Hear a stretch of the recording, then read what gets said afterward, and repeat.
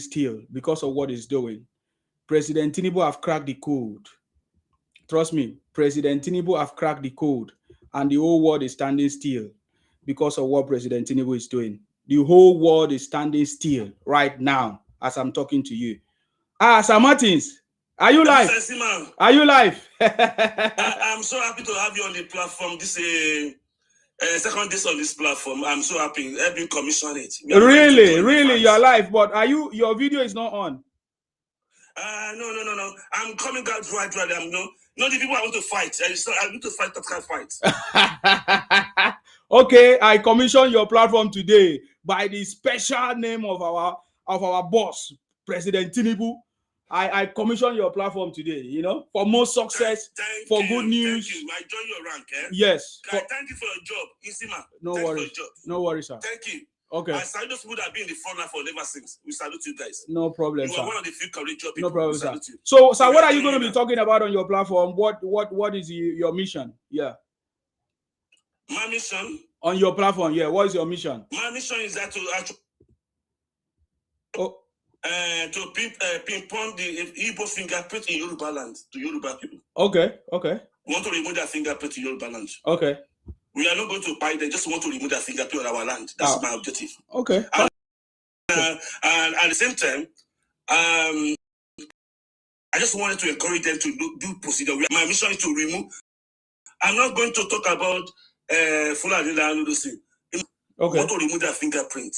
Okay. They are threatening us. Okay. So we can the future of our generation, this with a bond of magnanimity, the hatred. The future of our generation coming to is at stake. Okay. It's at stake. So we would want to come and fight our children in the future. That's my objective. And we want to make sure they move back a bit. They are getting too close. Thank you. Okay, no worries, sir. That is a good one. Everybody have to fight and protect their own community because that is what it is supposed to be. We have a part to play. So yeah, I'm very much happy to see that you're on board, sir. Thank you very much. You're welcome on board. Thank you, Mrs. Asima. I greet everybody. As you don't know it, but I believe many people are more intelligent that have more to say.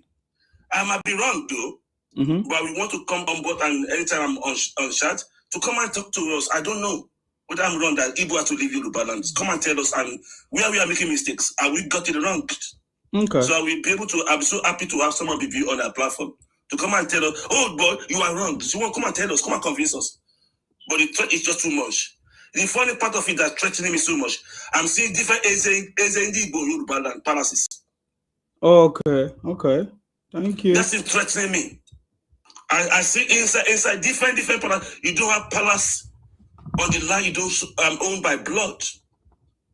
You don't build house to call it palace in foreign land. That threatens my history and my ancestral root. I couldn't feel comfortable having those things in Yoruba land. Okay. I don't talk about Igbo land, but those palaces is too much. In fact, some areas they have 10. Ezendi Igbo. In some small community Yoruba land, they have 5. We don't want it. It's so dirty. It's literally Yoruba land. That's why that's my objective. I want to remove out of Igbo Yoruba land. We don't hate them. We want to protect ourselves. We cannot be threatening our land. Thank you. All right. Thank you very much, sir. God bless you. All right. Thank you. Okay, that was Sir Martins. I think Sir Martins is now hosting a program, which is something very good. And I really appreciate Sir Martins for that. Okay, guys, that was Sir Martins. He started a live program, which is something good. I salute you. Welcome. I think I saw a text. I think that was on Ademola? Ademola Omoba said, Nsima, is there anything the Igbos can do to make us forgive them? I don't understand that your question. Maybe you need to come and explain what the Igbos can do. What do you mean what the Igbos can do? And just like I said, it's been 60 years. So this is not something new. So it's been 60 years. It is you that is not paying attention. It is the same you that is asking for forgiveness for the Igbos. As the Igbos asking for forgiveness, you are now thinking of forgiving Igbos. What are you talking about? I don't understand what you're talking about. So that is why I do my program. I don't do sentiment in what I'm doing because I focus on what I'm doing. I don't think of forgiving my enemy when they have not thought of asking for forgiveness. What does that mean? You are not serious, man. You don't know what we are talking about. Please, you continue to listen and learn. Maybe one day you understand what we are talking about. Don't ask me that kind of stupid question because even that is why you are asking me. Because how can you be the one to ask for forgiveness for the Igbos? Or asking me what will the Igbos do to forgive them? What nonsense question is that? Doesn't make sense. Does it make sense to you? It's because you don't understand the details. It's been 60 years and they continue doing what they are doing. You understand me? So thank you very much. Somebody say it's not Yoruba, it's an identity theft. Of course. Um, because if you understand the what we are talking about, you will not be asking such questions because you don't understand what we are talking about. Because I hear people, I think earlier this morning when we hosted programs, I hear people were like, they are now beginning to say, oh, what can we do? Okay, enough, we should stop, we should ignore them, we should do this. Man, you can do whatever you want to do. It's because you don't understand. I cannot convince you or convince you to understand. I mean, if you have a better approach, fine. But what I know that the best approach for the misinformation, propaganda is to do what I am doing. You have to be consistent in your message. You have to make sure you expose what is hidden and call it out by their name. That is the most important thing. If you are afraid to call it out by their name, then you are not ready, man.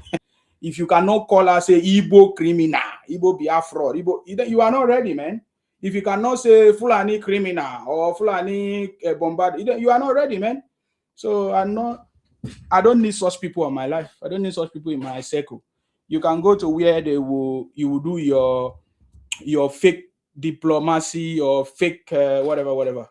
But for me, I know what I'm talking about because we have been victim.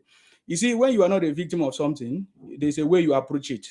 There's a way you talk. There's a way because you're not a victim. You don't know how it's like. You don't know what we are talking about.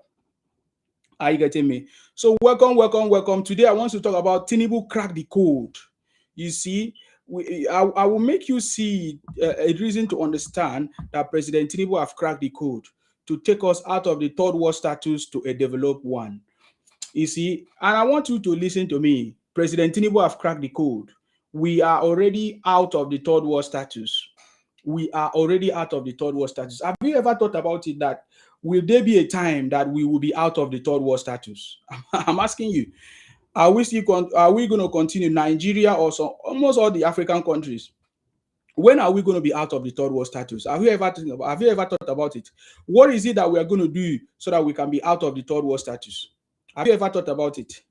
What is it that we are going to do so that we can be out of the third world status? I think that is the most important thing.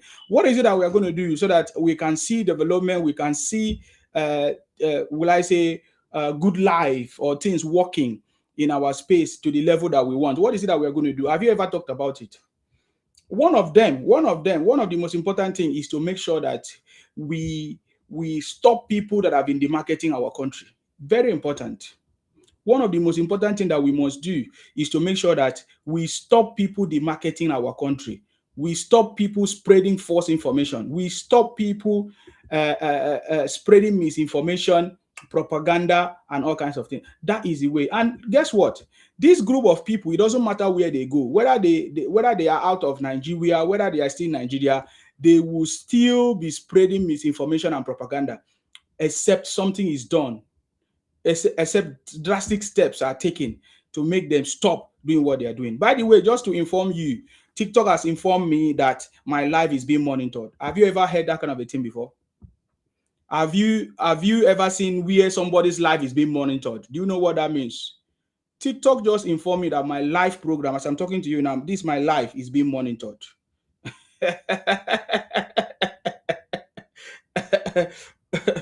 My live program is being monitored. As I'm talking to you now, TikTok is watching my program. Who are those TikTok people watching my program? TikTok, you are watching my program. What do you want to achieve? Thank you very much. I salute everybody wherever you are. Thank you very much, TikTok. Thank you, YouTube. Thank you, X. Thank you, all of you, Facebook, for watching my program. My name is Akparawa Nsima, the first son of Idu. I'm from Akwa Ibom. Akwa Ibom ya. Akwa Ibom ya. Abasidi Ondufo. Did you listen to our governor? He said he set up a contractor to build a hospital. Do you know what they did? They started building what did they call it? Mortuary. And my governor was like, how can you build mortuary when I'm asking you to build a hospital? That tells you that if every state governor decide to do the right thing, Nigeria will be fast developed. Nigeria will get to that stage that we want. So Akwa Ibom Yaya, our job is to make sure that we continue to fight in order to defend and protect our land. That is our job, and I've taken a personal decision to do it. That is why you see me here. When you see me here, I'm here because I have a mission. The mission is to make sure that we continue to promote and to defend our land, and to let people know the right story, and to debunk the lies and propaganda of those enemies of our country. Are you getting me now? So that is my job. I salute you. Thank you very much, Olatunji. Thank you very much for joining me. What is it by the time? 6 minutes past the hour of 9 p.m. It should be around 6 minutes past 10 p.m. in Nigeria. I salute you. I salute you. So today we are going to be talking about Tinubu have cracked the code, and we are going to be looking at the various things that President Tinubu has done and the steps that we need to take as Nigerians, as people of the country, as patriotic Nigerians, the road that we can play to make sure that we even call the attention of the government to certain things that they have not paid attention, and to also call the attention of the government to the people that have been demarketing our country, and what is it that can be done to curb these issues and to fight these issues. What areas urgently need attention and all of that. And then we are going to also explore lots of things that President Tinubu have done already to take Nigeria out of the third world status to a developed one. Have you ever heard somebody tell you about this? I say President Tinubu have cracked the code to take Nigeria out of the third world status to a developed one. Have you ever heard somebody tell you about this? Because most people don't understand what President Tinubu is doing. So I'm going to be able to open your eyes to see that President Tinubu has truly cracked the code. He has cracked the code. He has even muted the enemies of our country, muted those even within. President Tinubu have cracked the code to the point that he has muted even the opposition to this point that they don't understand how it works. That is what I'm talking about. That is why we identify with President Tinubu. That is why we, the patriotic Nigerians, we, the people that understood, that see the future, he said the future belongs to those who see possibilities when it is not yet obvious. We saw the future and we knew that the right person that is fit for that purpose, for that job, for that action is President Tinubu, and we did not relent. We are not afraid. Every day we continue to open up the mic. Every day we continue to speak out without any out of fear, without any intimidation, that President Tinubu is the man that have cracked the code to take Nigeria out of the third world status. We don't allow sentiment, emotions to confuse us or to be cloud our sense of reasoning, because we know that the city boy have cracked the code. Are you getting me now? The city boy have cracked the code. You see, they say Papa we no well, Mama we no well. You see President Tinubu, they do like say na mege, but today he's still here. Since will I say 2023, he's still here, he's still alive, making things happen. Do you know why? Because the man is the right man for the job. He has a political will. He has over 30 years experience in politics, not just in politics. He has a professional background as a chartered accountant. He understands economics and is gradually taking Nigeria from a third world status to a developed one. Is beyond, is above any other conversations. I remember some time ago when some people say, they want to change Nigeria from consumption to production. No, President Tinubu have changed the status of Nigeria from a third world status to a developed one. It is bigger than changing Nigeria from consumption to production. What do you mean? When they ask them, what do you mean by changing Nigeria from consumption to production? They cannot tell us. But President Tinubu, as he is with experience, did not make noise. He has a strategy and he has been doing it. He has been implementing it. As I'm talking to you, the best strategic partnership ever existed between Nigeria and America, President Tinubu is the one that struck the deal. President Tinubu that made it possible. In fact, President Tinubu made it possible to the point that people thought that, okay, there's going to be a very, very, very, very bad relationship between Nigeria and America. But today, President Tinubu turned that negative tide to a positive one. That is the man that have cracked the code. President Tinubu is a transformational leader that have wowed those people who never thought that it's going to be possible. President Tinubu is a transformational leader that has made it possible that those people who predicted doom, who predicted failure, today all of them are shot. Today all of them are mute because they can see beyond their nose that, man, this man have cracked the code to take Nigeria from a third world status to a developed one. How many of you remember when all the media houses, especially on Wise TV and others, were saying that our currency, our dollar or our naira is going to be 5,000 to 1 naira? How many of you remember? It's going to be $1 to 5,000 naira. How many of you remember? I remember when they were singing it in all their media houses that, oh, our currency is going to collapse. This and that Tinubu have come is going to collapse. That our naira is going to be 5,000 to $1. How many of you remember? Today, what happened? I'm telling you, I want to show you that President Tinubu have cracked the code. I want to show you, I'm going to show you, I'm starting gradually. I'm building the conversation to tell you that President Tinubu have cracked the code. President Tinubu have cracked the code that even people that have been demarketing the country, they don't know what to do anymore. They are confused. They are running from pole to pole. They are running from different foreign country to another, trying to lobby against President Tinubu. And President Tinubu have cracked the code to tell them, yes, Nigeria can also lobby. President Tinubu have commissioned the highest lobbying company for Nigeria. And that is why the enemies, when they discover that President Tinubu have appointed the highest lobbying company, they go mad. They are not telling us, how can President Tinubu not invest that money into Nigeria, this and that? It's investment. To lobby, a lobby company for Nigeria is an investment. Because when you, and it's the biggest investment, because protecting the integrity and the image of Nigeria is the most important thing. I'm telling you. And that is what the lobbying company is for. President Tinubu have cracked the code. He has cracked the code. He has blocked every loopholes of any enemy of this country. President Tinubu have cracked the code. So I'm just going to tell you more evidence that President Tinubu have cracked the code. I get me. Olatunji, I see you. You say, Mr. Nsima, good day, sir. Another great lecture. Thank you very much, Olatunji. The best president since independence, the Jagaban, the right man in power. Olatunji continued to say that Nsima, no state governors should loot the state allocation money. Yes. Defense security partnership between Nigeria and US government. That's it. President Tinubu have cracked the code. The first man, the first president that is very serious in building our digitalization system. This digitalization system is a system that is going to stop all loopholes, corruption, every other issues, transfer of money.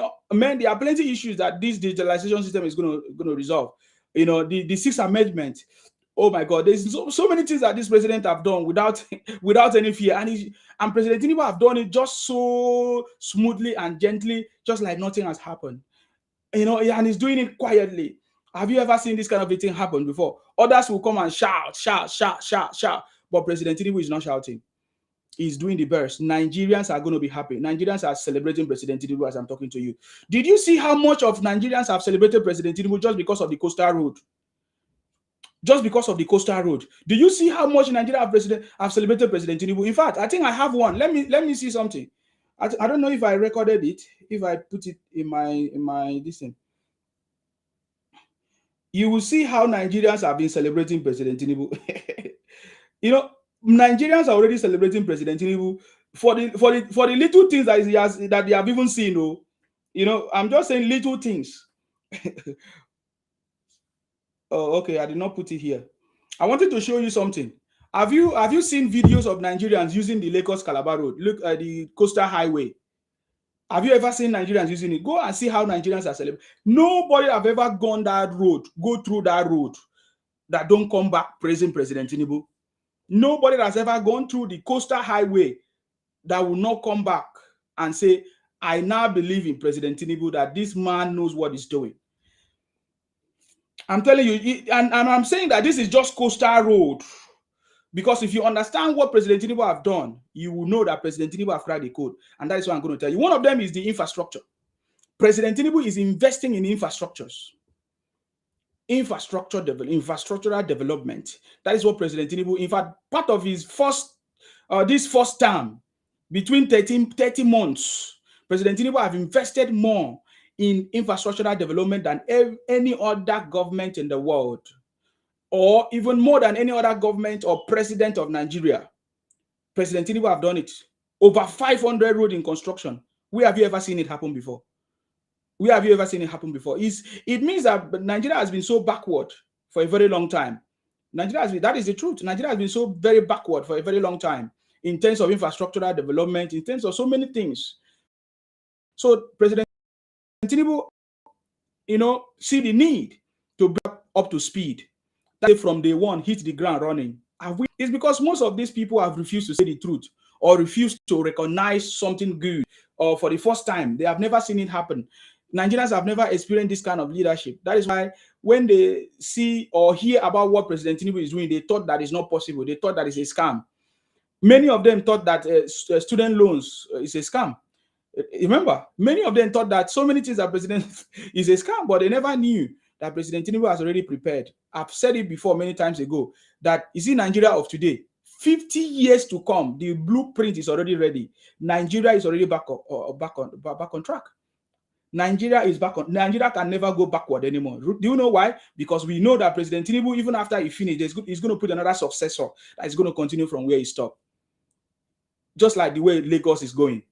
Is Lagos not going? Lagos is going. It's improving. They're on the trajectory of progress. That is what President Tinubu have done. Are you getting me now?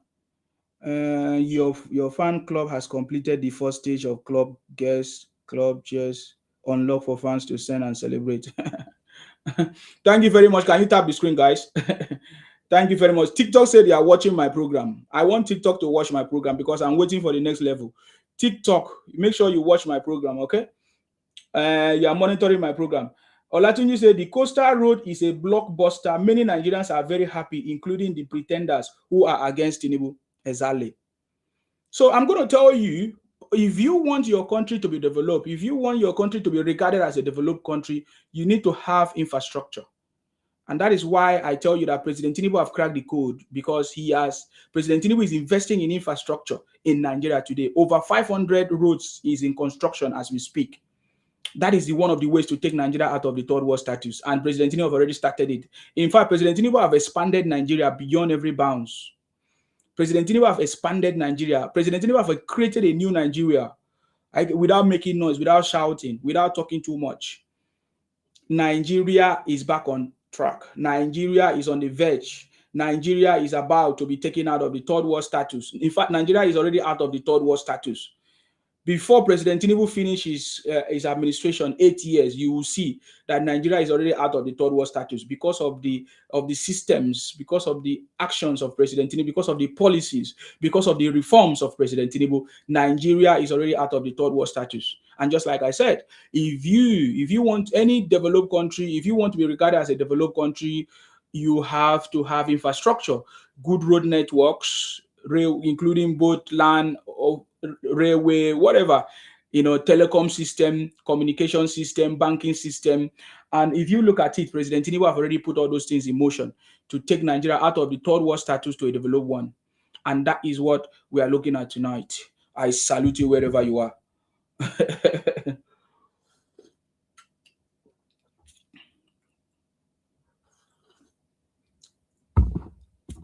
So if you don't know that Nigeria is already out of the third world status, is very important that you listen to what we are going to say. Infrastructure. I'm going to be able to, I will try to mention some of these infrastructures that President Tinubu have done, mostly road construction, because many times Nigerians have witnessed all kinds of things, accidents, undevelopment, no road access, our farmlands don't have access, agriculture is being affected. Our agriculture have a very, very, very big issue in terms of road access to these farmlands, transportation. And I strongly believe that part of the construction of this infrastructure should include road access to agriculture, to our farmlands, because that is what is going to take us out of the third world status. We need to have access to our farmlands. And so that is why if Nigerians understand, they need to begin to look at what their state governors and local government is doing, because they need to ask their governors or their state governor, their local government, their chairman, their ward chairman, and all of that to look at farmlands, building farmlands to have access to our farmlands is very important. Access to our farmlands, because many farmers plant their goods or have their products harvest, but they don't know, because of bad roads, they end up, their product end up being destroyed, their products end up, in the farm rotting, because there is no access to road, access to good transportation system that they can be able to transport their farm products out of the farms to where people can have buy them or patronize them, or I mean, so, and it's not just about farm roads. We are also talking about storage. We have bigger problem in the area of storage. We don't have a good storage system or preservation system that's going to preserve our farmlands. We Nigerians do have very good yields or very good harvest, during the harvest period, but then afterwards there is no preservation, there is no storage system, there is no way of preserving those food to last all year round until the next farming period or harvest period. That is one of the biggest problems. And we need to call attention of our local government or state to invest more in access to farms and storage, preservations, and all of that, because that is one of the greatest things. And just like I said before, this cannot be possible if we don't have power supply as well, steady power supply. You see, very steady power supply. I getting me now? So because I'm looking at, I'm telling you that you need to understand. So that is why I'm making and I'm just trying to calm down to address these issues. It's a lot in my head. That is why, as I'm talking, like, lots of things are trying to come out because there's a lot in my head. Now I'm arranging it so that it will make sense for you. Are you getting me now? Farmlands, access to farmlands.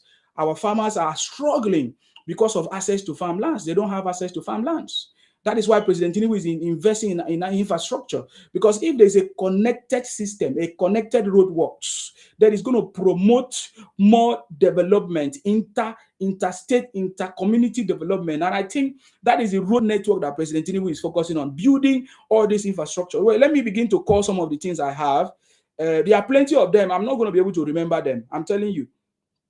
There are plenty things, plenty infrastructure, connected road network that President Tinubu is building. Now, let me even highlight something. Many people don't know the investment, the level of investment that President Tinubu is making. And this investment cut across every region in Nigeria, because Nigeria, of course, today have about how many regions? 4 or 5 regions. We are talking about the Southeast, which is the Igbo areas. The Southeast, we're talking about the South that comprises of the Niger Delta, coastal region areas, people. We talk about the Southwest, mostly Yorubas. We talk about the North. The North, there's a lot. Northeast, Northwest, and all of that. Some even talk about North Central, I don't know. But we know Northeast, West. And all of these, President Tinubu is investing in infrastructure across all boards, without any disadvantage to anybody. And that is what President Tinubu is doing. So in the Southeast, I'm aware of the ongoing project. In fact, there is more investment in the Southeast right now in terms of the road network. Let me call some of them that I have here. Asaba Onitsha Expressway, Second Niger Bridge Access Road, Onitsha Enugu Expressway, Enugu Makurdi Expressway, Enugu Port Harcourt Expressway, Enugu Abakaliki Expressway, flyover bridge at Emene and Abakpa, Aba Port Harcourt Expressway, Okigwe Oturu Afikpo Expressway, Afikpo Cross River Expressway, Ndibe Beach Bridge at Afikpo, Aba Ikotegbene Expressway. So it's about 12 major infrastructure connection that President Tinubu is building in the Southeast across every other part of the country. You can see South there. President Tinubu is linking the Southeast to other part of the South and even some part of the North and other areas. Even yes, mostly the connection, because of course the Southeast is in the interlands, so it needs a lot of connection linkages, and that is what President Tinubu is doing. But you will never hear these people talk about these things anyway, because they don't want to portray the good news of President Tinubu. They don't want people to know what President Tinubu is doing. But for us, I will be able to let you know what President Tinubu is doing. Have you ever seen this kind of project before? A president where even they did not vote for him. This is the people that did not vote for President Tinubu. This is the people that are still calling President Tinubu all kinds of names. So But you see, President Tinubu is not interested in that. I mean, elections are over. Is interested in governance. And the type of governance that President Tinubu is doing is a governance that is going to take Nigeria from a third world status to a developed one. That is why he's building all this road infrastructure, linkages, and all of that. Are you getting me now? So that is what President Tinubu is doing. So President Tinubu have invested even more in the southeast than every other place, because when you look at it, you will see the number of road that is being constructed in the southeast, which means the southeast have been so backward for so many years, and there has not been anything tangible they have done. Even the politicians, they have they have refused to do what they need to do. When you hear about Aba, people are complimenting Alex Uti in Abia State. It's because of the road and investment of President Tinubu in Abia State. Most of the things that they compliment Alex Uti for, it is what President Tinubu is actually doing. It is the road network that President Tinubu is actually building in Abia State. But the Abia governor will claim it and say he's the one that is doing it. But that is not a problem, because it's still Nigeria, right? And President Tinubu is doing it, and without even making noise or without even talking. So that is what Nigerians must know, that President Tinubu is investing in infrastructure that is already taking Nigeria from its third world status to a developed one. So President Tinubu have cracked the code. President Tinubu have cracked the code. He understands the importance of infrastructural development, investing in infrastructure. And you can see these interconnections that President Tinubu is building is going to catapult us to that level that we ever expected. Now, let's talk about the Lagos-Calabar Road as well. The Lagos-Calabar Road is one of the projects that we never saw it coming. Over 700 kilometers of road construction. We're one of the biggest ever in the history of Nigeria. One of the biggest road construction, except during the military era. This is the word during democracy. President Tinubu is one of the highest road construction president. What would I say? The kilometer road construction president, because the coastal road itself is far more than many roads that previous government have commissioned or constructed in many years. Is over 700 kilometers, and there's a lot of progress already. This Lagos-Calabar Road cut across every nook and crannies of the country. In fact, it's a new Nigeria that has been built. New Nigeria that has been built, or new Nigeria layout. What am I going to say? There has to be a name for what President Tinubu have done, because that place never existed. The Lagos-Calabar coastal road never existed before. It is President Tinubu's idea. He brought it up. He made it possible. So today, most Nigerians are already enjoying that road. Most Nigerians, including those people that never saw any good thing about the road, all of them are now enjoying the road. All of them are using the road. All of them are applying the road. All of them, when they have opportunity to visit, they do give testimony of what President Tinubu. So now, this Lagos-Calabar coastal road, just from the name, connects from Lagos, many parts of the southwest states, across to the south, and of course, finally, it's going to get to Calabar. Many people have given videos, recorded videos. Many people are talking about it. Many people are giving a lot of, their own first-hand experience. Many people have gone there, and they are giving us update on how far the construction has gone. And that is only possible under President Tinubu, and he's making it possible. And guess what? Who is handling it? An Igbo man, Dave Umahi, His Excellency, the former governor of Ebonyi State, Dave Umahi, His Excellency Dave Umahi. And this man is taking drastic steps to continue to make sure that the vision and dreams of President Tinubu is actualized.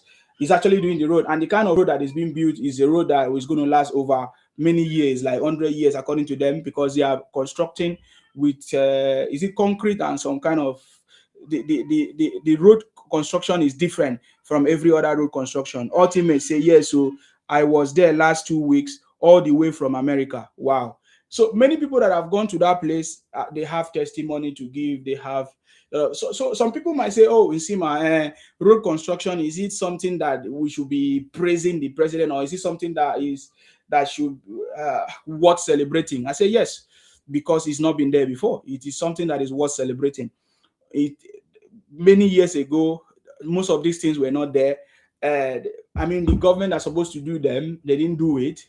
They didn't see any need to do it, but President Tinubu have the political will to do it and to take drastic steps that nobody has ever thought is going to happen. But President Tinubu is doing it. So yes, so if you think that road construction is not something to talk about, or even flyover is not something to talk about. That's fine for you. It's okay. You can go and sleep. We are recognizing and appreciating a president that have seen the need to do what other people could not do in the past. So which is a start of a new era, which President Tinubu have done it. He said Nigeria is back on track, which means it's a new era. It's a new settings, it's a new phase. It's a new phase for the country. And starting from President Tinubu administration, we have seen that new phase, expanding Nigeria to a new territory. Well, not like new territory, to a new area, to a new layout that have not existed. Is something that we should give President Tinubu that accolade. The Lagos Calabar Coastal Highway is something so good that Nigerians never saw it coming, but now they are celebrating it. In fact, it has opened a new part of employment, a new part of business, investment. Different buildings are coming up, different businesses are setting up, different settlement, a new layout for settlement, housing, all of that. That is what this phase of President Tinubu has brought, and many people are happy. Many people can see the future, except those people who don't understand, who doesn't see the future, because there are many people that are so negative. They don't know what we are talking about. All they know is to keep talking about, oh, I want to eat food. I need to eat food. I need to eat rice. I'm hungry. Okay, the country cannot depend on people who are always hungry, who are always looking for food to eat. They should go and blame their parents. If you are in Nigeria and you don't see food to eat, go and blame your parents. Because first of all, by now you're supposed to have a skill. You're supposed to have something to do. Either you go to school, you have educational background or skills, or vocational training. So if you don't have any of these, then you should blame yourself, because there's no way you will ever have food to eat. You will still be hungry, except you keep begging people. If you want to free yourself, you need to have a skill. Go and get a job. Go and get some skills, training, vocational training. That's it for you to change your situation. Are you getting me? There's nobody in this world that is making it without skill or some form of education or some form of vocational training, or some of them are using their hands to work. So if you don't do it, how can you? What are you talking about? If you don't have any of these things, you say you are looking for a job. What job are you going to get? Who is going to give you a job when you don't have a skill? Who is going to take a liability? Who is going to take somebody who don't have good reasoning or good thoughts? So that is what we are talking about. So but President Tinubu have changed his strategy. He's not interested in people that are hungry. There are ministries that are handling that. No, if you are hungry, then you need to go and eat, or you need to go and look for something to eat. Or it's not, just like I said many times, President Tinubu is not the one that pregnant your mother or pregnant your wife. What are you talking about? Why are you putting your family issues on President Tinubu? That is why are you putting your family issue on President Tinubu? Hunger is not a national responsibility. It's your responsibility. You understand? If you put anybody into this world, like for example, you have a baby or you have a child, it is your responsibility to guide that child, protect that child, and get that child to a certain level that child will be able to stand and to be in the society. It's not the job of the president, but sometimes a government can decide to intervene when there's a large group of people who have failed in their life. I get me now. You have failed in your life. Is not anybody. See, I see many people say, oh, they don't have work. But I simply say, it's easy for you to have a job, to have money to eat. Just go to market and start loading people's load. Start offloading and loading. You have money. It's easy. But you don't want to do that kind of a job. First, you refuse to get a skill. You refuse to go to school to help yourself. You are just waiting. Oh, you say Nigeria have oil. Nigeria have oil. I saw one of my programs, somebody posted or commented that Nigeria have oil. What are they using the oil money to do? Are you normal? Does the UK not have oil? Does the US not have oil? but there's a lot of, they have all these things, but people need to work. You need to work. You need to contribute to the society. And you are saying that because we have oil, we should use our money to come and feed you in your house. Are you normal? Are you normal? Because we have oil, everything in Nigeria is supposed to be working. It's not correct. It's not because you have oil, everything in Nigeria is supposed to be working. What do you mean? Does the oil come every time? Well, how much is the oil? How much is the oil? No, it's beyond that. I getting me now? Because that kind of mentality is very, very wrong. So you see, this investment, infrastructural development by President Tinubu tells you that Nigeria is no longer the way it used to be. And that is why most people are disappointed, because what they used to think about Nigeria is not what is happening. You know, for example, people that say Nigeria does not have a law, or there's no court, the law is not working, this and that. You know, there's no judiciary system. There's no, all of them. They were disappointed. Like the IPONG, IPOP, Biafra people, they were disappointed when their leader Nnamdi Kanu was sentenced to life imprisonment. They never saw it coming. They never saw it. They were thinking that Nigeria is of the Nigeria of Buhari or yesterday. But right now they are shocked. Even they are still trying to adapt, or yes, adapt, because they need to adapt, because right now Nigeria has progressed. If they refuse to adapt, all of them will be consumed. All of them will be consumed in the progress. I can give you an example of how I know that they are adapting. They are adapting to what we are talking about. In the southeast now, they now have a very strong, will I say, campaign for President Tinubu. In my opinion, I just feel like this campaign is just what they are trying to do, because I'm talking to you now. Yeah, the southeast is even promoting President Tinubu than any other president. Verge of collapsing for President Tinubu all across board. As I'm talking to you, of course, you know that Ebonyi State is already APC, Enugu is already APC. Where again? Imo State is already APC. It remains two. That two is Abia State and Anambra, Abia State. And so and even the people in those states are already in line with the city boy. So that tells you that they can see that the President Tinubu, is on the right track. And if you are not part of it, if you if you are not part of it, if you are not part of it, you are just going to have yourself to be blamed. Are you aware of the largest cargo train in West Africa?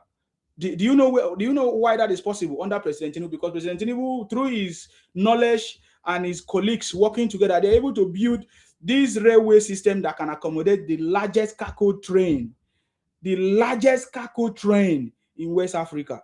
Who made it possible? Under President Tinubu, APC government. I get me now. So I'm just telling you that, and that is if this railway system was not built, or is not in Nigeria, or built in Nigeria, it could have not been possible for the largest cargo train, largest cargo to pass through Nigeria or to come to Nigeria. That is why it's very important for infrastructural development. Very, very important, because now what I'm talking about is not just ordinary road construction. It also includes the railway system that President Tinubu is working on. President Tinubu is also connecting the railway system in Nigeria across Kano, all those areas, down to Lagos and all of those parts. I think the South government should also consider building a railway system. I've not heard them talk about it. They are not talking about the railway system. They are not talking about building railway system. I don't know why. All of them are mute. All of them are just quiet upon the federal allocation, double federal allocation that they are getting, or triple allocation that they are getting from President Tinubu.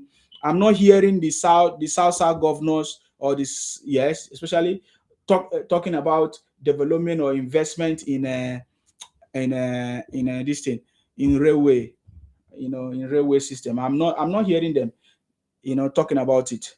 Is unfortunate. They are not talking about all these important things, but you will hear them try to, some of them, talk about something that does not make sense.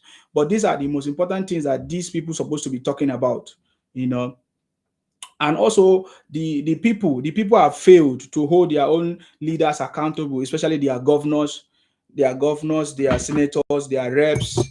They are not holding their governors accountable. And President Tinubu have been raising alarm that we need to hold our governors accountable, our local government, our state governors, all of that, our reps, Sammy. Kate O say, we in Edo is feeling him. Thank you very much. Of course, the infrastructure is across all boards. It's across board. President Tinubu is building infrastructure, assisting the governors in terms of finance, monies that is needed. Because without these finances or whatever, it's not possible. Without funding, it's not going to be possible to invest or to build any infrastructure, So, and that is, I think that is one of the things that I've seen President Tinubu is very good at, bringing the funding, making sure that funding is available, making sure that there's more money, This is the first time we have heard that no teachers salaries, sorry, say teachers or yes, government salaries are not being paid. Before, it used to be a common trend where they say governors are owing their staff or owing their workers. But in this government, no governor can say that they are owing their staff because they can't complain, except they are the greedy ones because they cannot say that they don't have money or resources to pay their staff or to bring development in their state. That is what we are talking about. And the person that made it possible is President Tinubu. Tinubu made it possible to provide the funding that is necessary for development, for infrastructural development in our state across all board. You know, and we need to give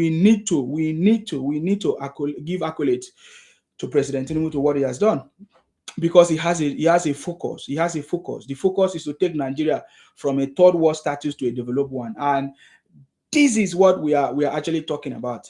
This is why we are excited of what President Tinubu is doing. The Lagos Calabar Road. Now, there is also road construction in Port Harcourt as we speak. The Bonny Islands Road that has been abandoned for many years. The Bonny Island Road is already going on.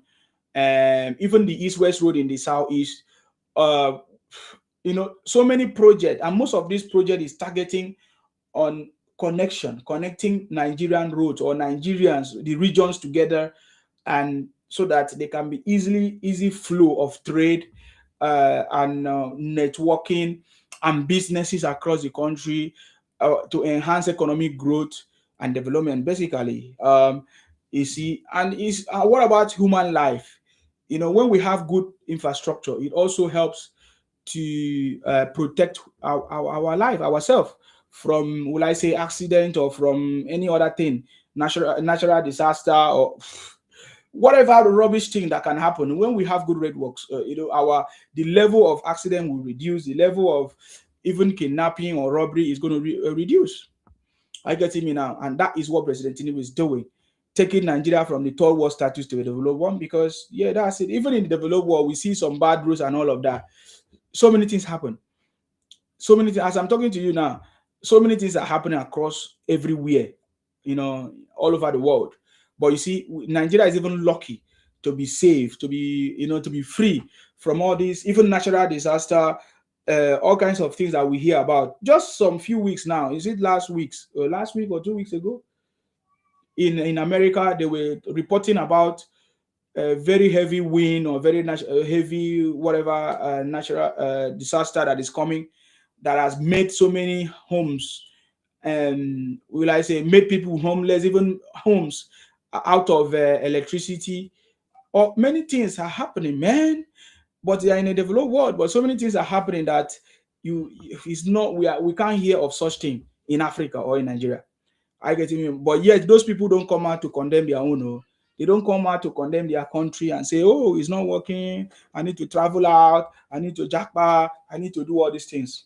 Even people that have jackpot, oh my God, let me tell you a story. Even people that have jackpot, they are still not okay. Ask questions so that you understand. People that have jackpot from Nigeria to Canada to US, they are not still okay. Do you know how I know? If I tell you this story, it will shock you. If I tell you this story, it will shock you. That most Nigerians that jackpot, see, there's a difference between somebody has what do they call it? Somebody just move to just go and live in other country, just they are comfortable and they just want to change location. Maybe there's a difference between somebody that jackpot and say, oh, when they jackpot, they will go and make it. You don't make it. Even in the UK, after maybe between 10 years, you should be talking about 10 years. If you jackpot from Africa to UK or anywhere, you should be calculating 10 years for you to actually have a, will I say, maybe starting to feel like, okay, yes, you have arrived. You should be thinking of 10 years. Because many people, the story of jackpot, they don't understand it. Sometimes they just have the fantasy that, oh, when they jackpot out of Nigeria to anywhere, that they will just make it. No, that is the beginning of your problem. So do you know how I know? Many people that jackpot, they still have problem. They have not even, they are not okay. They have not settled. They have not solved their problem. In fact, some of them even regret. But because they're already here, they just let they just forge. Many people that jackpot, they are just living. They are just living. They just do it. They have seen a different kind of lifestyle that shocked them. Many of them that used to sleep, wake up in Nigeria and still sleep till 9 or 10 before they look for something to do. They cannot do that again. They cannot afford to live such life in a developed world where they were praising, you know. They praise the developed world and abuse their own. And when they have opportunity to arrive here, they discover that, man, what they were thinking about is not. Because in Nigeria, you can just sleep all year round. You don't have much bills to pay or anything. But in a developed world where you are, you need to work almost every day in order to be able to afford a lot of things, because you are not born there. You are not the original owner of the land that have invested. You just come. Most of us, we come at the age of 25, age of 24, sometimes 30, 40.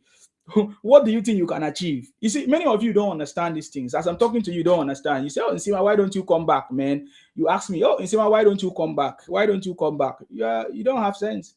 If you ask me such kind of question, Nsima, why don't you come back? Why don't you come? I'm telling you. Now, let me give you proof that many people that have jackpot to Nigeria, from Nigeria to Canada or UK or Germany or any of these European countries, they are still struggling. They have not, they are, in fact, some of them just have to cover up the shame. That's why they are not telling you.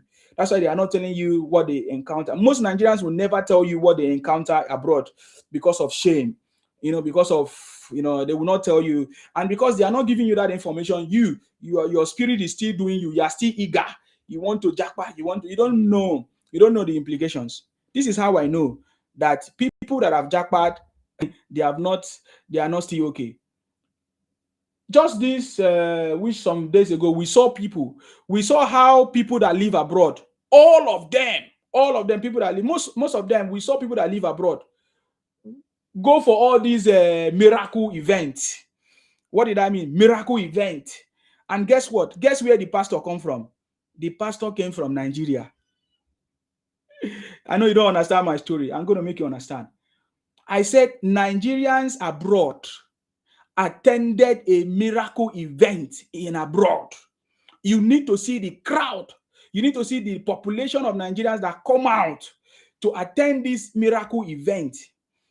And the pastor that wants to come and administer the miracle came from Nigeria. You don't understand? Is that not madness? I thought all of them jackpot to come and live in abroad. Nail say and. What do you mean by and? Because you don't understand. You need to see the crowd of Nigerians abroad that attended miracle centers, miracle events that just finished. And these people that came to give the miracle, they come from Nigeria.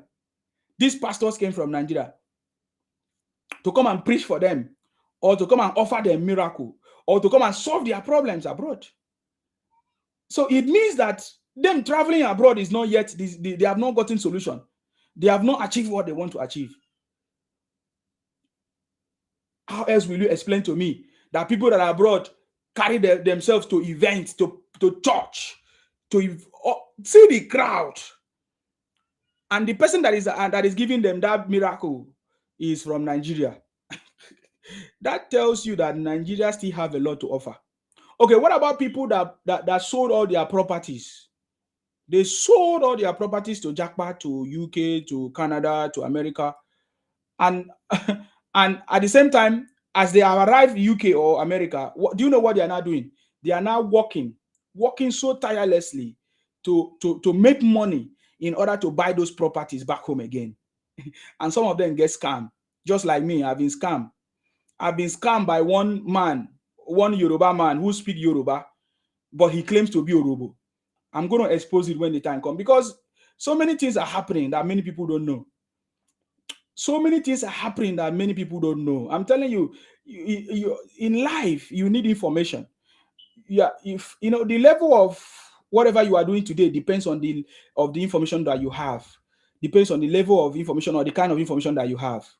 I get me now. Many people sold their properties back home. Now they are working very hard. day and night in order to buy the same property that they sold to come to the UK, to come to Canada or America.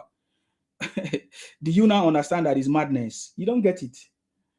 You don't understand what I'm talking about. I said Nigerians, not just Nigerians, Africans, all those guys who came to abroad, all of them still gather in an event center, praying for miracle by a pastor who came from Nigeria to administer the miracle to them in the UK or America or Canada.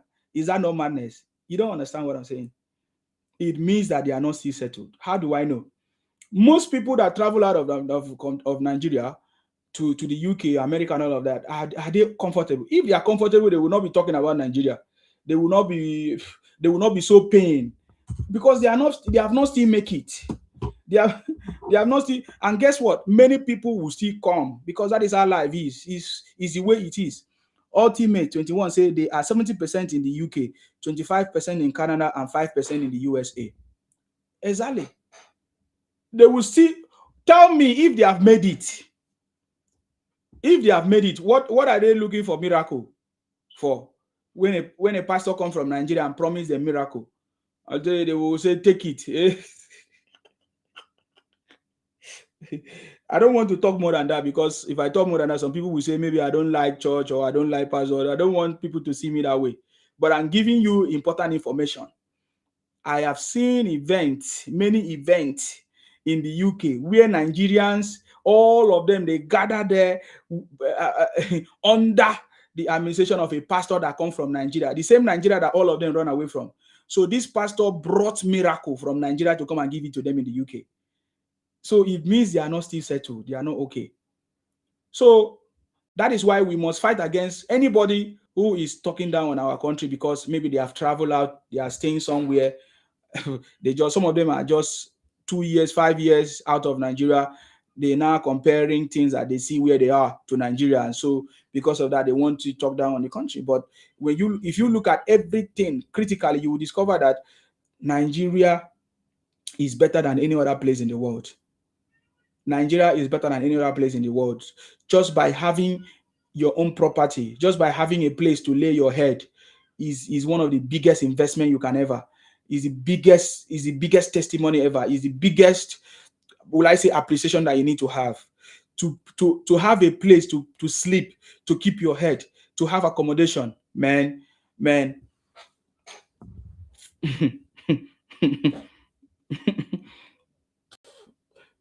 I get me now. So President Tinubu is investing in all this infrastructure to make sure that all these things that people are using to talk down on Nigeria will no longer be there. I get me now. Will no longer be there. Because I think, at least by the special grace of God, I have the privilege to witness all these things. I've witnessed Nigeria. I've witnessed all part of this world. And I still see that Nigeria is the best place. If I live in my country, Nigeria, I don't need to pay rent. I'm not under pressure to do any of these that we do in the US or that we do in America. Of course, in the UK, in Canada, we will not be under pressure. Many people in the UK, in the US are just, even when they are sick, they still have to work, because if they don't do it, they will not have a place to keep their head, to lay their head. But in Nigeria, it's not like that. But because it's something that you own, it's something that you have, you will not appreciate it until when you travel out of the country, until when you leave your shores, your hometown, your own country to another place. That is when you understand that common to have a place to sleep is very important. In fact, the biggest expenses you ever have is your accommodation, is the place that you put your head till you buy. As long as you live abroad, as long as you live abroad, it's not the same in Nigeria, but as long as you live abroad, the biggest expenses or investment you are ever going to make is your accommodation, where you put your head. Because if you make mistake, you are going to be homeless. How many homeless people do we have in Nigeria?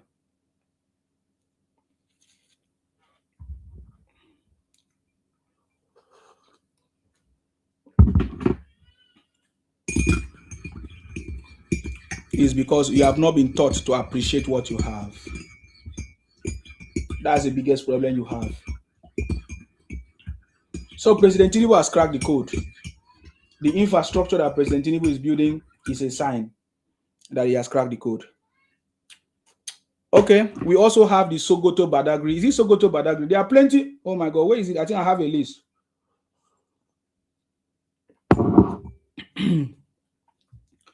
Let me go and see if I have that list. I've mentioned all the roads that President Tinubu is constructing in the southeast, but yet you see people from there, they are not still appreciating President Tinubu. Some of them are even abusing him. People from that place, they are still abusing President Tinubu. That he doesn't know what is he done. Many of them come to my place, saying, "Sima, tell me what has President Tinubu achieved?" In fact, there's some people are now saying, "What has President Tinubu achieved, or what did President Tinubu achieve in 2025?" What did President Tinubu achieve in 2025? Have you heard that question? So I'm already mentioning the things that President Tinubu have achieved already. Infrastructure, investment in infrastructure is one of the biggest achievement of President Tinubu, investment in infrastructure. I'm looking for the other updates about, the other road network that President Tinubu is building. I can't even remember them again. Okay, I've talked about the Coastal Highway, which is the Lagos Calabar Road. The Lagos Calabar Road, biggest investment infrastructure that is taking us out of the third world status to a developed one. The Sokoto Badagry and other legacy roads. There are many roads that President Tinubu is building in the north. Many roads. Many roads. I'm going to compile all those roads and come and tell you. The road network, I'm going to compile it, but I'm telling you, this is the biggest infrastructure, over 500 roads investment by President Tinubu. And on all of them is expected to be completed by 2031 by the special grace of God. All of them are expected to be completed by 2031. That's the 8 years of President Tinubu government. For me, I feel the infrastructure is one of the biggest step to take us from the third world status. One of the biggest, because if you don't have roads, if you don't have good road networks, then what are we talking about? Investment cannot flow. Even investors may not like to invest more. Then let's talk about more, that is the other things that is making investors to come to Nigeria. Policies.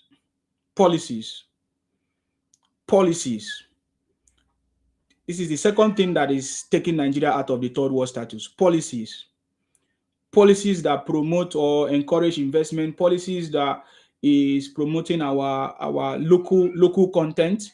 If you understand by local content, localization, what that means, anything that has to do with things built, homemade product and services, including companies. So the policies that President Tinubu is doing is, of course, his policies promote local content. There's more to come within the course of the year or within the year. More things are coming in terms of the local content or localization or indigenous, what they call it, yes, that President Tinubu is building. The policies, most of the policies of President Tinubu now, including fiscal policy, monetary policies, all of them are geared towards taking us out of the third world status, and is at international standard, right? Is at the level where investors will feel comfortable, or is at the level where it will encourage our, steady growth of our economy, even our currency exchange rate, and all of that. So that is the next thing that President Tinubu is very big on: policies. He doesn't joke with policies. President Tinubu are focused more on building policies that enhance growth and stability for Nigeria. Policies, many of them, you can talk about them, you can mention them if you know, but I'm telling you, the policies are helping the country to, to get to that level that we want. Fiscal policy, monetary policy, all of those policies are specifically made for growth. It's not just a coincidence. It's a conscious effort by President Tinubu administration to boost development and economic growth. Are you getting me now? These fiscal policies, all of them, we can see that they're already yielding results. They're already yielding results as we speak. Our stock exchange is booming, as evidence of what I'm talking about. And over 40 billion foreign investment already so far. The policies that President Tinubu is discouraging importation. And that is why the Igbo Biafra people are so much angry, because in terms, one of them is the true value of our naira. They say they float the naira. So because of that, we actually know the true value of our money. So and we need to discourage all this importation, because the importation is killing our economy. It's not encouraging local industrialization, or yes, local manufacturing. I think that's the word. So, and President Tinubu is now building a platform or environment that will encourage local industry, companies, manufacturing. So most of the things that we import are things that we can easily produce, but because they are importing it, if you are making production in Nigeria, you will not be able to make sales, and that is already affecting even most of the investors that come, because of the fake products that these people are importing or making. It discourages manufacturing, and some of those investors are now leaving the country, or before now, not now, because President Tinubu have resolved that issue at least to some certain stage. Many of these fake products or imitation that you see discourage investment or investors, because if investors come, for example, Coca-Cola, they are producing their drinks, and then there are other people making fake ones, such that the fake ones are selling more because they are cheaper, and they are selling more than the original. Do you think investors will stay or will remain? So that is what we are talking about. So the policies that President Tinubu is doing is a lot, is a lot, is a lot, is helping to achieve a lot of things. I don't even want to talk about our increased revenue. Our increased revenue because of the policies of President Tinubu. Our policies, even our trade surplus, we now have trade surplus of 18 trillion in 2 years. you know, we are, and for example, I've already mentioned it. States are no longer borrowing to pay salaries. Are you getting me now? So all these things is adding to what we are talking about. All these things, policies, economic and infrastructure reforms, is massive under President Tinubu, and these things are strategic things that is taking Nigeria out of the third world status. They are strategic things. You know what I mean? They are strategic things, and we can no longer, according to Innocent say Nigeria cannot hand over power to vowed enemies of the country. Who are those? The people that are saying that the country is not working, especially the Igbo Biafra, for example, P2B. How can Nigeria hand over our economy to Obi, an Igbo man who does not believe in Nigeria? How can? We are making mistake? How can President Tinubu hand over our government to people who do not like, who wants to sell every property of the country, like Atiku? So we cannot make that mistake. I get me now. So just to confirm to you, that President Tinubu have cracked the code to take us out of the third world status to a developed one in under 30 months, which means if we give President Tinubu more opportunities, in the years to come, a lot of things will be achieved. Under 30 months, a lot of things has already been achieved. I'm going to call out those things, and these things are geared towards taking us out of the third world status. And I enjoin you today. I encourage you today.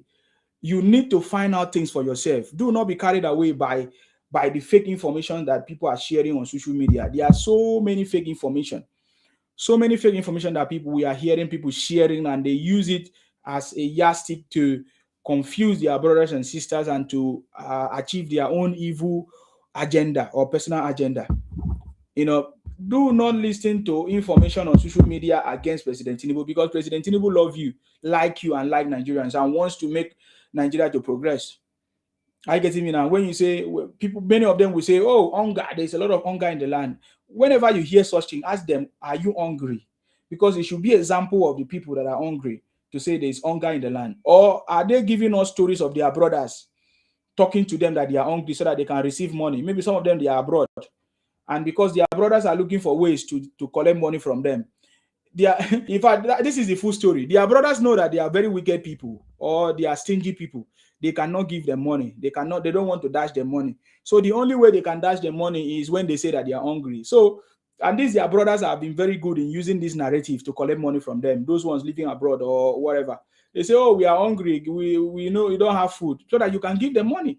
They know that if they talk to you normally, say, please give me, brother, give me money, or sister, you will not give them. So they have to come up with a strategy. The strategy is to say, oh, we are hungry, we are hungry, we are hungry, we are hungry, so that you can give them money. And you cannot say we are hungry, because that is not true.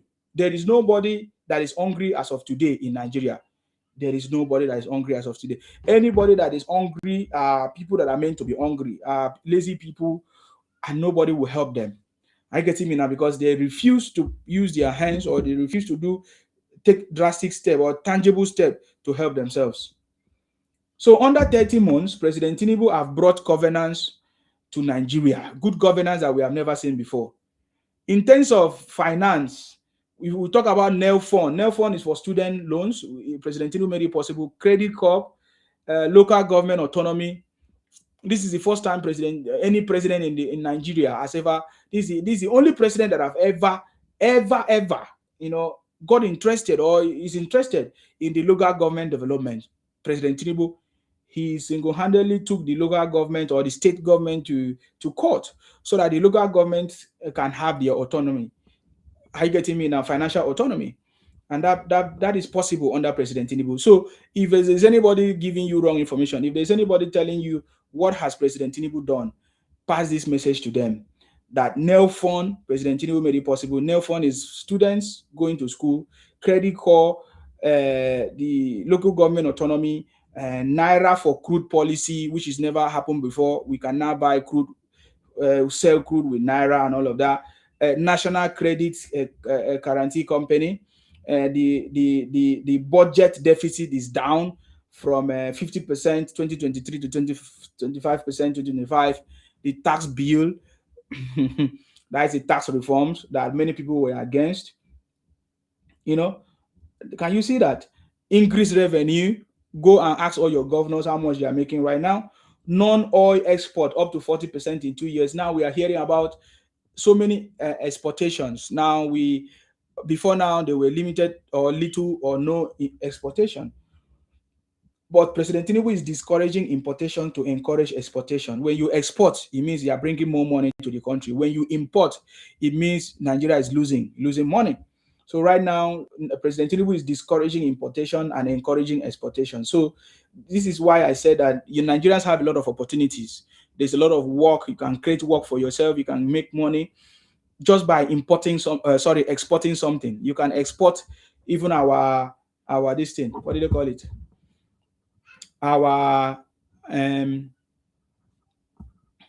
You can even export our oil, our farm produce. That alone, you make a lot of money. You don't know that many people are making money right now as I'm talking to you. I've seen many people, they are packaging stuff and they are exporting it. And if you need help, if you want to export anything and you are in Nigeria and you need assistance, then that is where we are. Go and subscribe to our mentorship platform, dailysharing.club. You can download the app on what do you call it? Google Play Store. But that's not what I'm talking about today anyway. So okay. No more printing money. No more printing money. I've talked about over 40 billion foreign investment that is already happening under President Tinubu. Stock exchange is booming. Trade surplus, of course, 18 trillion naira in 2 years. No more printing money for FAC. That's for federal allocation. Remember, during Buhari time, according to the story, according to them, they were printing money. Money were printed all over, and that is why. In fact, they call it a Naira redesign or whatever. All those things affected our economy. But now, under this government, we are not printing money. State no longer borrow to pay salary, which I've said. Let's talk about infrastructure reforms, which I've mentioned some of them. Livestock ministry, special agri processing zones, which is something we saw President Tinubu commission so many agricultural equipment the other time, which means he's interested in investment in agriculture, and that is what I was even talking about. We need more, as president is interested in investing in agriculture. We need more access to our farmlands so that the farmers can transport their farm products to the city to make sales, or to the market to make sales. Um, Compressed natural gas, that's CNG. First time that we see President Tinubu invest in alternative energy for our cars and all of that, on every other thing, CNG, and many people benefited from this CNG, which is more cheaper than other ones. Refineries activation, of course. We have seen all of that happen. For the first time in this government, a refinery is working, that we can now have our oil refined and sold or sell or use in Nigeria. You see, that made President Tinubu made that possible. Coastal Highway, I've mentioned that. Sokoto Badagry Road. Oil asset metering, oil theft is reduced in the country. NMPC funds credited directly. And for the first time in Nigeria that our NMPC is working under President Tinubu. In the past, they have always been declaring zero account, or zero whatever, zero naira in their balance sheet. But under this government, there's a lot of report of funds credited directly, and there's a lot of profit. Mining reforms. For the first time, we are talking about all our solid minerals being, solid minerals now being accounted for, especially those ones in the north and other part of the south or southern Nigeria. Our solid minerals, we need to now begin to use it for allocation. It's not just only oil that is being shared. So now, yeah, mining reforms, very important. Maritime enhanced monitoring, of course, for the first time because of the oil theft and all of that. President Tinubu commissioned a data center which can now monitor most of these routes, channels of where our crude oil is and all of that. Yeah, we have seen a lot of mortgage initiative, balance of trade, all of that is under President Tinubu, which means that all these things that President Tinubu have done will contribute to what we have been saying, taking us out of the third world status to a developed one. Only President Tinubu made it possible. So when people try to talk down on this government or talk down on President Tinubu, that shows that they don't know what they are doing. They don't understand what they are saying, and they lack information. So maybe we can give them information. We can tell them that is a lie. Many of them will come to you and say, "Oh, President Tinubu is not doing well." Give them this information that it has never. If there's nothing else that you have remember that President Tinubu, President Tinubu have made it possible for Nigerians to be connected, structure in terms of infrastructure, road networks that is building, that have most people abandon, most government abandon road networks, but President Tinubu is doing it. Now, let me show you one of the things that will shock you the most. How far President Tinubu have gone to the very far north, where Nigerians will think that things are not working. You have been deceived, though. Many Nigerians will think that Borno State or where Boko Haram is, that things are not working. I want to give you, if people in Borno can build this kind of economy or can build this kind of infrastructure or investment, so what is stopping people from the southeast or any other part of the country to develop in their own space? So all these things are just excuse. If there's anybody giving you excuse, they're just giving excuse. I'm telling you that in Borno State, where there is a lot of insecurities, where there's a lot of issues in terms of Boko Haram, they are built structure, they are improving their education and all of that. It will shock you to know that Borno State is doing better than most states in Southeast. In fact, Borno State is better than any state in the Southeast in terms of infrastructure, in terms of life, good life. I'm telling you, good life, or in terms of even schools and all of that. Borno State is better than states in the Southeast as we speak, especially Abia State. Now, this is evidence of what President Tinubu is doing across all boards. I'm just going to play you this one. And when you look at it, you'll be wondering, why are the people from the Southeast are now saying that Nigeria is not working or things are not working in their space? What happened? We discovered that it's because their leaders are doing nothing and they don't have the balls to call out their leaders.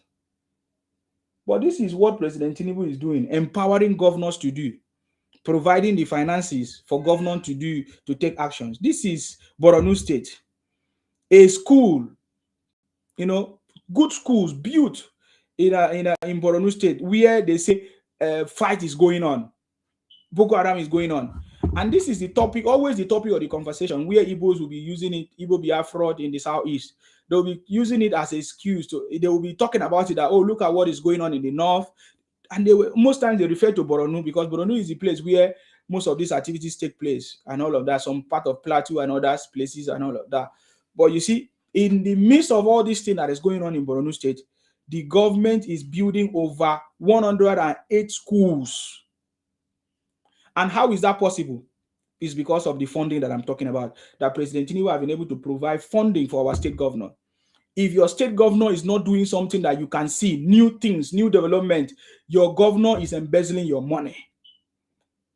And you are a foolish person not to call them out. Foolish person that you don't know that you need to call out your governors for embezzling your money. Instead, you are calling out Tinubu that have done nothing wrong to you. But look at it. What all these other governors are doing is exposing what your governor have failed to do. I repeat, what other governors are doing in their own state is exposing what your governor have failed to do. And because you are foolish, you are not able to ask your governor questions. Are you not seeing what is going on in Edo State? The governor just came in. Look at look at the project that is going on in Edo State. What project is going on in your state?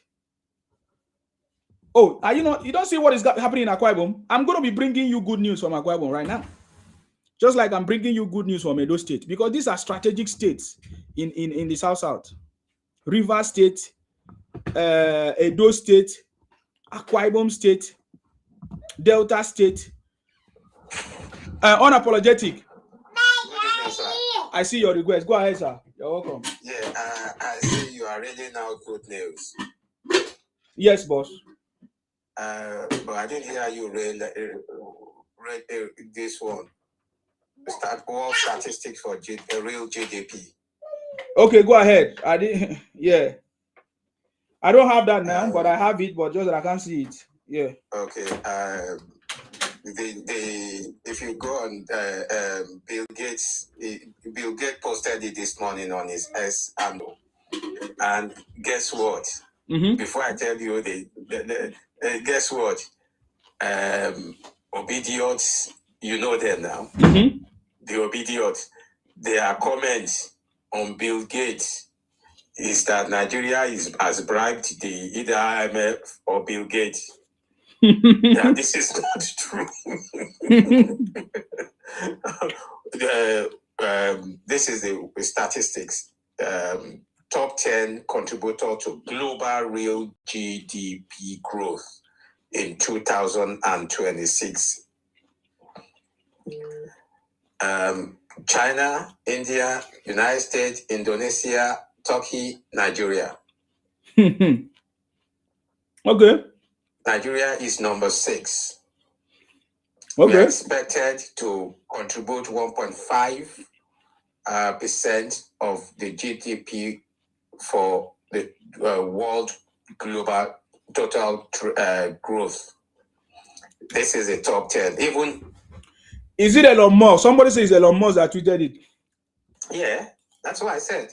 It was tweeted by.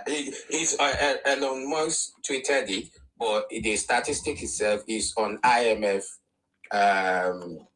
site. Okay. It is titled World of Statistics. Okay. Top 10 contributors to global real GDP growth for 2026. We are 1.5%. We are expected to contribute 1.5%, which is not bad, considering where we were to where we are now. Mm-hmm. Even Germany is expected to contribute 0.9. The UK of this world is not in top 10. Nigeria is number 6 on this list. What more can we expect for as a good news? but Nigerians need good, cheaper food. They say they are not seeing that. Yeah, because I'll tell you, I don't know how old you were in 1982, 83. I was less than 5 years old. Yeah. There used to be, he died 2012. He's a professor, a top economist. Is called Sam Aluko. Professor Sam Aluko. Okay. He has a column that he writes in the then Daily Times every Saturday. I still remember after my dad had read it, I'll nick it and go into the toilet and sit in the toilet forever because I don't want to do anything. I'll go and hide in the toilet and be reading newspaper. I remember in one of his articles that I read, as at then, we were buying a loaf of bread for 5 kobo. 5 kobo, the biggest would go for about 7 kobo, 10 kobo. I'm talking about kobo. And he was projecting that at this rate at which the economy was being mismanaged, that in another 10 years, this was in 1982, that in another 10 years, we might be buying a loaf of bread for 10 naira. And I was saying, what I will go out there now and pick for 5 kobo will go for 10 naira now. So the reason why I'm just saying this is that I want people to know that when things get spoiled gradually, and putting it in place, putting it right, is not just a magic. I know religion has scattered our head. We expect miracle, but it's not going to happen miraculously. It's got to be built. And that's what we are doing now. We are building back the economy. So if it is not translating on the table for now, does not mean it is not happening. Okay. It will get to the table at some point, but it's got to grow. It's not magic. It's not the 5 loaves of bread and 12 loaves, or 5 loaves of bread and 12 fishes that Jesus multiplied. It's not a miracle. It's a hard work. Yes. But we are not shying away from it. We are doing it, and we will get there if we do not slip from this upward trend that we are going. That's it. I just felt I should share that with you so that you include that in your statistics out there to people. Thank you very much. I appreciate you for coming. Thank you for that. I'll just drop so that I don't. Yeah. So I'll come back later. No worries. Thank you very much for adding that information. Because I have lots of videos and a lot of stuff. So I was even trying to look for it. I couldn't find it.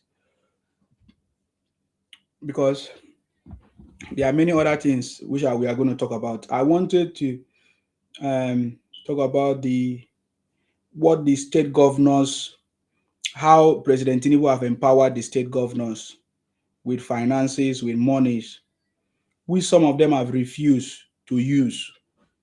And I'm giving an example of what other governors are doing, the few governors that are able to do what they're supposed to do. Understand me? I remember the last time it was Wike that exposed that they are receiving more money. But other state governors, they kept quiet. They never talked about it. Even up to today, most of those monies, we didn't see our state governors use it for anything. They didn't even bring it out. But Wike was able to expose that they received big amount of money. I don't even want to talk about Makinde of Oyo State. Is it Oyo State? Yes. How the government gave him money, over 50 million or 50 billion. Is it money of 30 billion according to him he received? But he declared only 1.4 of that money or less of that money to the people.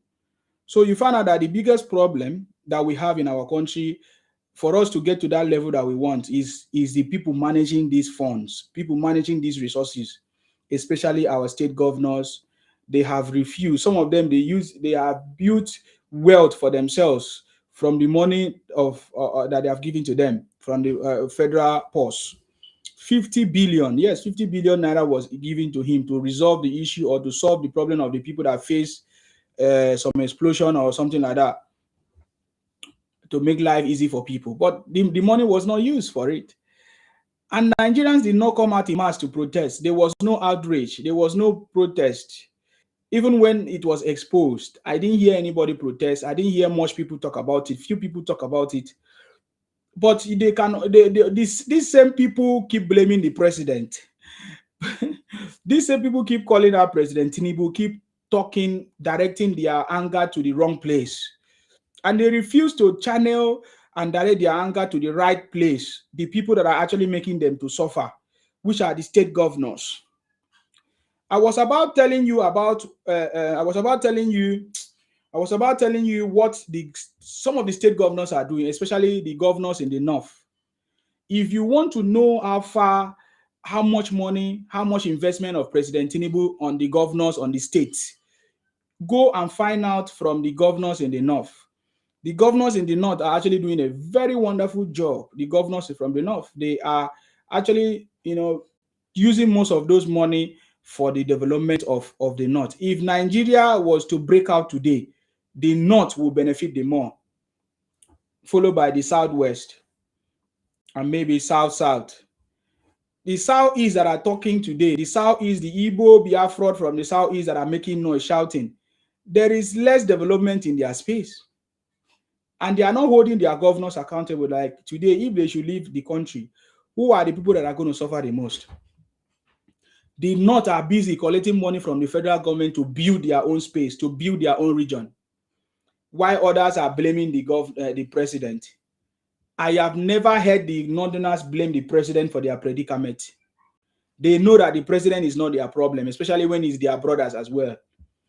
So our biggest problem is our governors. Now, I want to tell you, as part of the plan of President Tinubu to take us out of the third world status, is investing in the state and the local government.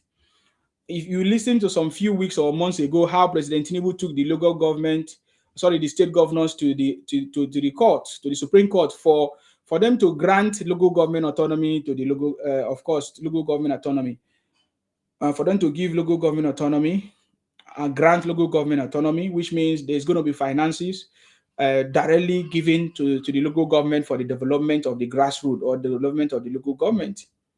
Which means that President Tinubu knows that for there to be development across the country, every state government must work, every local government must work. He cannot be the one to bring development to your state. President Tinubu cannot be the one to bring development to your state. You have to be the one to do it. Your state governor have to be the one to do it. You need to ask your state governor, what is it that they are doing to bring development to your state? Because President Tinubu has provided all the finances.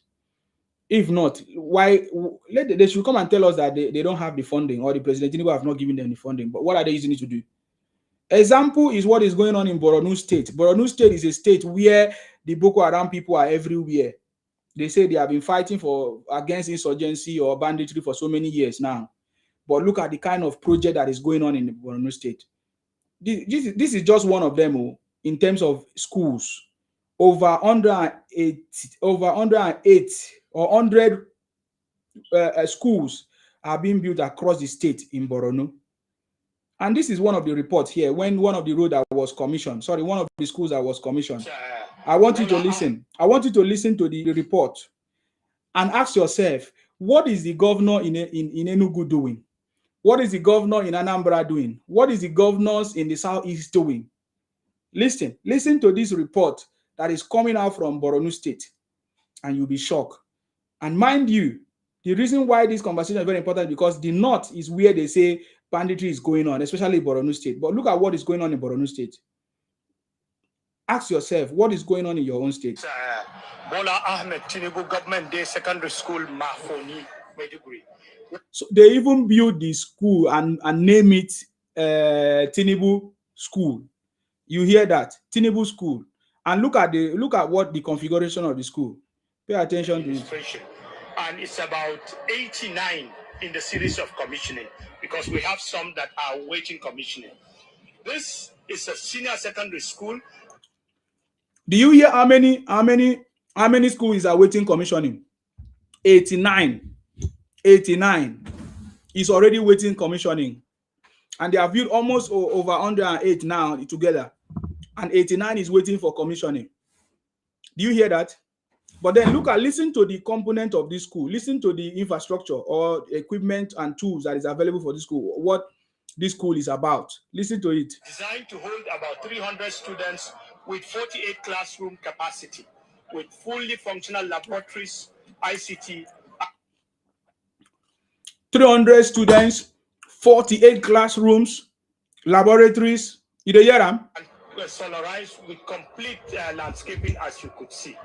So this school was named in honor of His Excellency the President, having recognized his giant stride in the aspect of education, particularly through the Renewed Hope Agenda and nursery. This school has everything the other schools have. Why it's unique is it's named after the #1 citizen, Mr. President. We'll bring the quality out because it's going to be a model school.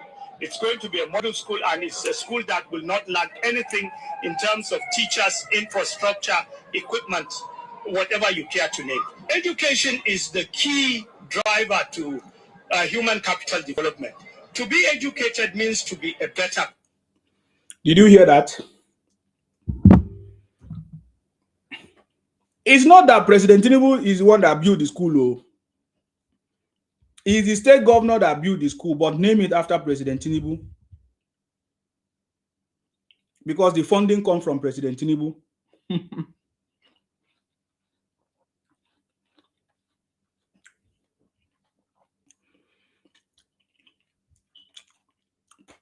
And to confirm to you what I'm telling you, you listen to what our unapologetic said, that Nigeria is already out of the third world status. If these figures are already coming out, competing with the developed world, that tells you that Nigeria is already out of the third world status. It's getting there. It will be officially announced. It will be officially announced that Nigeria is already out of the third world status. So you are hearing it now. I'm telling you. So when you listen to the numbers and you see the level that Nigeria is already going under this Tinubu administration, why should we go back? Why should we allow us to slip back because we want to appease some people, we hand over the country to them? No. Nigeria is already out of the third world status.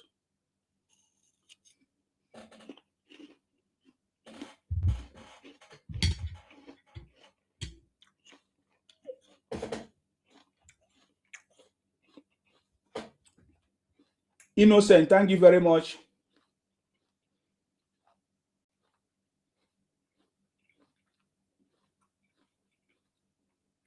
Nigeria will be first world country in 2050 projections. 2050 projections. Okay. That's in 25 years to come or 24 years to come. The main marketers are already begging. Okay. The main marketers are already begging. What do you mean? True news. I salute you. Akin Wumi said, how do you expect them to develop their own respective state when they have other states to run to and claim to be the developers of those territories that tolerate their presence? Exactly. Oh, they are begging Soludo. Okay. Okay. Oh. They should not beg Soludo. Today is Saturday. Tomorrow is Sunday. Monday, if they are serious, we'll see them on the street on Monday. We'll see them opening the market on Monday.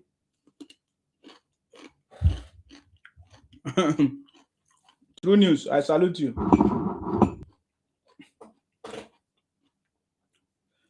So you see what I'm talking about. If every state governor in Nigeria will use the resources that the federal government have given to them, this third world status we are talking about could have been removed from us, from Nigeria, a very long time, especially under this government. Especially under this government, we could have done wonders. Because for Nigeria to be developed, every state in Nigeria has to be developed. And every state in Nigeria is being, will I say, run by different ethnicity. Or every state in Nigeria is like another different nations.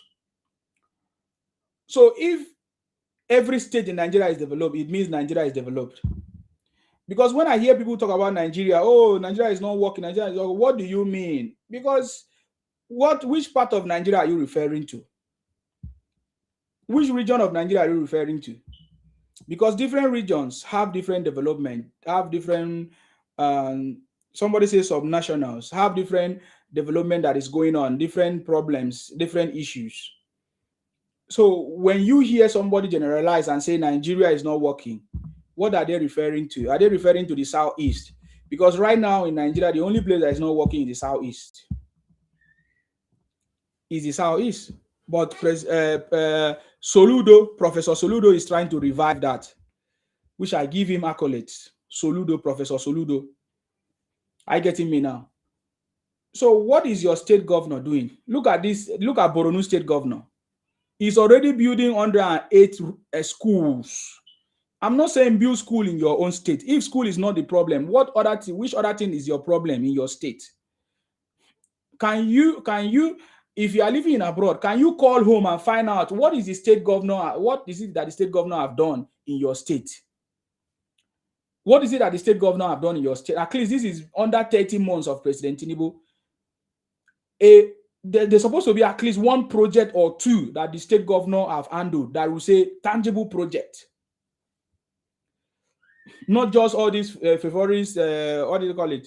All these, they are fake projects. Real project. 30 months is enough to have completed 2 or 3 projects based under this government, because this government have given a lot of money, lot of allocation, triple allocation in every state in Nigeria. I remember when we were talking about this allocation, it was this same Makinde that was telling Nigerians that, oh, where is the money that President Tinubu said is giving to the state governors? Remember? How many of you remember it? I remember it very, very well. And that is why whenever I talk, the Igbos are afraid of me, because the kind of things they know that I know, they will never try it. They will go and try it on people's platform, but they will never try it on my platform. I remember very, very well when President Tinubu was talking about allocations to states, that it has tripled. When the administration talked about it, the presidency was giving us update that the allocation has been tripled, even to all the governors, to all the states. Makinde, this same Makinde came out and say, oh, that where is it? That is a lie. And some other people were like, where is it that they are just audio money? But do you see how everything was exposed? Thank you very much, Akin Wumi say, Mr. Nsima, Governor Makinde is under the same mafia and treacherous control as former late governor of Ondo State, Akin Rodulu. Is that the name? Same people, same behavior, same result. Oh, are you telling me Makinde marry Igbo woman? God should not allow you to fall into the hands of the wicked, the Igbo Biafra. So is it true that Makinde marry Igbo woman too? Anyways, I don't know. I'm asking. Because we know what happened in Ondo State. Aki Rodolo, or whatever that is his name there. I can't pronounce his name very well. You understand me? We know what happened there. You know?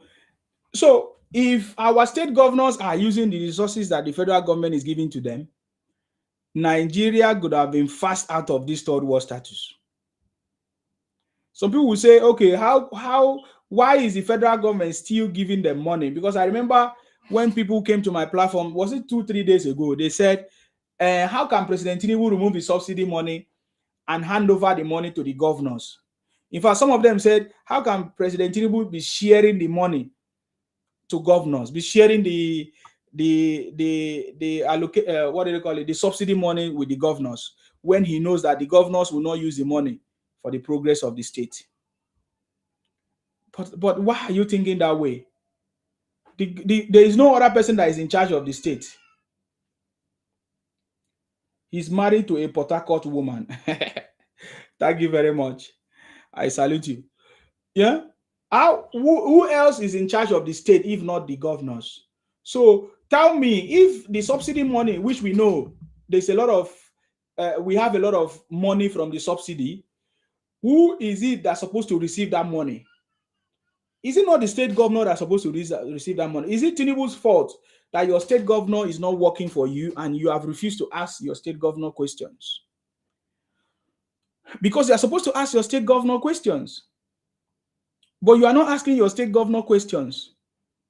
And you are blaming President Tinubu for giving the state governor the subsidy money. What that money is meant for is for development of your state.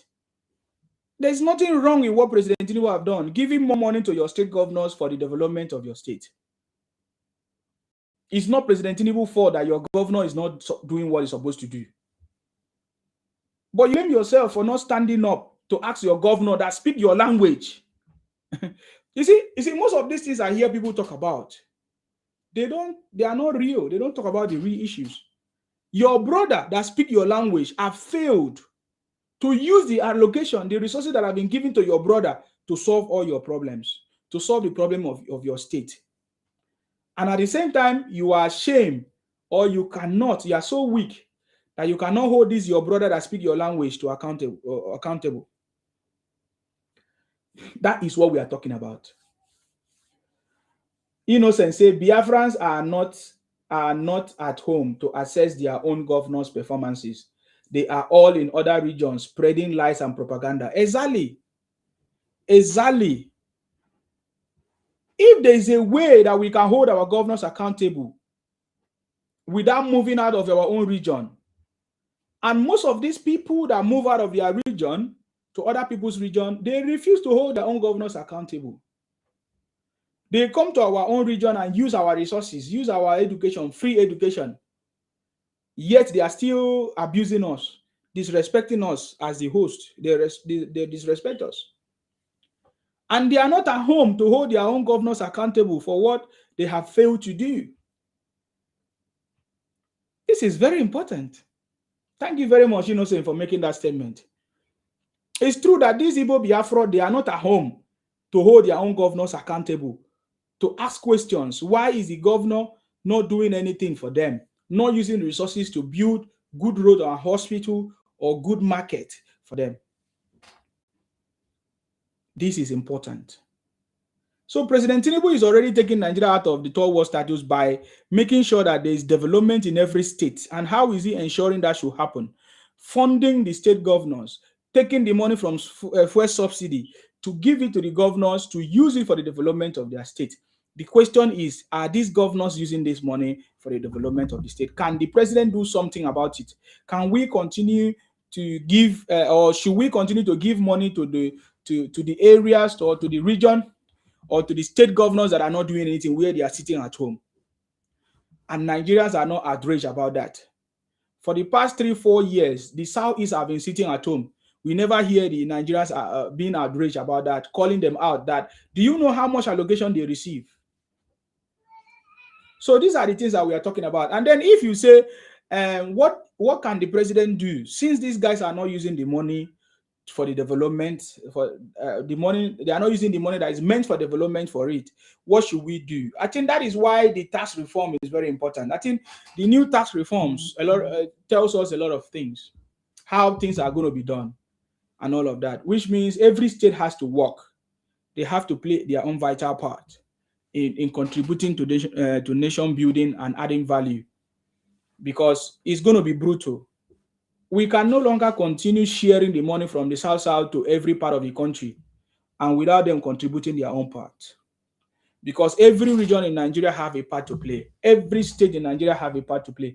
They all have something to give. And collectively, if they do what they need to do, or if they play their own path, Nigeria is supposed to be in a better position under President Tinubu. That is what we are talking about. Under President Tinubu. Drink water. Let me drink water. Okay? Water is life.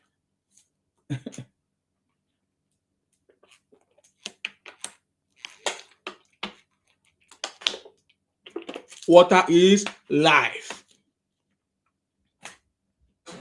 So do you see that? If Borno State, you can say that Borno State don't have enough things. Borno State have a lot of resources, but you see, they are not being tapped to the federal usage or to the nation. Yes, they are not. They are not added to the national budget or nation sharing capital or funding. There's a lot of mineral resources in the north that is not yet harnessed, that is not tapped, but they are doing it behind the back. They are mining this thing behind the back. Behind.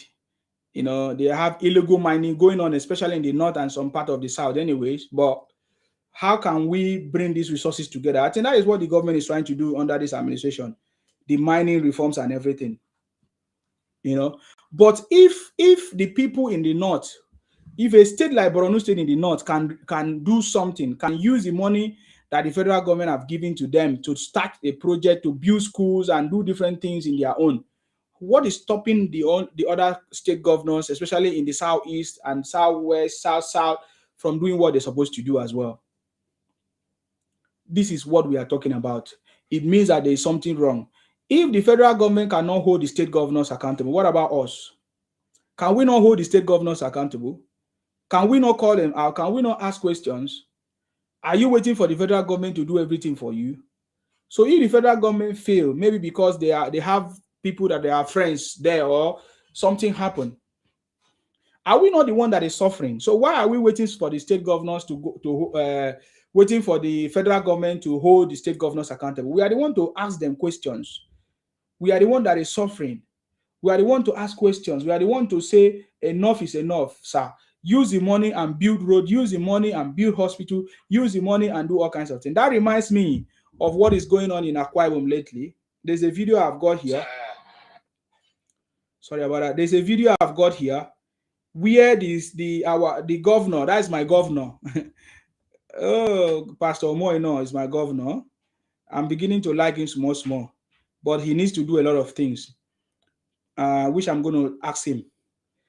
See, our state governor is also doing what he needs to do. The governor of Akwa Ibom State, Pastor Omoino. There is a recent video that is trending everywhere where they asked the governor,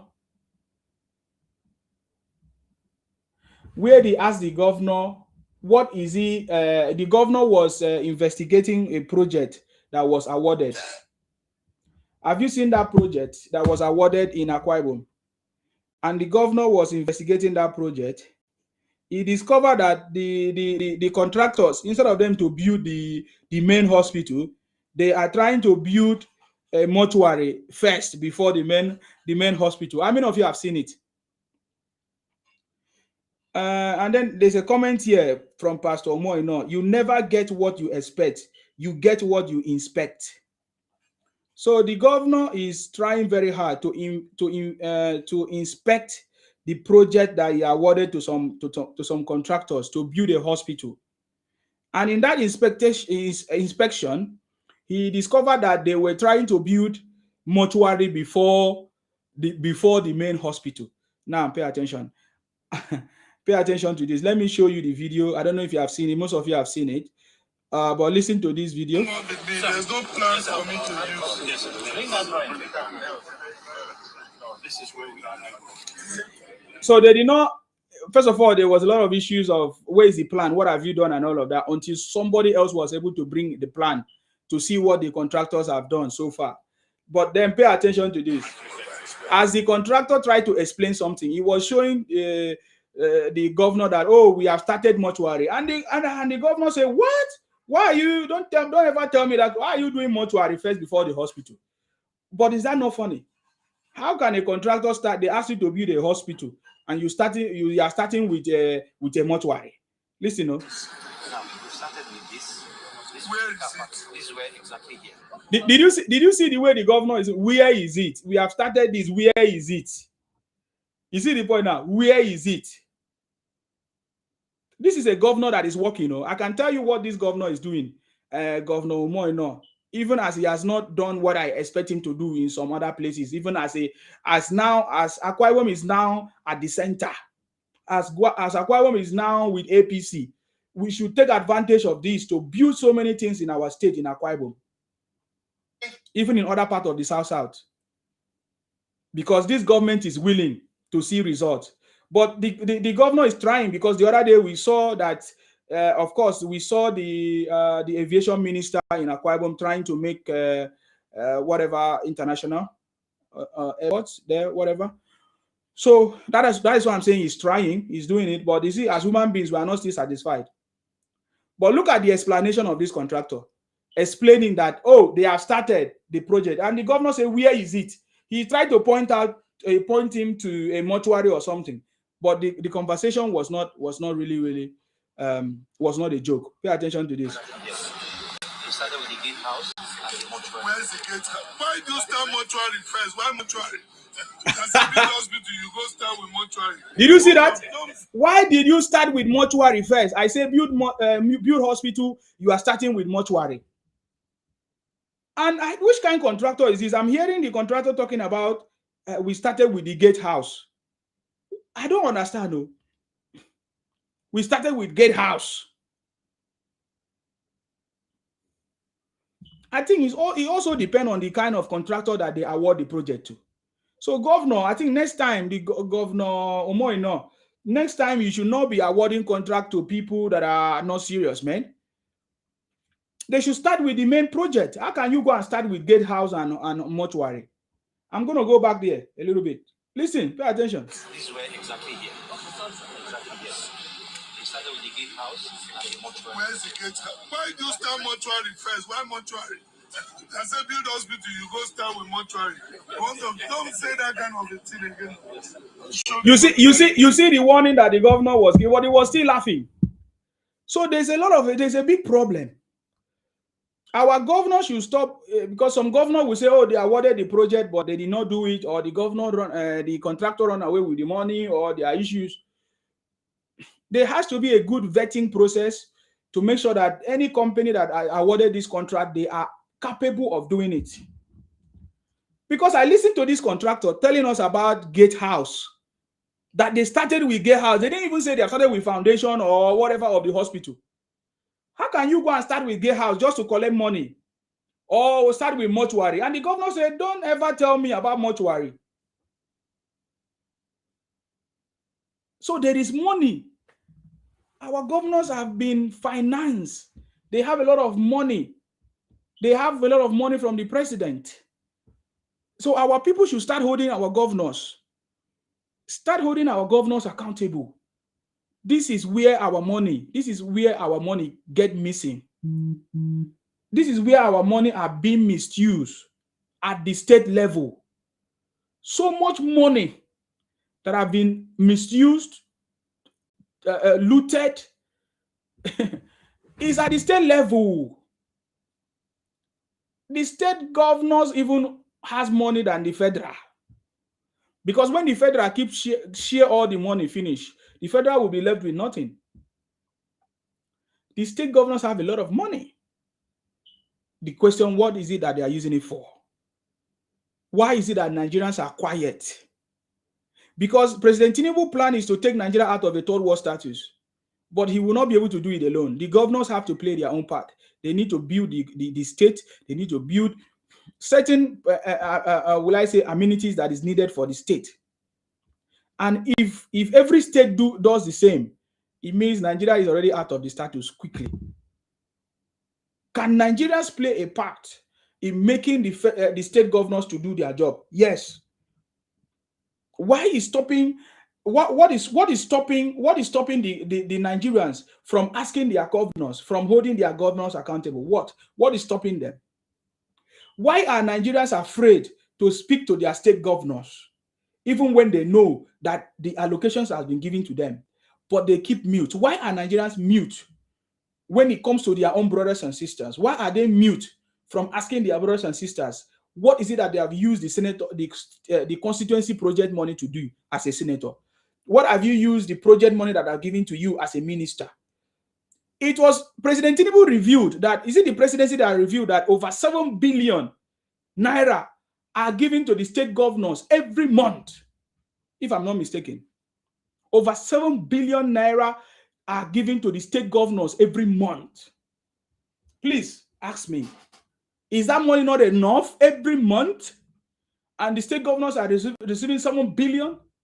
Even the senators are receiving 2 billion every month.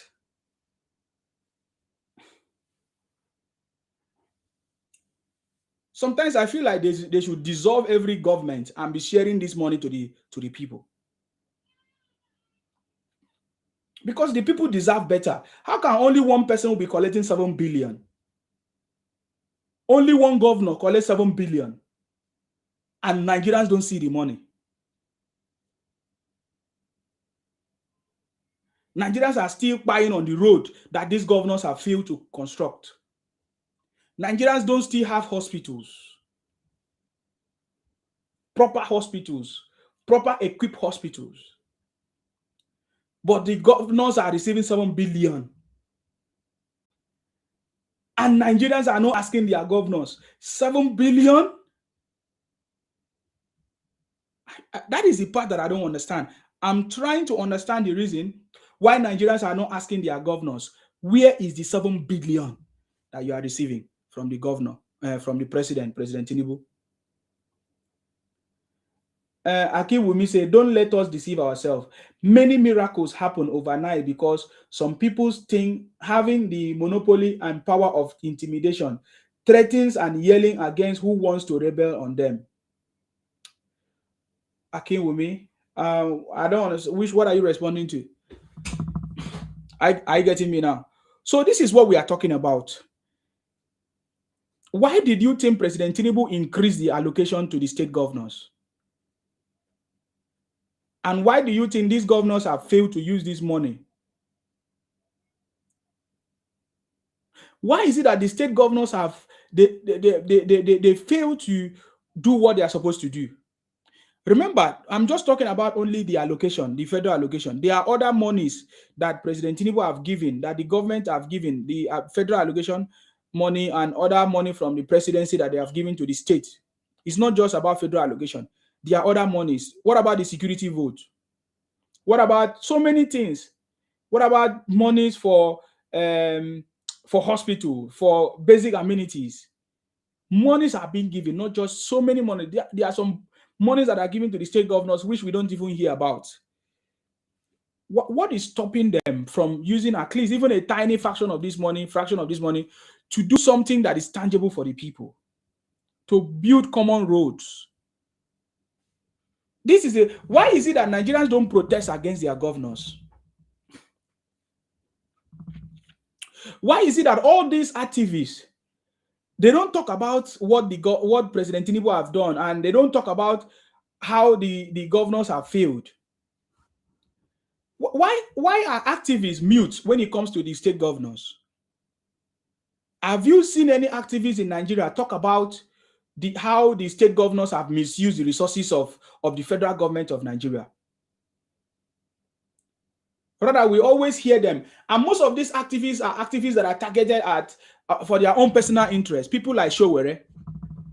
Showere have his own personal interest that he's gaining from what he's doing.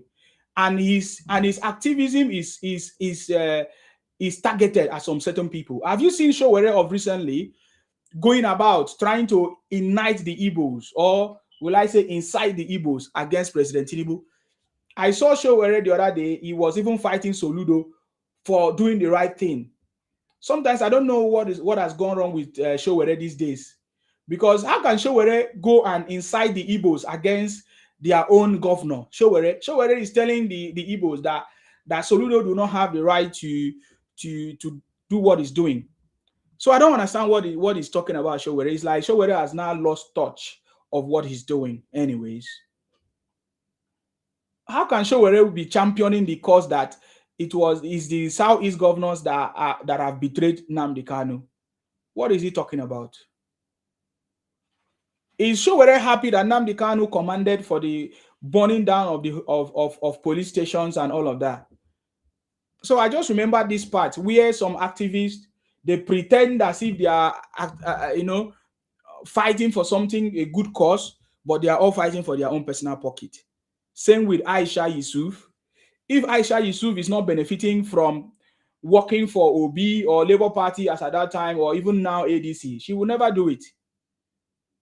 There's never a time that Aisha Yusuf worked for selfless project. Same with Showere. Showere is also benefiting from it. That is why he knows the people that he targets. He targets people that are so vulnerable, or people that are so bitter, or people that are, how will I describe them? Ever since Obi hijacked Showere mandate, Showere has never been himself. Showere has been trying to appease the Igbos so that they can support him. So that is what I noticed. I'm just sharing what I noticed. Because if Showere and other activists in Nigeria are actually fighting for the progress of Nigeria, by now, all these activists, all these other bodies, non-governmental bodies, by now, they're supposed to be on the street asking the governors what are they doing with the federal allocation. I'm also aware that some Nigerians are asking the federal government, publish the data. We should have a specific place where we go and see the figures and see what project or how much money has been allocated to these state governors. We should also have a place where the state governors will say, this is what we have used this money to do so far. And look at the ongoing project, look at how far we are spent, and look at what is remaining, and this is what we plan to do. But we are not seeing that. There is no standardization. There is no, will I say, compassion. All of them just squander the money. Each time the money comes, they squander the money. The last time we checked, Obi as a governor used the money for his own personal interest. And that system has not still changed up to today. That is the system that needs to change under this government. But I believe that the digitalization system, the digital platform or the digital system that President Tinubu is trying to build will also help us to track all these resources that have been given to the state governors and they refuse to use it. The region that have failed to use their federal allocation mostly is the southeast region of Nigeria. And that is where the most disgruntled people come from. The southeast Nigeria. The most disgruntled, the most angry or anger people, the most propagandist people, the most misinformation people, the most demarketer people come from the southeast, where the federal government allocation is not being used for the development of the people. They all come from a region where their own governors, their own senators, their own leaders have failed to use the allocation of Nigeria for the development of the space. So we should not be shocked when any Igbo man say that Nigeria is not working for him, because where he is, they are not seeing anything. Their governors are not doing anything, and they cannot ask their governors. They are afraid of their governors. We should not be shocked about that. But we should also not be shocked when we also see some of those Igbos that were born and brought up in Igbo, in other parts of the country where things are a little bit working, like in Lagos, where things are working. Like in Akwa Ibom, where things are working. We should not be shocked, because it's already in the DNA of Igbos or Igbo Biafra to continue doing what they are doing, to continue to market the country, because their forefathers already showed them the way, told them that Nigeria is not working, or that Nigeria is not favoring them. So they are working with the same blood, the DNA. So we should not be shocked about this. Rather, we should position ourselves in a place where we can defend and protect our land, where we can stop these people from exploiting or manipulating us to buy fake products that will in turn be a predicament for us in our health. Or we should not compromise people who are saying that we are smelling. Why should we not boycott them? Why should we continue to empower them? These are the ways that we can respond to some of these things. I get me now. So yes. So they are the biggest beneficiary. The Igbo Biafra are the biggest beneficiary of the resources of Nigeria, and they have failed to use it for the development of their place. They cannot stand up. They cannot ask questions. They only blame other people, other leaders from other regions. They only blame president. And they cannot blame their own governors. They cannot blame their own senators. They cannot blame their own House of Reps. Under this government, every local government are now being funded, because according to the news, maybe some are not yet funded, but we received the report that federal government is now giving money directly to the local government. Let me also remind something that you have forgotten. One of the things that President Tinubu is doing to take Nigeria out of the third world status to a developed one. President Tinubu understands the importance of development. That's why he made sure that every region in Nigeria have their own development commission. We have the Southeast Development Commission, and monies are being allocated, not less than 100 billion. Is it 100? I can't remember the amount that is allocated to every regional development commission. Who are those managing those funds, and what are they using it for? There's a development commission in the Southeast. But how come Igbos are not recognizing what President Tinubu is doing for them? The Southeast Development Commission, the purpose is to bring development to the Igbos, to Igbo land, if there is. Let me say Southeast, because there are other tribes in the Southeast. That was the reason why the Southeast Development Commission was instituted or was commissioned, so that the monies that is allocated to the commission will be used for development. And in history, this is the first president, even after Obasanjo that actually buy the Igbos through the military as at that time. Yes. But this is the first president, President Tinubu, ever since the Civil War. President Tinubu is the one that set up the Southeast Development Commission for the development of the Southeast. Because I listened to some of the Igbos, they say, oh, there's no development in the Southeast. Yet, it is their governor that's supposed to develop. But they are not holding their governors accountable. And now President Tinubu have come, set up the Southeast Development Commission. Yet, we are not still seeing any development in the Southeast. What is it that they are using the Southeast Development Commission, the funding, the resources? What are they using it for? So this is something that we need to begin to speak up. These are the kind of conversation we need to begin to speak up to counter the negative narrative of anybody demarketing the country, especially the Igbo Biafra fraud. Some of the things that they say, oh, there's no development in the Southeast. There is no this, but this provision has already been provided for them. But what are they using it for? Who are those in charge? And why are the Igbos, the Igbo Biafra, why are they not asking these people questions? Why are Igbos not asking Senator Abaribe, what have you done for over 20 years leading us? But they are quick to ask President Tinubu, under 3 years, what has he done? I've never seen them set up a platform or set up a live stream focusing on their own leaders and calling out their own leaders. Calling out the governor in Enugu, calling out the governor in Abia State. What has he done? What has he done? The other day, we saw Governor Alex Uti doing a broadcast saying that there's already power outage in every other part of the country, but in Abia State, there is none. Or there's none. What are they talking about? There's no electricity in Abia State as we speak. And coming to talk about this issue of electricity, I remember when some Nigerians were saying, oh, electricity is on the exclusive list and this and that. No, this is part of the thing that this government is doing, Buhari, to make sure that some of the things that can bring development is not being, will I say, is not being, will I say, highly controlled. Now the electricity is available, you know, for everybody. Every state governor have the power now to generate electricity. Even individuals have the power to generate electricity and then to also distribute it. Who is going to invest in the infrastructure for power supply, for development of, or to build electricity or whatever source? Who is ready to invest? Because right now electricity is out of the exclusive list. Every individual, you can build a company in Nigeria today to power or to generate electricity. Are you not aware? That's why I say most Nigerians, when I hear you complain, the problems that you are complaining is what's supposed to give you money, is what's supposed to make you rich, is what's supposed to set you on the path of success. Who is generating electricity now that they have electricity out of the exclusive list? So this is what we are talking about.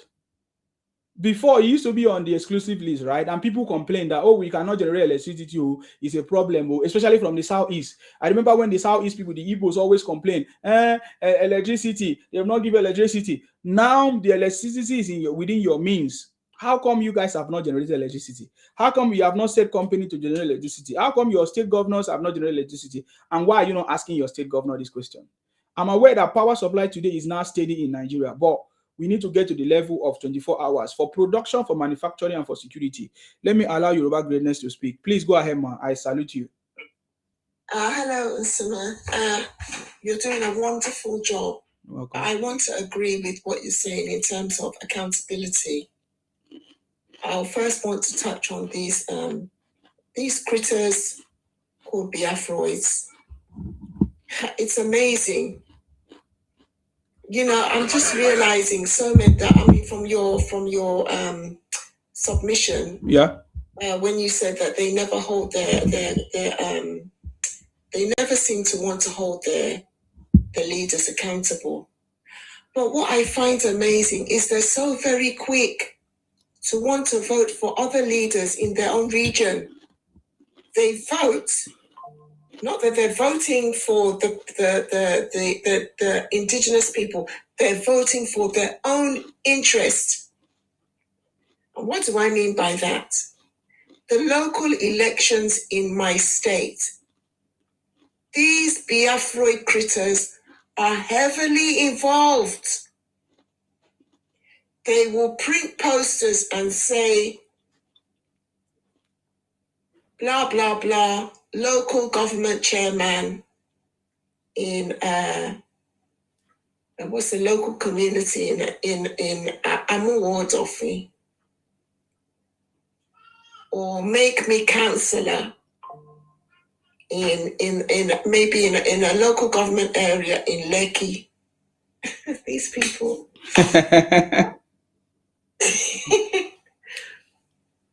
Print the poster.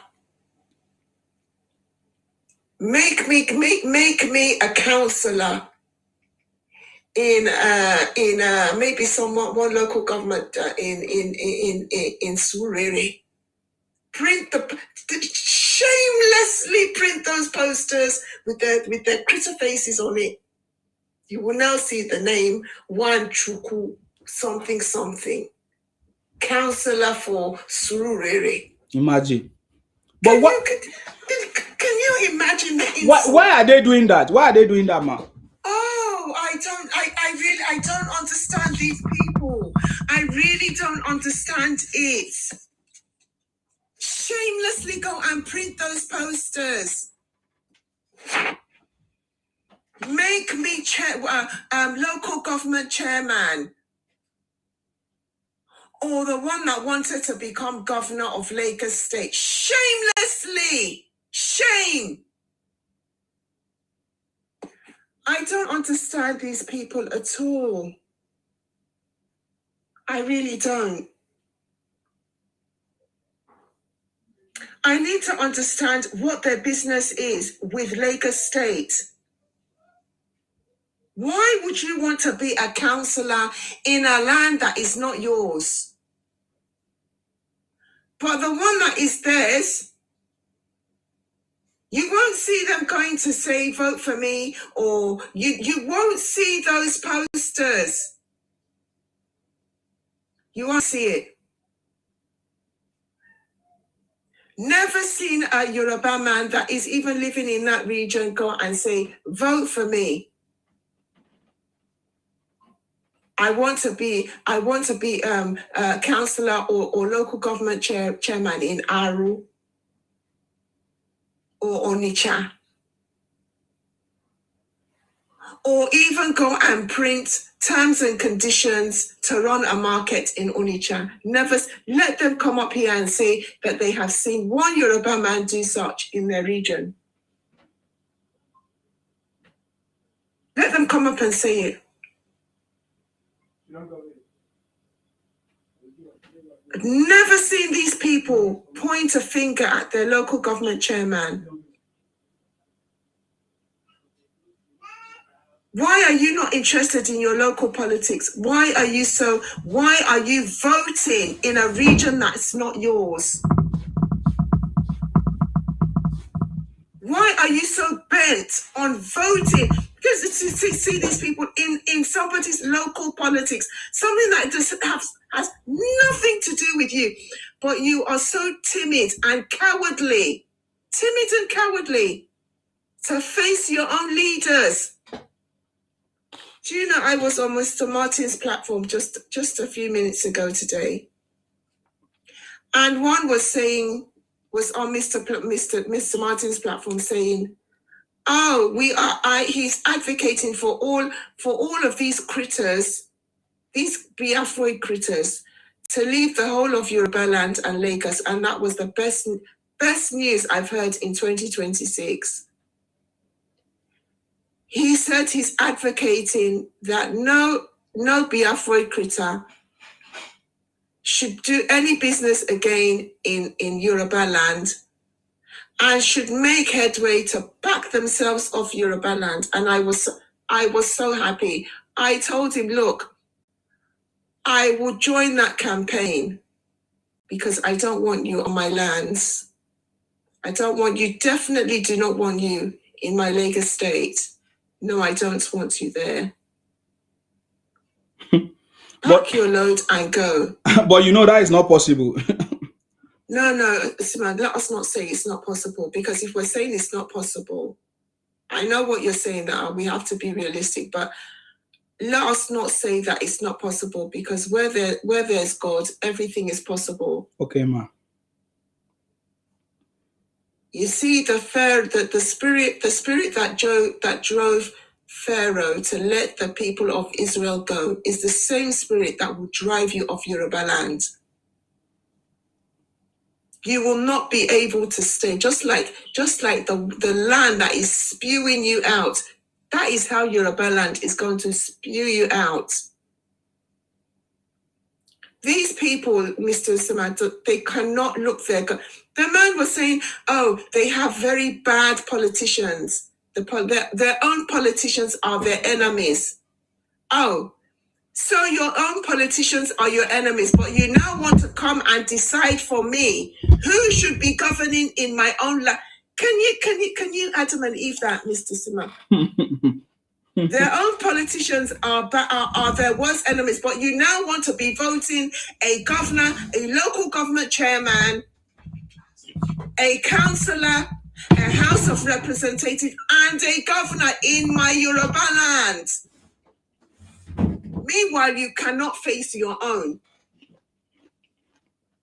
They can't face their own, but you want to have the rights and the decision making where you do not belong, or where you don't even sow and reap. Because you're saying, it's one Nigeria, I can live and I go anywhere I like. I can be selling my fake drugs and my fake drinks and all do all my nefarious businesses, carry your first, second, and third generation into my land. I don't think so. Can you believe these people, Mr. Nsima, can't face their own politicians, but you want to now be voting and facing my own politicians in my own land, deciding for me who should be governing me and who should you're using those your horrible critter hands to vote, but you cannot decide the ones that you can vote for in your own land that is going to give you your Biafroid, and that will definitely carry the paper so that you can have you can demand the right bill for the referendum. You don't know how to vote for those ones, but you want to come and be voting in my own. Many times they told us that their governors, their politicians are corrupt. They don't care about their own. Yeah, but do they not have the right to vote that corrupt politician? So where they should be concentrating on voting out their corrupt politicians, They are busy voting in my own Lagos state and in my own Yoruba land. That has got absolutely nothing to do with them. Why are they not focusing on voting their corrupt politicians out? Why are they not busy voting for the ones that is going to give them the Biafroid that will allow them to pass the referendum inside the National Assembly? Why are they not voting the bad ones out and bringing the ones that they want in that will do their bidding? Today I was on Mr. Mindfield's platform, Mr. Sima, and I asked them, I said, what's the percentage of these Biafroids that want... So it was actually Mr. Savvy that was on Mr. Mindfield's platform. And I said, Mr. Savvy, what's the percentage of these Biafroids that want their Biafroid land in those 5 states? Guess what the man said? 80% of them are in the majority that want the Biafroids. 80%. Ma, it's even 99.9%. It's not. It's 99.9%. Okay, so yeah. Let's do the maths now. 99.9% want their Biafroid, but 99.9% are not voting the bad politicians that can give them their Biafroids. Instead, they're focusing on voting in my land. Mm-hmm. Is that making sense?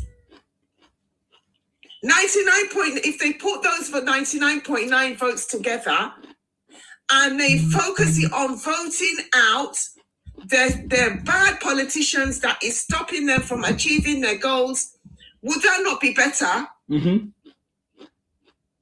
But instead, they are in my Yoruba land voting for my own politicians or trying to vote themselves into my own state and my own Yoruba land, asking to be councillor and asking to be local government chairman. Lord.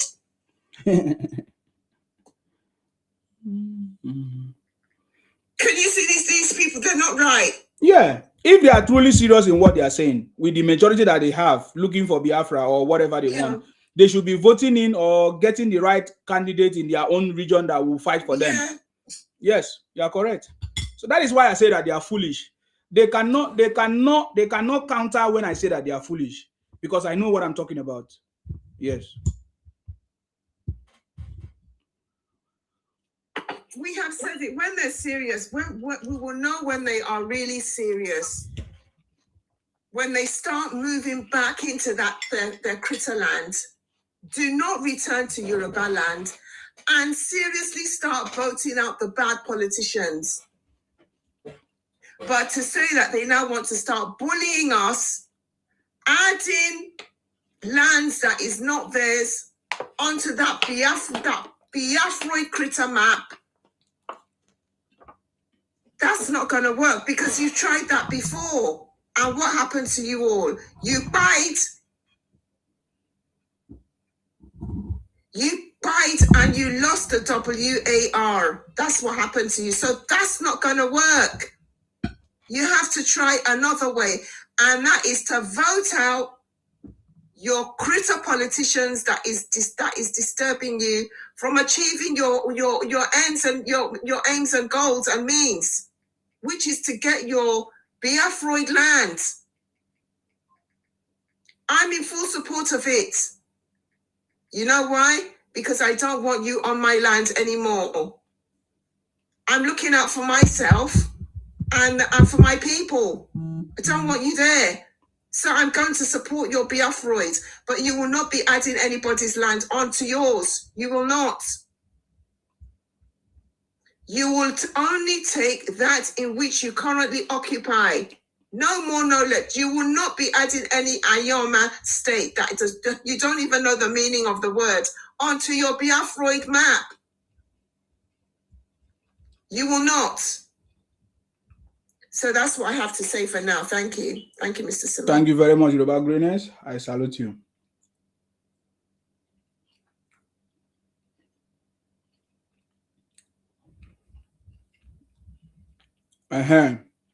Some people say Nsima need they call now for to come chop. Oh, yeah, come chop. Oh. Come and eat. Come and eat. Oh, come and eat. All right. I wanted to play something in line with what the Yoruba Greatness was even talking about. You see, so these guys, they cannot hold their leaders accountable. Even the resources that have been given to them. Instead, we have seen them leave their region, come to other people's region, and they keep on, even with they say that they are the majority. How come for the past how many years, 10 years, they have not been able to influence any election to put in the right candidate in their space? But what I wanted to play is a video of Igbo fake product, because this is a very big issue. The issue of fake products that the Igbo Biafra are selling, imitations, is a very big problem in Nigeria. It's because we have not been talking about it. The same way we have not been talking about Igbo Biafra trying to take over our own communities or influence our elections, because we don't talk about it. They do posters. Igbos are doing posters now in Akwa Ibom, in Yoruba land, in the Lagos, all those places, asking for people to vote for them to become something in our own land. And we are just keeping quiet. And we are not doing anything about it. And just like I said, my mission is to raise this campaign, is to raise awareness about the danger of our silence. The same way we are keeping quiet when they are selling us fake drinks and fake drugs, fake food. This is one of them here. And one thing about it is that whenever you hear some of the Igbos, they say that they are industrious. They are this, they are industrious. And I say to them, no, you are not industrious. You are a criminal. Because you cannot be industrious by imitating other people's products, by producing fake. If you are industrious the way you claim to be, you could have followed the process to launch your own product, get your own license, get your own, what do they call it? NAFDAC registered number and all of that. You follow the process, the protocol to set up your own company, your own drinks or whatever you want to produce, your own wine factory. These guys are criminals. When there is a lot of implication of all these things, that is why Nigerians must begin to speak up. If you're a patriotic Nigerian, must begin to speak up. If you understand the implication of what the Igbo Biafra are doing, it is time for you to speak up against it. When you don't speak up, they are taking advantage of you. They are taking advantage of you. The same way we must speak up about our governors not using our resources for what is good for the people.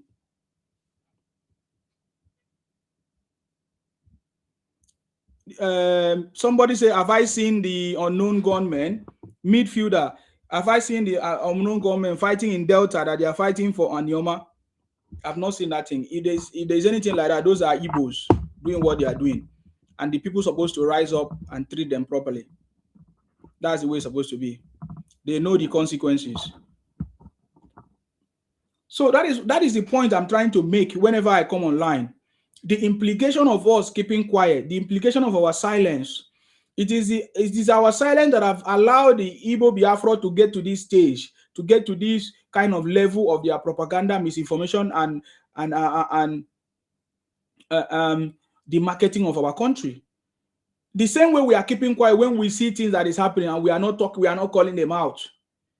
If they are making fake food, fake product, fake drinks, fake wine, you understand me? So that is what we are talking about. We should begin to speak up. So there's a video here of Igbos imitating and producing fake of another person's product. That is where the danger is. Pay attention. So these are the people. See? At the point of you call your these are the products. That is the product that they are producing. At the point of processing. You see that?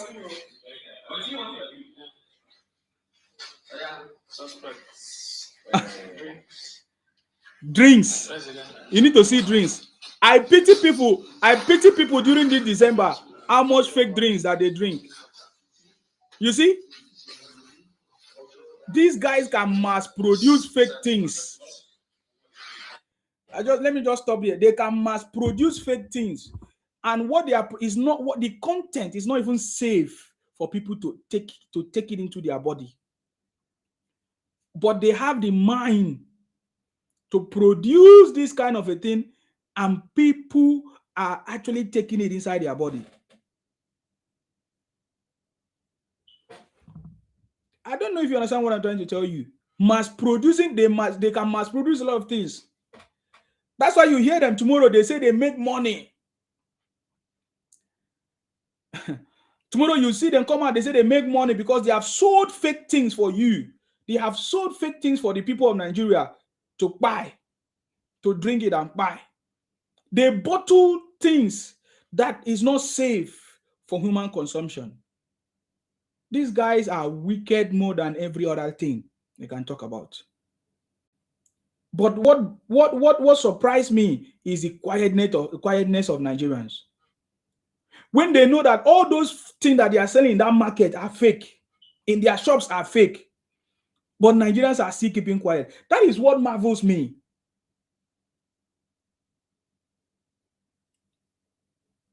That is what is shocking to me. You know that those products in those their shops, as you are looking at that your shop, those products are mass-produced fake things that they are selling for you. But you still allow those shops to stay. You are still buying from those business, empowering them to continue to buy you. Use your own money to buy something that is going to finish you. It's my greatest shock. It's my greatest shock. Up to date, I cannot explain it. How people allow this thing to happen. You are still empowering the same people who are abusing you, who are calling you names, who have made your place not good, who have made the country not favorable, who have made your own region not favorable, who have made your state not good for people not safe anymore. Just like now, what somebody is telling me now that there's a report from Sahara reporters that unknown government is now attacking Delta people because, you know, the Delta people, they reject anything in Anioma state. They are now using unknown government to attack people. These are Igbos doing it. And you say we should not call them out by their names. These are Igbo Biafra. They always use intimidation. That's what we are talking about. So what is making us to be silent? Why are we silent? Silence is a big problem in Nigeria. It's the same silence that is making our governors, our leaders not working, not doing what they are supposed to do because we are silent.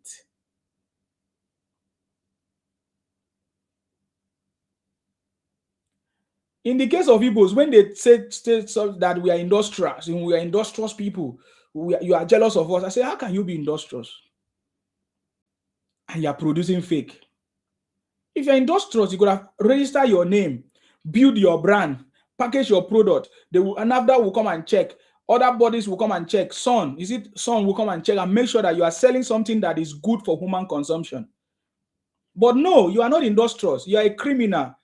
These guys are criminals producing fake things and selling it. They will produce that fake things and put the same label, put the same original labeling and container. You would think that this product is... Do you know, in fact, somebody showed me videos of how they are now selling fake, I've already said, fake food for children, fake drinks for children, for babies.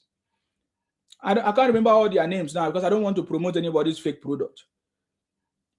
We saw how they are bottling all these things. The same label as if it's original. This is the biggest problem in Nigeria as we speak now. And NAFDAC is not actually doing a lot to curb all these things. Occasionally, NAFDAC will just do one or two. But if NAFDAC is very serious, they will make sure that all these shops are closed down. All these pharmacies are closed down because they are selling fake products, fake goods, fake drinks, fake food, fake everything, packaged as original. Let me eat my rice. Small.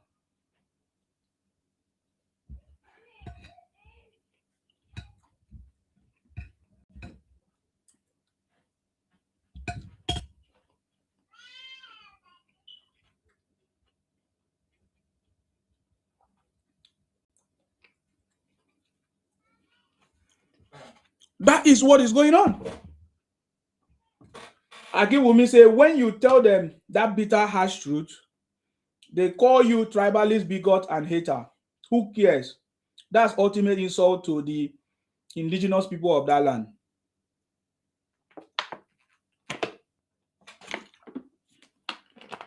We need to begin to rise up to report all these issues, to create awareness of all these issues that is going on.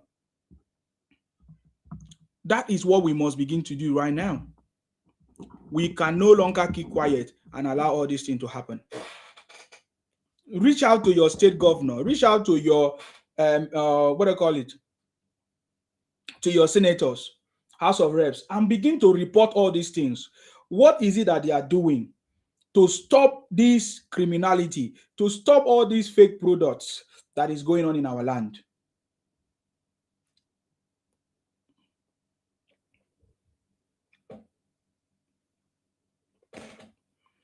This has been the way these people have been making money over the years.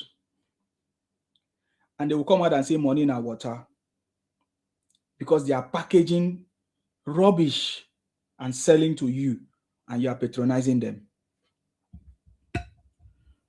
Me, I don't talk. If you know one here, leave them. I dey chop my rice.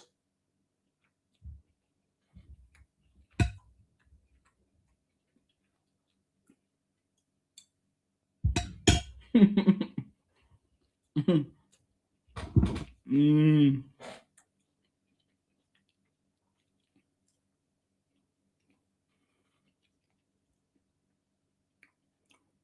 So you see, President Tinubu have empowered all our governors to do the right thing. Is that? Somebody say you have been blocked. Who blocked me? But they have failed to do it.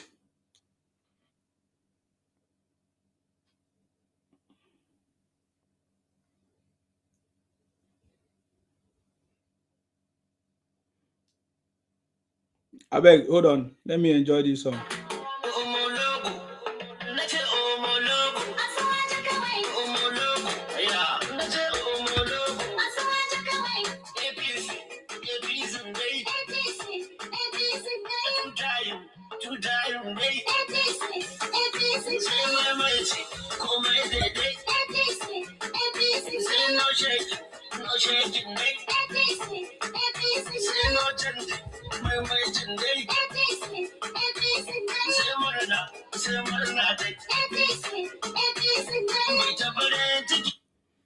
Our campaign is going to be very, very sweet. I need to connect it to my speakers. Oh my God. Omo logo. Omo logo. Omo logo. Omo logo. APC. Two time. Hey, Bona girl, thank you.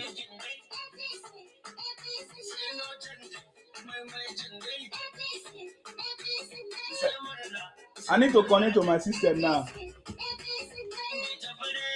Hey, Omo logo. Omo logo. Omo logo. Omo logo. APC. Two time.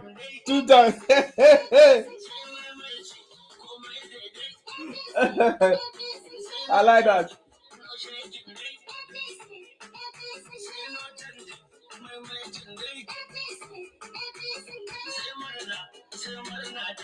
Wow. So I think we are getting ready for this campaign. It's going to be wonderful. We are getting ready for this campaign. Now, wow.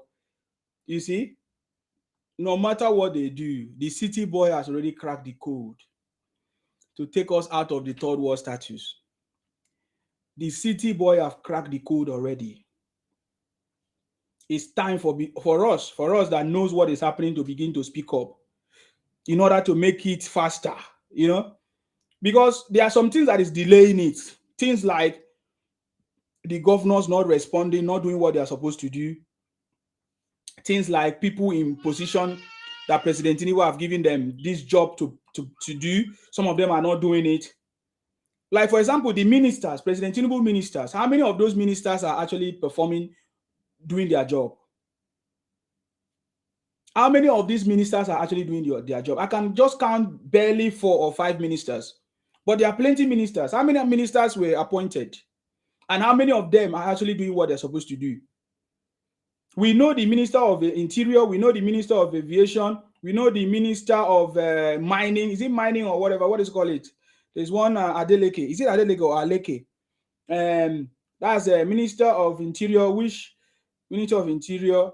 Minister of Aviation, Minister of Mining. What are that? What about Minister of Electricity? Is it Minister of Power Supply, whatever they call it, renewable something? What are they doing? Yes, I'm aware that they say there is improvement in whatever. But what is there? What is there? Can the minister not talk to the governors or have a partnership with the governors to get the infrastructure that is needed? So what are those things? So there's a lot of things that is being delayed right now because some people are not doing their own job. Also, another thing that is delaying all this is because of the, will I say, state actors or opposition or enemies of the country that are using propaganda, misinformation, and all kinds of things to, to mask the story or to cover up the stories or not to allow the real truth of what President Tinubu is doing for people to see. That is why we have been saying that the president needs to improve on his communication, on his media and communication channels. And the president needs to engage us in the diaspora. The diaspora can play a very important part in speeding up this job that President Tinubu is doing, especially the marketing and misinformation and propaganda. We can play a very vital role. If you have not gotten my book, go and get my book. How to be patriotic to your country. Be patriotic to your country, Nigeria. Stop spreading misinformation, lies, propaganda, and all of that. Creating a digital footprint for the growth of our country, Nigeria. Go and get that book. It's an Amazon. You can read it free of charge, or you can get it on my page, insimabooks.com, on my website, insimabooks.com. Because there's a part that we need to play. The diaspora, Nigerians, even the government can engage us in the diaspora a lot to play that part. Very, very important. Don't neglect all this thing that we're talking about. Social media, very important. Social media is part of a government that must be regulated, that must be governed, that must be protected. If you refuse, any government that refuses to govern their social media, their internet space, that government will fail. Because there's a lot of state actors who are using social media to propagate all their messages. They are using social media to communicate and to carry out their evil activities. You understand me? So this is part of the thing that we must talk about. President Tinubu have cracked the code because right now as we speak, Nigerians begin to have confidence in our government. Nigerians are beginning to have, confidence in our government. Nigerians are beginning to regain trust in our government after they have seen what President Tinubu have done. Initially, when President Tinubu started, many people had doubts and cast doubt and all kinds of things. But now they are beginning to see. I've seen lots of records of people coming out to say, man, I never thought that this is possible under President Tinubu, but now I've seen big change. Part of it is what I'm saying. We talk about coup, the attempted coup against President Tinubu. Do we not talk about it? The attempted coup. It's because of all this misinformation. What that means is that as Nigerians are expressing, will I say, their frustration based on the misinformation that they are hearing, those military officers that are being influenced by the same actors, mostly the Igbo extraction, encouraging and inciting military whatever action or takeover or coups. That is why those military people, they would think that all this information that Nigerians are tired, so they think that if they try their coup, it will be in favor of Nigeria, or Nigerians will be happy or whatever. I don't understand. They just hide under some actors to commit all these things because there's nothing else that they are doing that makes sense. And I was listening, and I think it was one girl that sent it to me. What the coup plotters, the consequences of their actions. I think the defense minister was talking about it. What will be the consequences of these people? What will they do? What will be their punishment? And all of that. I just wanted to listen to clips of it. Because if we don't do something, they will continue doing it. If these coup plotters are not punished, the next phase now, you don't know which level it's going to get to. We have used the example of the Igbo Biafra civil war that they caused, WAR. We can see that the first person who started it was not punished, Ojugu. And that is what gave birth to the second one, Rav Wasurike. And Rav Wasurike was pardoned, I don't even know, wasn't even punished briefly. And that is what gave birth to Nnamdi Kanu. So when we are not talking, both the individuals, both Nigerians and the government, we encourage all this criminality, all this demarketing, all this propaganda to continue in our country. We have to continue. We have to play our own part in order to move it forward.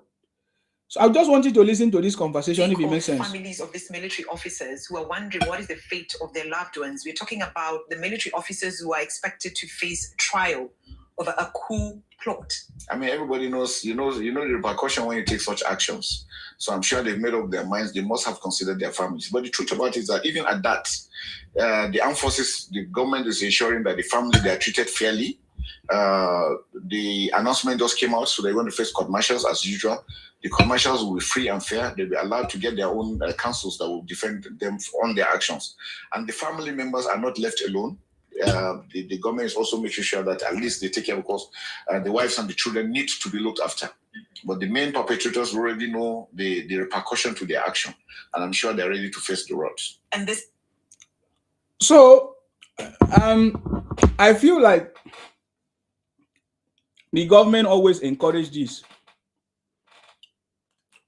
Because now I'm hearing family members, this or that. What is family members? Were they not there when they carry out it? Did they advise their brother?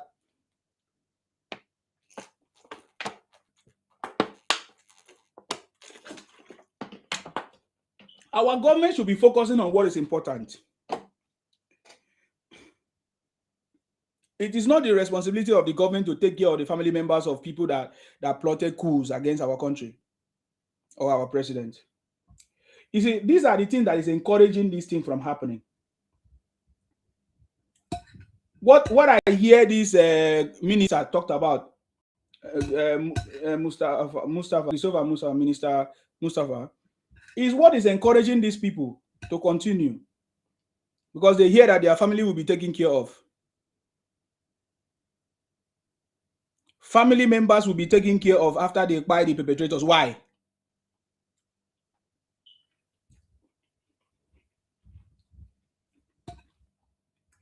How does that make sense?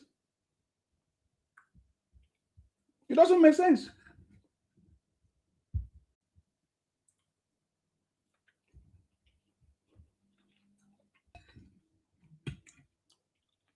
Which means the family members might even have the best house. In the process of their brother trying to carry out coup, they become from government property. It does not make sense. I don't know when we are going to have a proper people, a proper government that is going to address things the way it's supposed to be addressed. How can you be talking about family members of people who want to buy us? You are not looking at family members. No, it doesn't make sense.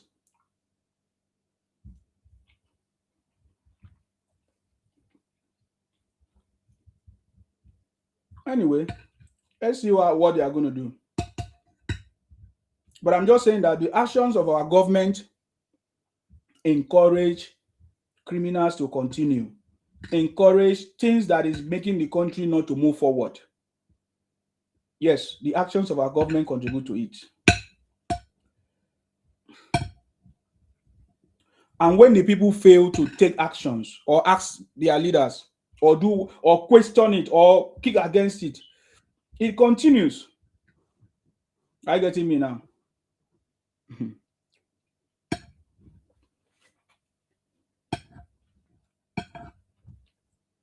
I don't think Nigerians will be happy if the family members of the coup plotters are rewarded. So, but let's see what happens too. You see what we are talking about? It's terrible. Very, very terrible.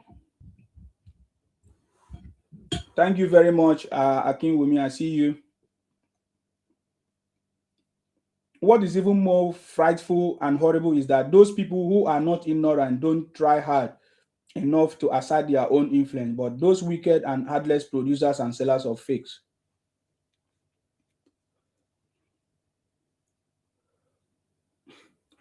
That's what we are talking about. They will continue to do it. It will encourage more people to do it. It is for the sake of, so that they will get rewarded, so that they will get property, or government will not take care of them and be giving them money. I don't understand how that has solved the problem. Are you getting me now? So is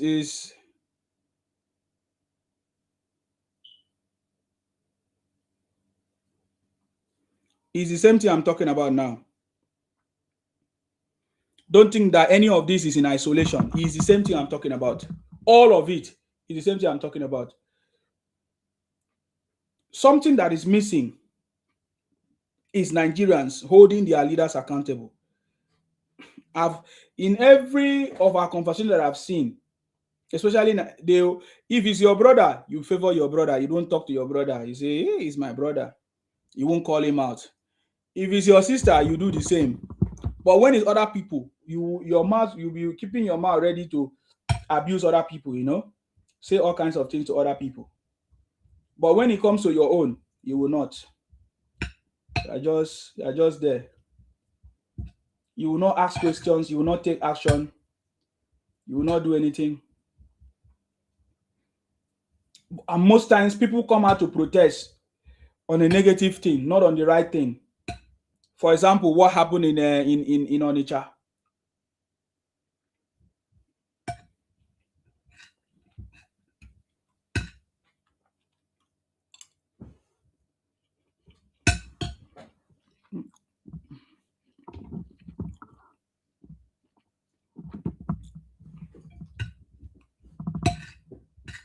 Come and join me.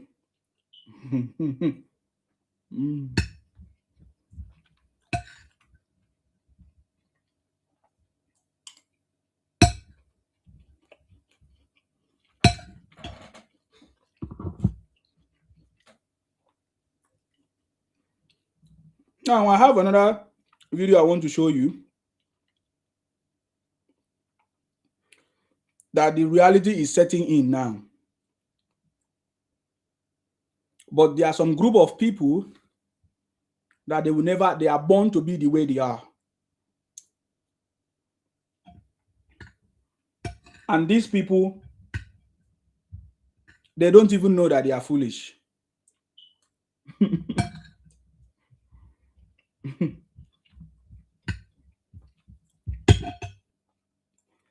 I want to play a video of example of what we are talking about. So this video, the man is crying, saying that, oh, anytime he watch Nnamdi Kanu video, it makes him sad. It makes him sad that, oh, they should come and take him and release Nnamdi Kanu for him. By the way, this is the same Nnamdi Kanu that buy their people, that deceive them.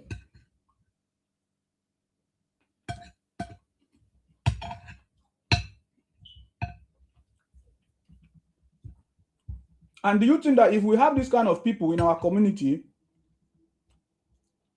that we can never move forward? Now, I want you to listen to him. The way he explained and he was crying. Pay attention to this.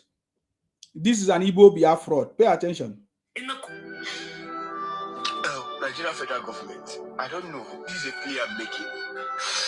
Each day, I additionally stop watching Mazin Nnamdi Kanu, like just to see anything related to him. Each day I come across his post, I'll just be crying like a baby.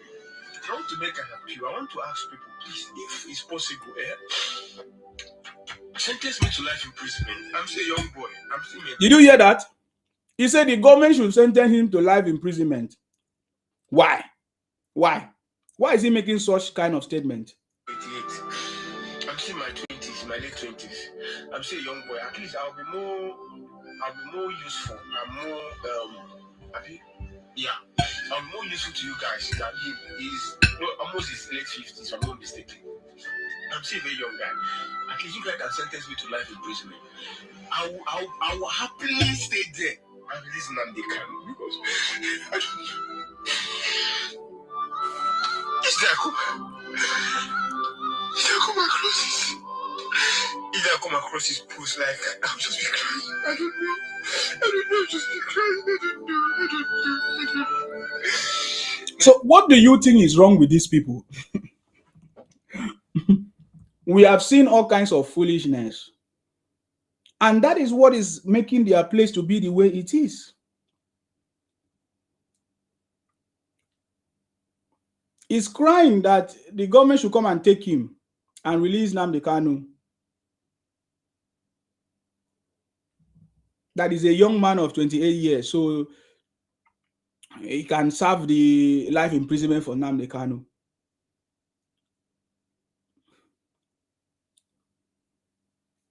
Is it not madness? It's madness. And this is what we are telling you, that I'm trying to prove something to you, that these guys, all of them are the same. Even those leaders, would I say lawyers that was fighting for Nnamdi Kanu, all of them are now telling us to go and vote Obi. You see the thing now?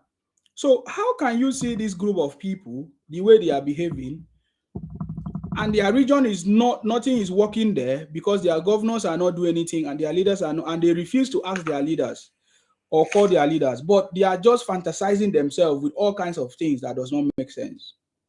Azog, welcome. What do you have to say? Welcome. Good day. I salute you. If it is a video that you played that caused me to send a request and to also contribute to the ongoing discourse. Mm-hmm. We know that all these things is just emotions. It is they are moved by emotional rhetorics or sentiments. The common sense factor is not there. So it means that how Nnamdi Kanu is encouraging the murder or making statements to encourage the murder of Igbos by the IPOB, it means that they like it. It also implies that the crippling of the economic activities in Igbo land is something that they themselves like. If you look at the demographics and the movement of Igbos out of Southeasterners out of their region, they move away from their region 8 times than other ethnic groups. And most of those areas that were supposed to develop in the southeastern part of the country is almost desolate and abandoned because of the threat of IPOB and some other things. And he's making this video from Lagos. He's not in that southeast to make the video. You can imagine. From Lagos. You're not even, he's not in his own state. Mm-mm. He's in Lagos making this statement that Nnamdi Kanu should be released, and his emotion. Even if the government wants to do what he wanted the government to do, to put him in prison in exchange for Nnamdi Kanu, he's going to flee the country for that to happen. It's just the emotions, because at the end of the day, if you look at the comment section, it's all the Southeasterners in the comment section crying with him, insulting the government and agreeing with him. So it's all about the emotion. It's the emotion. There is no common sense in anything. There is no common sense in it. It's just emotional sentiments, and a lot of Southeasterners are also going to support that emotional outpour. So they are moved by emotions. They are not really moved by logic. That's what I'm saying. There is no amount of logical statement or argument that you make. They still blindly go for that, hyper mindset that they have, because they feel that, they fucked up by tossing the country into a 3 years civil war, and their political and economic relevance in the country has been reduced. So they feel the best way that they can use to get to power, they believe they can get to power by antagonizing the federal government and the ethnic groups in the country. So if they can antagonize and gaslight, then they feel other ethnic groups will, by wrong propaganda or false peddling of some distortion of history, they'll be able to get support to be able to get themselves to power. But it's not working so far. That's why they are resorting to secession. But secession also is not really working anyway, because most of their leaders in the Southeast are not coming together to pull their resources or their forces behind them. It's more of a political tussle between the Southeastern leaders who are in Nigeria, who are part of the Nigerian government, and Southeastern leaders who are for Biafra. So it's a political thing for them. And find out that at the end of the day, most of the political leaders that are in the Nigerian government are also, one way or the other, backing Nnamdi Kanu. I mean, it doesn't even make any sense. I'm sure a lot of political leaders of Southeastern origin have gone to or are planning to go visit Nnamdi Kanu in Sokoto prison, despite the fact that he has caused a lot of problems in their region in terms of security and stuff. A lot of them, you ask them, where are you? They say they're in Lagos. They say they're in Port Harcourt, in Delta State, in Bayelsa, in Akwa Ibom. But those ones go back to Igbo land. They are feared. They are scared. They are afraid. They don't want to go back to that place. They are scared. Okay, so who do you want to? So who about Nnamdi Kanu? Do you want the government to release Nnamdi Kanu? Yes, so they want government to release Nnamdi Kanu. But Nnamdi Kanu rhetoric was the reason behind the militancy of IPOB and the murder of even fellow Southeasterners, cripple and a sit-at-home rule, crippling the economic activities. It is not Nnamdi Kanu, it is the federal government that caused it. They will say it's the federal government that is funding IPOB and is causing IPOB to sit at home and to kidnap innocent Nigerian citizens and to buy books. There is no accountability, there is no acceptance of faults, and there is no inward looking. They're not looking inside. There is no introspection. This is where we made this mistake. Let's take this out. There's an opportunity for them that Nnamdi Kanu is in prison to re-strategize and say, this is where we failed. Although we can keep this Biafra thing going on, but how do we contribute to Nigerian progress now that we are still here? There is no discourse on that. There is no talk on that. So they are going between Biafra, still between Biafra, and supporting Peter Obi, despite the fact that Peter Obi has left Labour Party. I don't understand how. Can I just, sorry, Mr. How do I pronounce your name? Is it Mr. Azog? Is it Azog? Okay.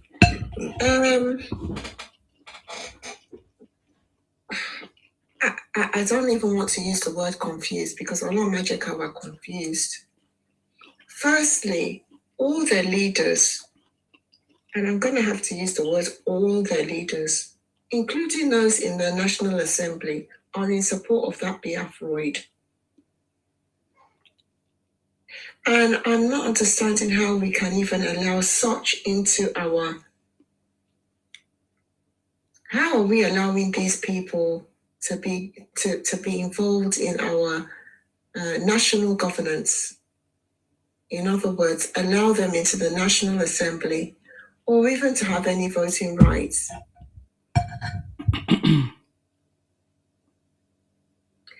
Oh gosh, there's so many mistakes. It's like Black people. We don't know what is called history. We don't learn from history.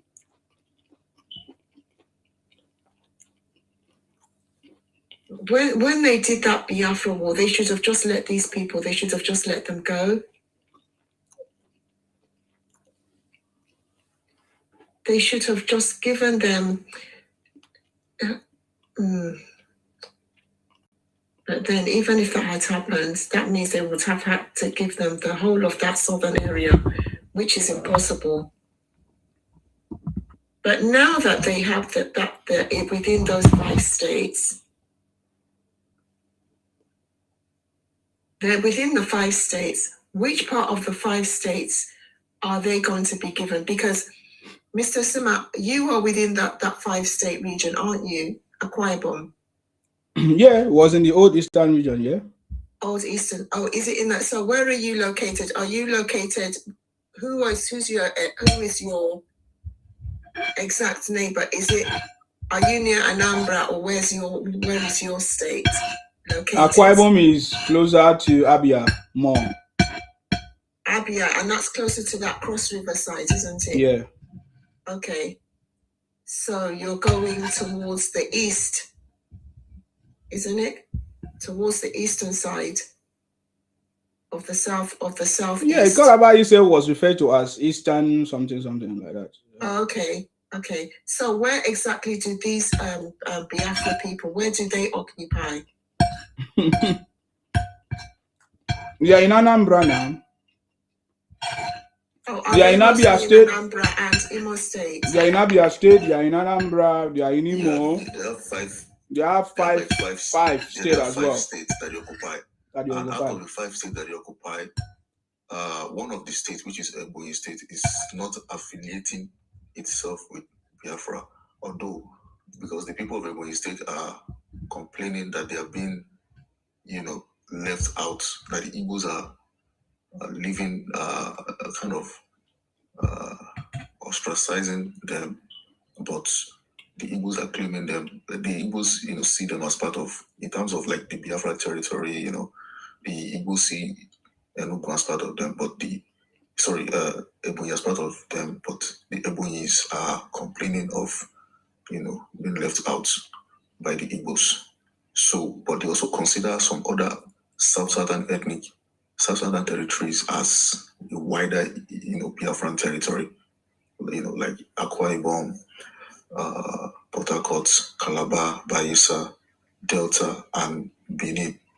So, which is the reasons why they are trying. See, they are trying to revive the eastern region, of the. No, that's not going to be possible. I'm looking at those 5 plots of land. Yeah, what portion within those 5 plots of land do they actually occupy? Because I know that there's the Iswama people. Yeah, because yes, even within yes, you're right. Within for example, like within Enugu, like that state, they still have like Igala people who are indigenous to some certain parts of Enugu state. Yeah. So okay. They still have one ethnic group. The Enugu people also is indigenous to certain part of Anambra state also. And we have the Ibubios, indigenous to some part of Abia state, because Ibubios were actually original owners of Abia state before the Arochukwu War, when the Ibubios were pushed out from their. Yeah, so within those 5 plots of land, who are the ones that are causing the problems? It is of course, the majority, ethnic group within that 5 plots of land. And who are they? Those are the Igbos. Yes. Are those the Iswamas? Well, the Igbos and Iswamas, what's the difference?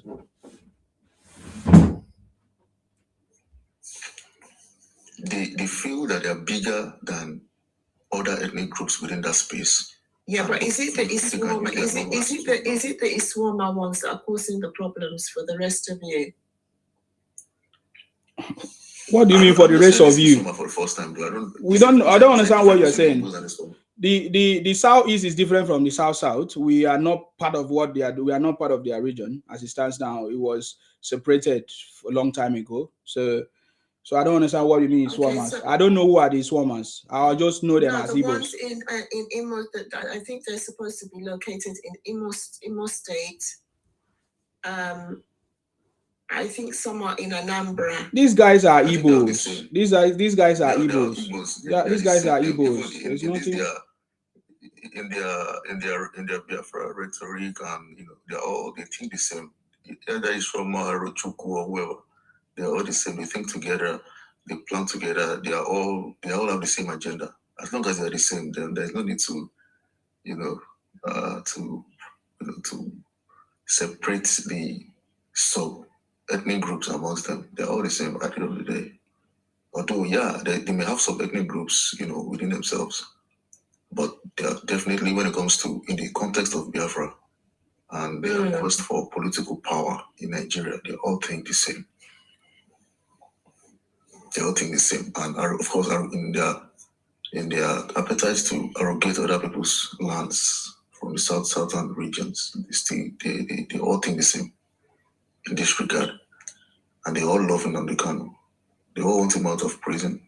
They all want hip hop. They all want to secede from the country. They all want to support P2B. So, I mean. So, but are the Oring people, are they the same as well? Is it still the same or they're different? The Oring? I don't think they're the same. I think the Oring is the Oring a sub-ethnic group of the Igbos or... I don't know. Oring, no, they're not. That's what I'm trying to say, that there are still ethnic groups inside those 5 states. So what I'm trying to establish is which part are they located in? Because that is their lands. Because there's the Oring people, there's the Ibibio people, and as Mr. Nisima said, there's the people from Abia. This was hit by a car, but luckily we can easily... There's the Kwere people are also there. The Igala people are also there. The Igles are mostly from the part of River State, Port Harcourt, which is close to, I guess, Abba. When you get to Abba on the way to... When you're going okay, Abba is where Mr. Sima is from. No, he's from Akwa Ibom. And Mr. Sima is from Akwa Ibom. Okay. Yes. So the Igles were...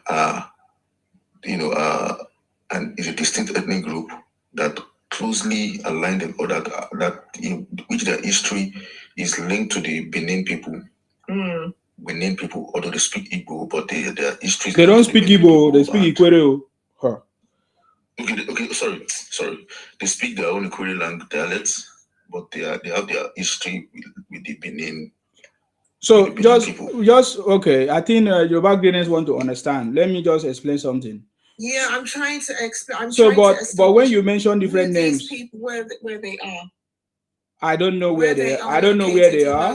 I don't know where they are because all of them have been absorbed into Igbo and they are all Igbo because they don't talk. They have not been speaking. Nobody know. They have now become Igbos right now, and that is what the Igbo wanted to do in the old Eastern region. They wanted to turn everybody to be Igbo. Are you getting me now? So and then during that time, they were moving from place to place according to the degree of their brother. They can go anywhere, they can live everywhere. So they were like everywhere, living everywhere. So Igbos live in the Kwere land, that's River State today. Igbos come to Akwa Ibom, they live there during that time when they were dominating us, when they were in charge, because Igbos were in charge of the old Eastern region. We were part of them. They put us together. Even when we did not agree. The Ibibio Union, Yoruba Grenadiers can Google about the Ibibio Union. The Ibibio Union requested for us to be free from the Igbo domination, but the colonial masters refused. And other people, even the Jaws and others, they asked for their own separate region, Niger Delta, because we are not the same. That is why all those things happened that time. But because of the way Nigeria was arranged as at that time, they were in charge. So many people they forced many people to speak to become Igbos, and the languages that Igbos are speaking today were taken from all part of this tribe to make it to be Igbo language. It was like a project, an Igbo project, so that many people can become Igbos or put us together to become one people. Yeah. So, but because of the way they behave, actually, maybe by now I could have been speaking Igbo. I wouldn't have known that I was Akwa Ibom or I was Ibibio. But because of the way they behave, because of their domination spirit, because of the way they treated other people, our forefathers refused to let go of our own identity to become Igbo. Our forefathers fought for it. You understand me? Because they, fought to defend our land, fought to defend our language and everything, which they say it was a Biafra war. After the government refused to accept their plea for us to go back to become under their own leadership. You understand me? So Ojukwu came and started causing the problem that he caused, and then because he wanted to be the one in charge of that space. So it was really a personal thing, Ojukwu personal ambition to continue to govern us and force us to be under their umbrella, but that did not work. So the people like Igala and other people, in that part, some of them are now speaking Igbos, which we don't know. Some of them are not speaking Igbos, and we don't hear much about them. But for us in Ibibio, we did not fall into that. Ibibio, Efi, Anang, we are plenty. We have Akwaiwom Ibom people. Actually, we're Ibom people. We have other people under us, like other, will I say, tribes or other languages and all of that inside of us. So we did not agree to that. And up till today, we will never agree. When you listen to the Igbos, they say Nigeria should go back to the way it was. Which way it was? They are only referring to the old Eastern region. But there was northern Nigeria and southern Nigeria before. But why are they not making reference to the northern Nigeria and the southern Nigeria? They are only making reference to the will I say, is it Second Republic now? Yeah, where they were dominating us. So that is the point. So that is just a proof that they love dominating. Is what they always like to do. Even when they go to other places, they always try to do the same. You understand me? They always try to dominate people. Ahmadu Bello said it and all of that, but they refused. It was Gowon that actually intervened on our behalf and actually separated and created more states that made us to be free from their domination. So that is where we are today. Yeah. So we were never back to that Eastern. Yeah, so they want us to go back there. So they say how we were before. There is nothing how we were before. We were forced to be like that too. Okay, so and then we got the freedom from the Igbo domination, and so we can never go back to that system, that settings.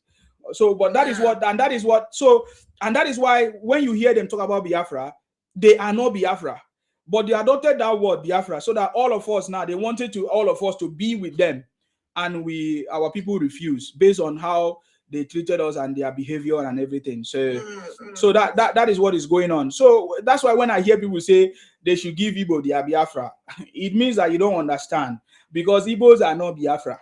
Igbos can never be Biafra. They are not. But they took that word Biafra so that they can try to take all of us from the coastal region and the Niger Delta to join them. That is what it's about. That is what it's about. And this Biafra is not just in Nigeria. Biafra, it was referred to as the Bite of Biafra. That includes other African countries like Africa and others. It was a route, the trading route of the Portuguese, and it's mostly the coastal lines. And Igbos are not on the coastal lines. So coastal lines, even and the Bite of Biafra does not even include the Igbos. Yeah, that's what I'm saying. They are not even included at all. They're not even within that Bite of Biafra as described by the Portuguese. Yes. Yes. These are real demonic critters. So that is the way they are. Yeah? That's what I'm saying. Anything if you start any organization or institution and you involve them, they will bring themselves into that institution, they will multiply themselves, and they will kick you out and own it. Yeah. Because the concept of the Bite of Biafra is like you're talking about Strait of Hormuz, or talking about the Strait of Gibraltar, or you're talking about it's just like a geographical description of a geographical space. So the Bite of Biafra is the trading route of the Portuguese. You can see in those days, the southern rulers or the kings, they usually wear certain European clothing, like the hat, walking stick. They have this European. They had European costumes to their royal attire, and they are well recognized by the Europeans. So the trading route of the Europeans, with the riverine chiefs, they call those places the Bite of Biafra. It does not even include the southeastern state at all, because it is those chiefs that usually send men to raid, the Igbo land and take slaves. So it does not even include the Igbo state. But just because they called the conference and it was named, Biafra, they took it over and make it their own agenda, just like they did to NCNC. NCNC was actually created by Olayinka Macaulay, about Olayinka Macaulay. Yeah, about Macaulay. And involved Nnamdi Azikiwe. And what happened? Nnamdi Azikiwe took over the group from Abat Macaulay and Ransom and Mrs. Ransom Kuti. Took it over, equalized it, and equalized the entire thing, and make it an Igbo agenda against even the Southwest, where the group was created at the first place. That was the reason why Chief Obafemi had to create the action group, because if Nnamdi Azikiwe is equalizing the NCNC, then they say, okay, fine, then we have to do aura for aura. And he made the Action Congress and, made it, a Southwestern, party, which of course included some part of the Midwest and some part of Central Nigeria that wanted to join at the end of the day. So what's happened now? Sorry to interject you, Mr. Azok. What's happened now is they have now replicated themselves across the whole of Nigeria. What they have done in a mini version, they have now done it extensively. They have now replicated themselves across the whole of Nigeria. They have spread themselves in the northern region. They have spread themselves in the Midwest. They have spread themselves in the Southwest and across all the southern East region. That's what they've done with the intention of multiplying themselves. These are very dangerous critters. And what I'm trying to do is I'm trying to establish those ones that are causing the trouble. Where are they mostly populated? In those 5 states, where are they mostly? Where is their main domain? Is it in Imo State? Is it in Anambra State? Or is it in Enugu? So that it forms one little plot of land. If we are trying to, that is, it's possible, but that could be a bit difficult if we are trying to find that out. But it is easy if we can circle the entire southeastern states. That's what I'm saying. Circle where they are the majority, and where they mostly occupy, where they are mostly within that particular in those particular areas. You do a little circle and you say that's it. Because is there any way of doing that?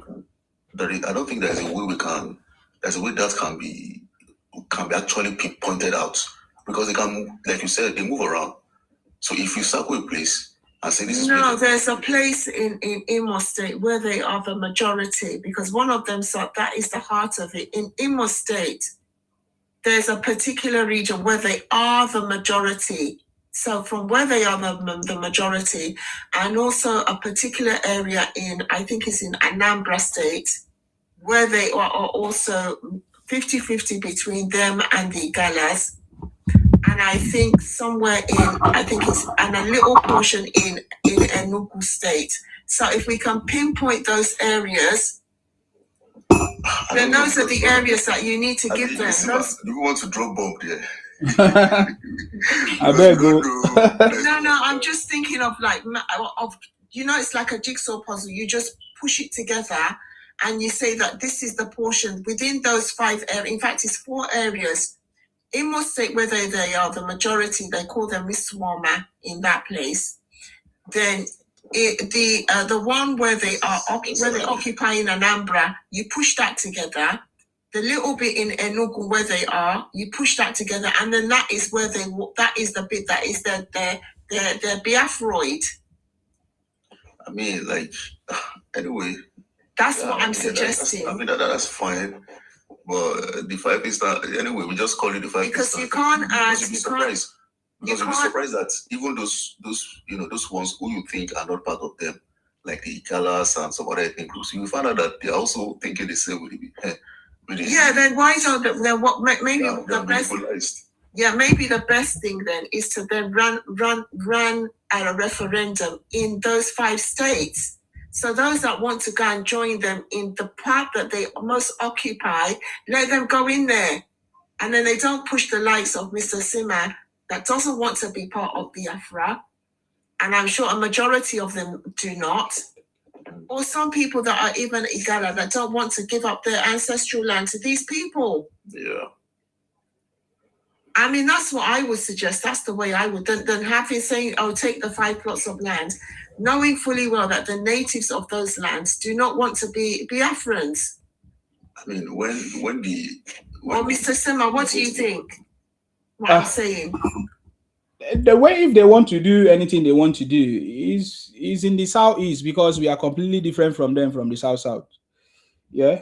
So in terms of those places what you are trying to find out, me, I don't know details about people in the southeast. I only know them as Igbos. Are you in the south? Are you from the south? I'm from the south. I'm not from the southeast. Oh, okay, all right, okay. So he's from the south, he's from Akwa Ibom. So we are in okay. Akwa Ibom, and we are completely different from the southeast people. So, but what we are Akwa Ibom is rich in marine resources. Yeah, but what we are saying is that they are trying to encroach into our territory to come and force us to join them, and we don't want to. No, that's not possible. No. We don't want to join them. And if you listen to the last what happened in the US, you know, when the Igbos went to lobby against Nigeria, they went there, they wrote, I don't know, they deceived Donald Trump. You know, the Igbos have committed the biggest criminality in this country. Yeah, treason. They went to deceive Donald Trump that they are the one that own the oil in Rivers State, that they should come and build their military base in Rivers State so that they can have access to the oil. So, but I believe that even when the US find out that is not true, that Biafra does not include that Rivers State, so that is why they back out. Because the truth is that the Igbos always want to use the oil in the south to take advantage of the oil in the south. If you also listen to Ojukwu, that is what Ojukwu said. Ojukwu, during the fight, Ojukwu made a press statement that they have taken over the oil wells. You understand me? It was always the target of the Igbos. But then when you question them, they will say, do they not also have oil? They will say some part of Imo that have the gas, that it does not belong to them. Because even the people in that community are now coming out to say, we don't want to be in Imo State. We want to go and join our brothers in River State. So you see the point now. So that is their conversation. It's always the target of the Igbo people, Igbo Biafra, is always the resources in the south, the oil. They want to have access to the sea. They want to have access to our oil and all of that. So that's what I'm trying to tell you, that when you say Igbo should go with Biafra, that is never going to be possible, because the Igbos are not Biafra, and we will never join them. I don't know. So as long as the south people are not joining Igbos, there's nothing like Biafra. Do you understand that? Because the bite of Biafra includes the south people. We are not seeking for Biafra. We are not seeking to leave Nigeria. We are proud in Nigeria. George, one of our prominent leaders, his name is something George. I've forgotten his name. Hey, what's his name? Isaac. Is it Isaac George or something? Already made it clear to them. Igbos never like that man about when he said to them that we can never be part of your Biafra. Are you getting me now? I need to get his name because I've forgotten his name. Who remember that guy's name? One of the leaders in the Niger Delta. He has already said it. He's an Ijaw man. He already told them that we are never part of what they are doing. You are never part of their Biafra. We can never be part of them. But these guys continue to do what they are doing because we are not speaking up. The people, we have always been ignoring them, telling them that we defeated them, and then that's it. But we need to begin to speak up right now against them. So that is why, for me, I'm doing the Edwin Clark. Thank you very much, Edwin Clark. Even Asari Dokubo, all of that. Edwin Clark is one of our prominent leader in the Niger Delta who have been speaking against it long time ago about that we are not part of what they are doing. So that's it. So we are completely different from the Igbos. We are South people.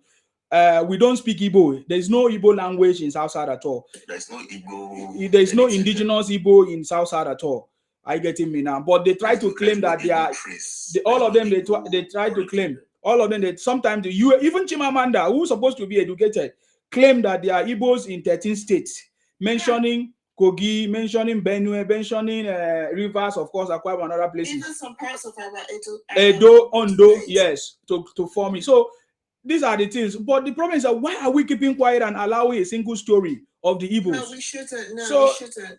And then some people are saying, oh, they are tired. They don't want to be talking. They don't want to be arguing with Igbo. We are not saying argue with Igbo. We are saying we need to debunk their lies. We need to tell the truth. We cannot be in a vacuum and allow them to continue with their single story, because if they are creating some digital footprint, which if there's no counter narrative or information, people will not know the truth. And that is why we need to begin to speak up. So yes, that's it. That's a little explanation to what I know. Okay. Yeah. Right. So maybe what they should do is then run a referendum inside those 5 states. Yeah, if they want to run referendum, they are free to run referendum in their state. We shouldn't call it Biafra. We should no, the problem is that if they want Igbo nation, we should call it Igbo Freud.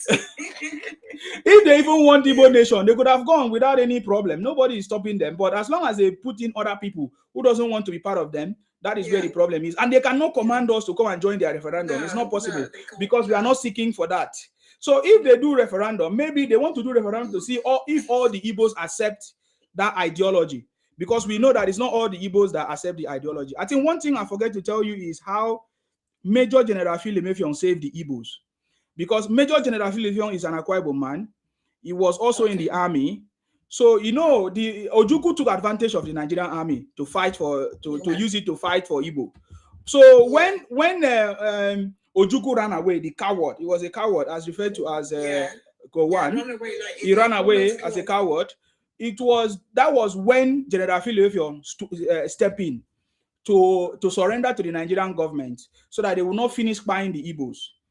Already, the Igbos were already calling us rebel. They were already calling us the Akwa Ibom people rebel during the fight because we did not want to join them. So they were trying to force our men to be part of it, and we refused to be part of it. So that is why they were calling us rebel. They were calling us that we betrayed them, or we betrayed them, So, but then General Philemon, when Ojukwu ran away, just like the way Igbos are running away now, Nnamdi Kanu ran away, all of them, when it's time, they will be making noise. When it's time for them to face the music, they will not. They want to run away. Yes, but General Philemon did not run away. He stood and defended and hand over and surrendered to Nigerian government that we are not part of what they are doing. So, and that was how Igbos were saved up to today. They could have not been Igbos in Nigeria because they did not even have common food. They couldn't produce common food to eat. They say they are fighting for what? They did not have food to eat. So that is how you know. So that is how you know that Igbos were even dragged into it. But because of how foolish they are, they join Ojukwu and continue in that narrative up to today. Yes, I mean, when Igbos say that they were quiet and they were 5,000 of Igbos were quiet, that is a lie. Because there is no place in Nigeria that there are graves of Igbos that were buried 5,000, and the fight did not happen in Igbo territory. The fight happened in the coastal line, in the Niger, in the Calabar. The first gunshot was in Calabar because they wanted to force us. So that is how I tell you that that is how I know that what my forefathers and fathers told us about this is true. The fight did not happen in Igbo. The fight happened in our place because they wanted to Columbia us, and we all refused. But one thing that gets me angry was how every other people decided to leave the Igbos to invade us. For example, the Yoruba say that they are not part of it. The Edos, of course, they say the hands off, they say they don't want to be part of it. But the Igbos were intimidating us, fighting us. You understand me? And just for you to know that it was not just about us, it was just domination. That is why they encroached to Edo, encroached to Ore, coming to Lagos, because they thought that they have conquered everybody. You understand the point now? So that was, and they continue this way. That is the same thing that they are still doing today. You see them come to your space, they want to come and tell you that they are better than you in your space. They want to come and tell you that they are the one feeding you because they are doing some petty trading. And according to the Nigerian budget and constitution, the trading is not adding anything. Trading is just adding 5% to our economy. To tell you they're the ones that are developing your region. Exactly. They're the ones that they're buying all your land. So has Igbo ever built road before when it comes to development? So they only build the house where they live, and they say they are developing your space because they are building one house like that. So that is their narrative. So my own is that we need to begin to speak up and without being afraid, without any intimidation. That's all. Definitely. Yeah. Yes. Okay. So yeah, that's it. Yeah, Yoruba greatness. So those other people that you are trying to find out if they are in where they are in Anambra or Imo, I don't know much about it, but I think I know the Igala people. I know about the Igala people that actually owns the Nri Kingdom in Anambra State. I know about that, and then I know about the Bibio people during the, what do they call it? The Aruchuku, whatever fight in Abia State. So those are the ones I can remember. But I think that there are still other tribes that are still in that region of Southeast as well. But because of the domination of the Igbos, all of them are quiet. they cannot speak. They can't speak. They cannot speak. So yeah, that is what is going on. Igbo man has always been afraid of Ibibio man because they know that we don't keep quiet. We can never surrender to them. So that's it. And they started giving us different names. They started giving us, the Igbo people always give people names. They started giving us names. They started calling us houseboys and house girls. Because do you know what? Yes, Igbos refer to us as boys and house girls because during that time, they were the one occupying everywhere. They didn't allow any other person to flourish. That's it. So that is what the Igbos were. They were using the money from Akwa Ibom, from Ijo to build Enugu. Yeah. Enugu was the capital. Can you imagine they take the capital to Enugu just to use the money from our place to go and build Enugu? In Enugu, they will receive order to come and take a land in Ikwere land. They will receive order to come and take land in. So that is why the Ikwere people did not hand over any land to them because they used force to take over that land. You understand me? So, and they will never get it back. Of course, that one is already over. So, yeah, that is what we are saying. So, for us, we understood the story very, very well. They are Igbo people, Igbo Biafra people, anybody that is still sympathetic, they are a bunch of criminals. And some people, I don't know if you have listened to videos from me, they say Nsima was part of it. Yes, I was supporting them because when I listen, I know the story of my father and my forefathers telling us about the Biafra. So I listened to them because I was very, very curious to understand, to know what was going on. So I was supporting them just like I'm talking now. I was just streaming them and doing all kinds of things. And then they were telling us about the Biafra, how they want resource control, which is the same thing that we want. We want resource control in Akwa Ibom, our resources and all of that. So, but I was supporting them. You know, one day, what triggered me was one day, they said that Ibibio people, we are a subgroup to them. What? Wow. I was so mad that we are a subset. In fact, they call us Ibonta. They say we are called Ibonta, that Akwa Ibom people are Ibonta, which is a subgroup to Igbos. And they try to change our name from Akwa Ibom to Akaibo. I say, what is going on? Just imagine. So I was in that day, I was so mad. In fact, that is the day that they were shocked. I was so mad that I told them to their face that Ojukwu was a criminal who ran away when it was time to fight. That it was my own brother, General Philebefion, who stood and fought and defend and surrender for Igbos to be safe. They were so mad with me. They were so mad with me. So, because there's a video, I say in that video, Akwa Ibom is Biafra, Cross River is Biafra. But that is correct. But we are not looking for Biafra country. You understand me? We are not looking for Biafra. We are not seceding. We are not looking for secession to leave our country. You will never hear any Akwa Ibom or Calabar person say Nigeria is not working or all those things because we own the country. We don't feel like we need to run to any other place. You get the point. So that's the conversation. But they will continue to fail, you know. But now the Yorubas are also facing the same thing, right? They are coming to your place. Yeah, no, we're facing They are coming to your place, saying all kinds of things. Yeah, it's only if you want to pretend as if you don't hear or you don't see what the Igbos are doing. In fact, Igbos are everywhere, even in your parastatals, in your schools, in your banks, in your every. They are everywhere. They use the concept of one Nigeria. They're critters. So critters, demonic critters from the pit of hell. So and that we don't want them in Nigeria. We don't want them in our lands. No, they must go. So that's the way to operate. And just like we have said before, all of them are the same. All of them are the same. They are working on the same. They are using different tactics. You understand me? They are using different tactics to penetrate. For example, now they say they want Biafra, you know. You want Biafra, they want Biafra. All of a sudden, they will say they will support Obi so that Obi can be president of Nigeria. So what are they actually doing? They are just using all these means to cajole us. I get me now. This is one of the, let me show you something. This is one of the IPOP lawyers. Now he's now advocating that they want Obi to be president of Nigeria. But he was the one that was representing Nnamdi Kanu. So does that mean that they have abandoned Nnamdi Kanu? No, it's because they are working together. Obi are working together with Nnamdi Kanu and IPOP. You understand me? They are working together. So I want to play a video for you to confirm what I'm saying.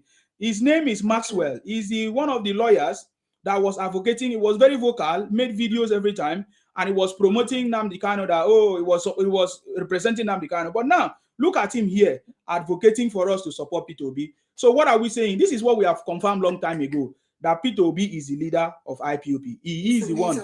He is the one behind it. That is why he never condemned it.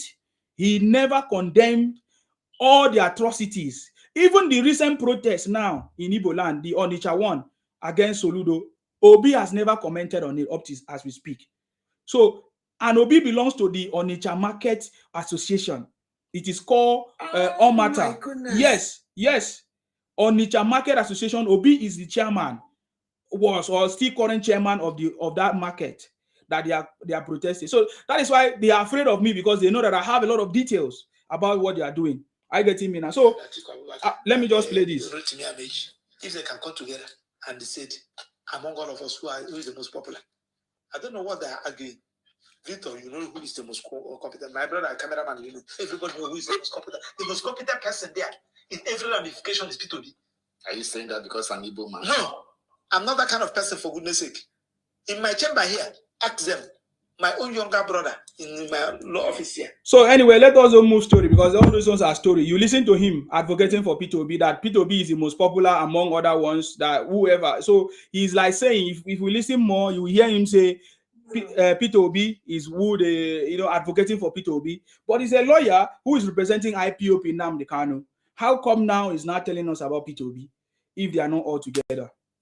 No. So that's the game. Okay. All right. Akiwumi from YouTube say Mr. Nsima proved that the one who cries is the one who has truly felt the depth of past relationships. Learn it, leave it. Solid as a okay, the guy just a ginger me. Yes, so that is what is going on in Nigeria. I believe at this point we need to talk about it. We also need to talk about a lot of things that they are using misinformation and propaganda to cover. I remember that time when they were telling us that because of the Muslim ticket, that President Tinubu is coming to Islamize Nigeria. Please, let me ask you guys, what is going on with Islamization of Nigeria under President Tinubu? Do you have anything to say, Azog? If Azog is there. Sorry? There is no such thing as Islamization of Nigeria under Tinubu. Under this Tinubu government is where the terrorists have been hit hard the most since Tinubu got to sit. The terrorists have, the northern terrorists have, gotten hard hit. Have been hard hit. Even those ones from, we can see the disintegration of the Biafran, the IPOP, the militancy, the whole IPOP militants group has been disintegrated, have been degraded. Their fighting capabilities, their capability to cause problems and insecurity has been degraded. A lot of them has been arrested. Now Kanu is has been sent to jail. The one in Finland also has been caught. So we don't know if he's still in Finland, correctional facility, or arrangement is made to bring him to Nigeria. And this guy too, this popular guy, this hypo guy that is always, wearing military fatigues and carrying, and usually brandishes AK-47 with his boys. He has been caught up north. The fight is ongoing against terrorism. A lot of bandit and terrorist leaders has been arrested or by Nigerian military. Also, we can see that the ethnic we see that the north is really not. Some northerners are really not happy with the way Tinubu is doing, because Tinubu is not doing what they want him to do as regards, maybe they want Tinubu to. They want to force him to do certain northern agenda. We all know northern agenda is not far from the Islamic. It's not far from the Islamic prototype, which is using their religion as a tool to justify their hegemony, and also encourage the activities of banditry and all those things like that. We can see how the Tinubu government is combating banditry and terrorism across, several theaters in the north. They have Operation Adinkai, they have Operation Fasten Yama, They also have one other operation that is concentrated for the northeastern sector. So each of the northern sectors that are suffering from insecurity are also also have dedicated military personnel confronting them. And yeah, I mean, the controversial US bombing of Nigeria, of Sokoto, where the terrorists are. A lot of people are saying, they don't like it. Nigeria is a sovereign nation, this and that. Yeah, Nigeria is a sovereign nation. And when it comes to the US, me personally, too, I'm like, I don't like the US, interfering in our own affairs. But you can see, Tinubu said, well, he wants to get the terrorists. He wants to get rid of the terrorists. And, the US said they want to do it. They have the bombs and the missiles and the technology although maybe Nigeria will not pay money to the US Army for doing it. But if the US Army has the technology to do it, why not? Since Tinubu also want a terrorist gun, if the president wants to Islamize the country, the terrorists will be allowed to. We will fight with our NATO to ensure that the US does not carry out the attack under the guise of Nigerian sovereignty. But said, well, no problem. And they were bombed and they were scattered and they were dispersed due to the bombing of the US really rattled those terrorists and the banditry. So we can see that in the fight of the current administration led by President Tinubu is not joking with fighting against the terrorists. He's doing his best.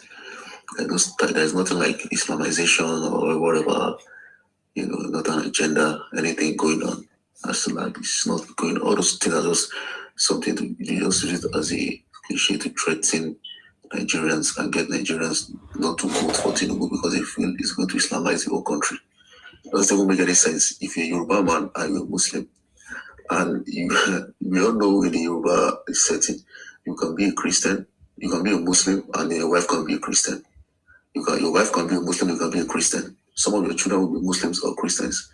Some of us have uncles who are Muslims. Some of us have aunties who are Christians. So everybody really, it's not really something that we don't put religion. We don't carry religion on our heads like fire by force. It's not. There's no such thing as that. So that Islamization of Nigeria is just to push people to not to support Tinubu and to get people to. Because many Yorubas fell for it. That's why I'm asking that question. Many Yorubas fell for that narrative that the Muslim. Yeah, that's what I'm trying to say, because you can see how Peter Obi fared in the election in Lagos State when and of course those who are preaching that, who were putting those things on loudspeaker, who are blaring those wrong narrative at the pastors on the pulpit, that the ones saying that Tinubu wants to Islamize Nigeria and they should vote for Vitovi and all those things like that. These are the pastors that are pushing it across board.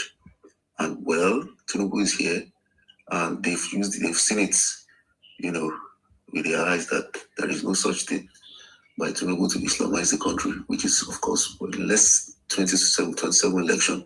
I'm not sure Peter Obi is going to win in Lagos State, because if they want to peddle that narrative of Islamization of Nigeria, it's not going to work because there is no attempt by Tinubu to do that anyways. So we can see the election of certain military personnel, the military personnel that they put in as Minister of Defense. Christopher Musa is a Christian. And we can see that Tinubu elected a lot of Christians has a lot of Christians in his cabinet, especially in the military. So there is no such thing as Islamization of Nigeria and all those things like that.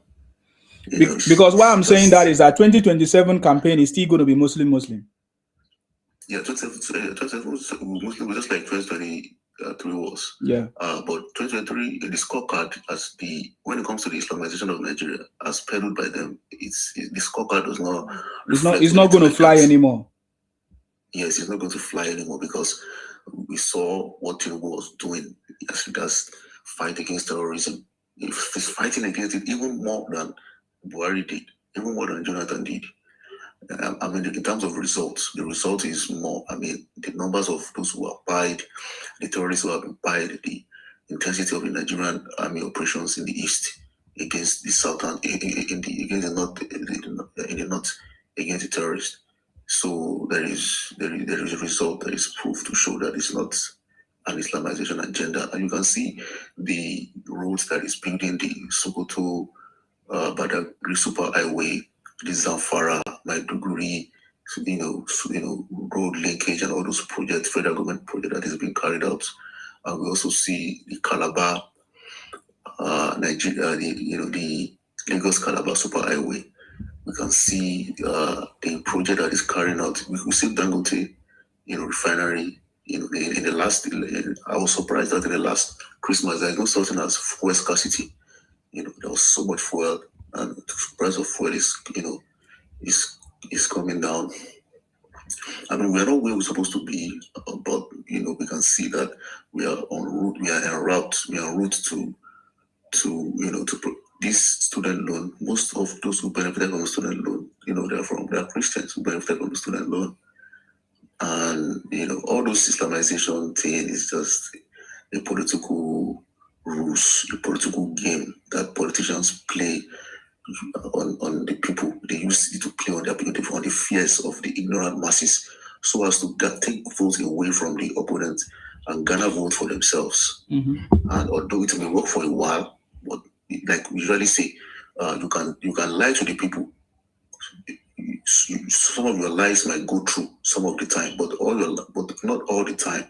Your lies won't fall through, not all the time. So it's not working. It will not work in Lagos. Don't worry, Lagos is already sealed.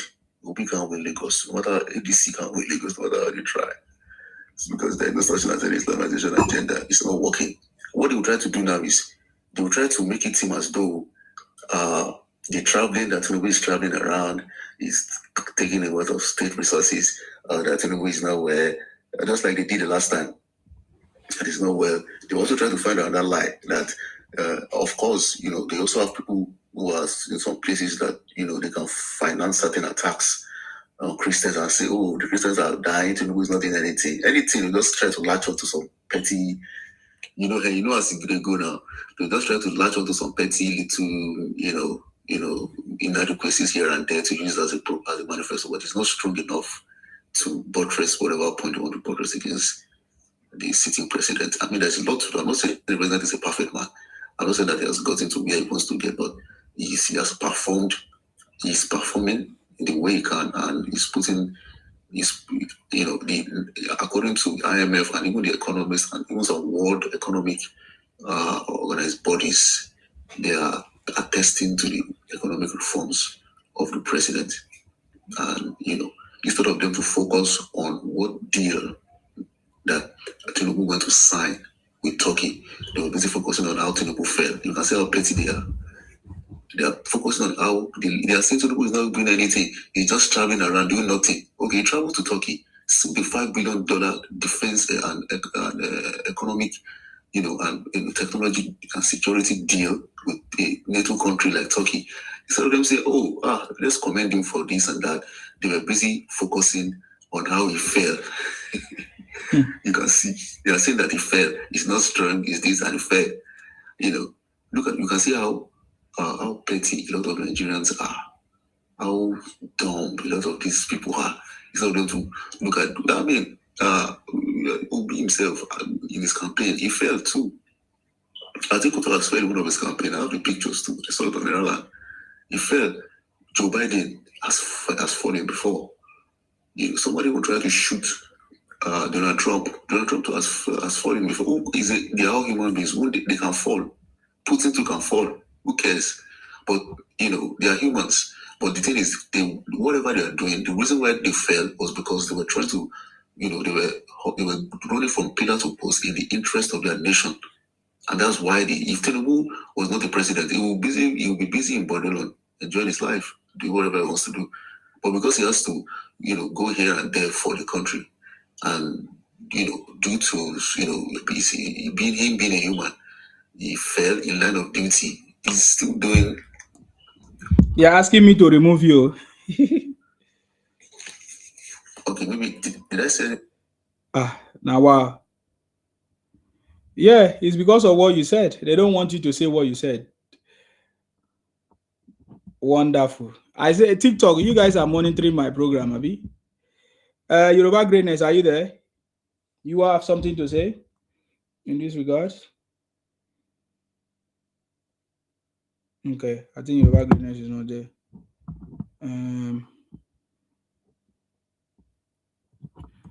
I don't know what you said. I don't know the language you use. They remove your account, so I bring you back. Okay, I'll just try to not. I'll try to be. I'll try to use to censor. Maybe there's something sensitive that I said, but I'll try to censor.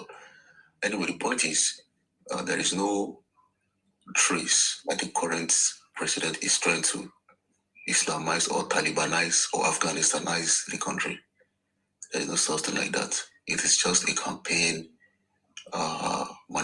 campaign points used by these political drunks and testy politicians who don't have anything tangible to say, but to try to get themselves to power by exploiting using fear, instruments of fear to to get themselves into power. And it worked on a lot of Nigerians, especially even non-Igbos. They bought that statement. They thought that maybe Tinubu wants to Islamize the country. You can even see some part of the country that was actually suffering from banditry and terrorist attacks. They were the ones that voted the most for Obi, because they bought that lie that the Muslim ticket is tantamount to a plan to Islamize the country. So now that they've seen that there is no something like that, you can see that a place like Jos that voted, I think Jos, was it Jos? Yeah, Jos that voted for Obi. A place like Jos, they will now see that it was even during the time of President Tinubu that the attacks by the bandit and the headsmen has reduced. Or have you had, maybe, of course, but have you heard of frequent attacks by the terrorists in Jos? No, the Just people came out to appreciate Tinubu now Yes. for what he did to save them. And we've not even heard about anything like that in Southern Kaduna. Of course, we know that in Southern Kaduna, we know a lot of Southern Kaduna indigents are in President Bola Ahmed Tinubu's government. Someone like Christopher Musa, someone like Puala and the likes, they constitute, and these are Christians.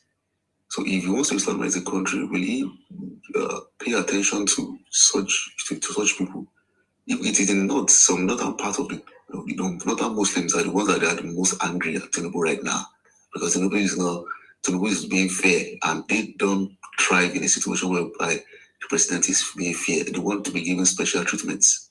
They want their request to be, to be supreme over the will. They think they can threaten or they can control or push Tinubu around. They got it wrong. You can see how El Rufai is jumping from pillar to post, trying to, say all kinds of statements, and even trying to impeach Tinubu. You can see that midget, they're trying to say everything just because, if you look at it very well, you will realize that the North, especially the Fulani hegemony, they are losing their power. There's a crack in their power. They are losing their power, and they know it, because the Hausas are trying to disengage themselves from the Fulanis. Now, the Hausas will not like it when you say something like Hausa Fulani, the Hausa will not like it when you're trying to yoke them together with the Fulani ethnic group. The Hausa want to assert themselves as a distinct ethnic group, and and even the North Central, the states in the North Central and the ethnic groups in the North Central are trying to make themselves they're trying to remove that northern aspect from their identity. They're saying that we are not northerners, we are central Nigerians. We are not northerners. They're trying to disengage themselves from the north, which means that anything north, the Fulanis always feel that as long as it is not or not attached, they feel that it is within their sphere of control. So, but if they feel if they should remove that northern factor, then they are not under any control by the Fulanis. So that is why a lot of central Nigeria, Nasarawa, Taraba, Benue states, Kogi states, and some other parts of the some other part of Jos, some other part of central Nigeria are trying to remove themselves, middle belt, are trying to remove themselves from the northern controlled politicians or northern controlled politics. We also see that the Hausas are trying to assert themselves and try to separate themselves from the Fulanis under Tinubu government. So they're feeling free. Everybody wants to be free from that, backward, regressed ideology of Islamization, because we know what happens when a place is Islamized. We know there is no progress. Especially in the African, Islamized, in the African context of Islamization, it is like serfdom. There is no progress. There is nothing to see. There is no evidence. It's just, serfdom. It's like you're living in a feudal system when you have some people who feel that they have the divine right to rule, and you have some people who are peasants, other people who are peasants. So that Islamization is a lie. It did not work. It's not real. Tinubu is in, and there is no trace that's trying to Islamize the entire country. And those places that were initially suffering from intense attacks by the bandits and the terrorists, and under Fulani, under the Tinubu government, they are not experiencing frequent banditry and terrorist attacks like before. And you can see most of them are now beginning to show appreciation to the president for increased security and also political inclusion into the Tinubu government. Okay. Thank you very much for that. Thank you very much, because I think you have tried to explain it in more details. Because I remember the first time, I think most Nigerians have not witnessed such kind of ticket before. But when they saw it with President Tinubu, so they thought that it's going to be like a fight. Even P2B used that narrative, and most people fell for it. Some people from Akwa Ibom fell for it. Some people from Yoruba land fell for it. Some people from Rivers, all those other everywhere. Some people fell for that narrative. But now that they have seen that President Tinubu have no such plans, and even the appointment reflect more Christians than even Muslims as we speak. So it was just a strategic move to be able to win the election. And in my opinion, and you can see that, and you will see that now what they're trying to do is they will try to play victim. This one in this election now, they try to play. I think Peter Obi spoke in one. I think a few days ago he spoke in Abuja in a particular. I don't know what in the ADC rally. He said, "I am not scared of anyone." I said, "Bro, I was thinking, nobody will chase you now. Why you talk so you fear? Nobody is chasing you, bro. You don't need to be scared of anyone. Just do whatever you want to do." He said he's not scared of anyone. Nobody's chasing you, except if you want to cause trouble. If you cause trouble, then we have laws in this nation. You'll be arrested. I don't know. Maybe of course, they want to court-martial some of the school plotters. Maybe they will use that one to play a game, to a political game, by trying to tell, oh, these are innocent men, military men who are good, who are doing their duty, who are innocent. They don't deserve to be executed. The Nigerian government want to execute them because they are trying to fight for their rights. Of course, that's what those politicians will try to do now. Those dirty politicians, that's what they try to do. They try to turn the whole issue into a victim situation and place those perpetrators as victims, so that's to inspire and to attract international condemnation of the Tinubu government. That Tinubu, and before you know it, the US will be saying Tinubu should not execute those coup plotters. Meanwhile, in Nigeria, why would US say that? US won't say it, but that's what they will try. They'll try to make it an international issue and make noise. Okay. Meanwhile, that is what they did is tantamount to treasonable felony, and they should be executed. I mean, in other countries, bro, they will execute those people, and they will put their families in jail. Yeah, but Nigerian own, I'm hearing that the government wants to take care of the family of those people that coup plotters. In Nigeria, yeah, I mean that's what we are. I mean, I don't stop. I want them. I mean, the families. I don't know why they're doing that, but Nigeria sentiment is very powerful in Nigeria. All those the families of those perpetrators. They'll just come on TikTok or come on Telegram, and they'll be crying crocodile tears. And before you know it, them articles and them people go and be visiting them and be making incendiary statements to trigger public emotion that these people are being maltreated. Their husbands and their sons and their daughters are criminally imprisoned or about to be executed. Nigerians should come to our aid. You know, Nigerians, they are a very emotional and irrational and erratic and sentimental set of human beings. Before you know, Nigerians will start tweeting and using it to attack the president and to call on the international community to come in. At the end of the day, well, for me, anybody that plots a coup against the government, they should be fired. I mean, I'm not looking at them to be. I don't want them to even ways to delay this thing. They should just, the law should take its course. If they're going to be sentenced to prison, well, sentenced to prison. But if the law says anybody that tries to do that against the constitutionally elected government, should be fired. They should be fired. But maybe they want to give the family a soft landing to prevent all these politicians from exploiting the situation and using it for their own political, stuff. That's what I think. I've been seeing the Igbo saying that there are plenty in Lagos. So because of that, they are still going to defeat Tinubu in 2027, just like they did in 2023. What do you have to say? Something happened in 2017 when the Masop leader, Uche guy, the Masop guy, he said, Rav Wasrike. No, I'm trying to remember that is a Masop, I think. Yeah, he was a Masop leader. Yeah, that is the Masop leader is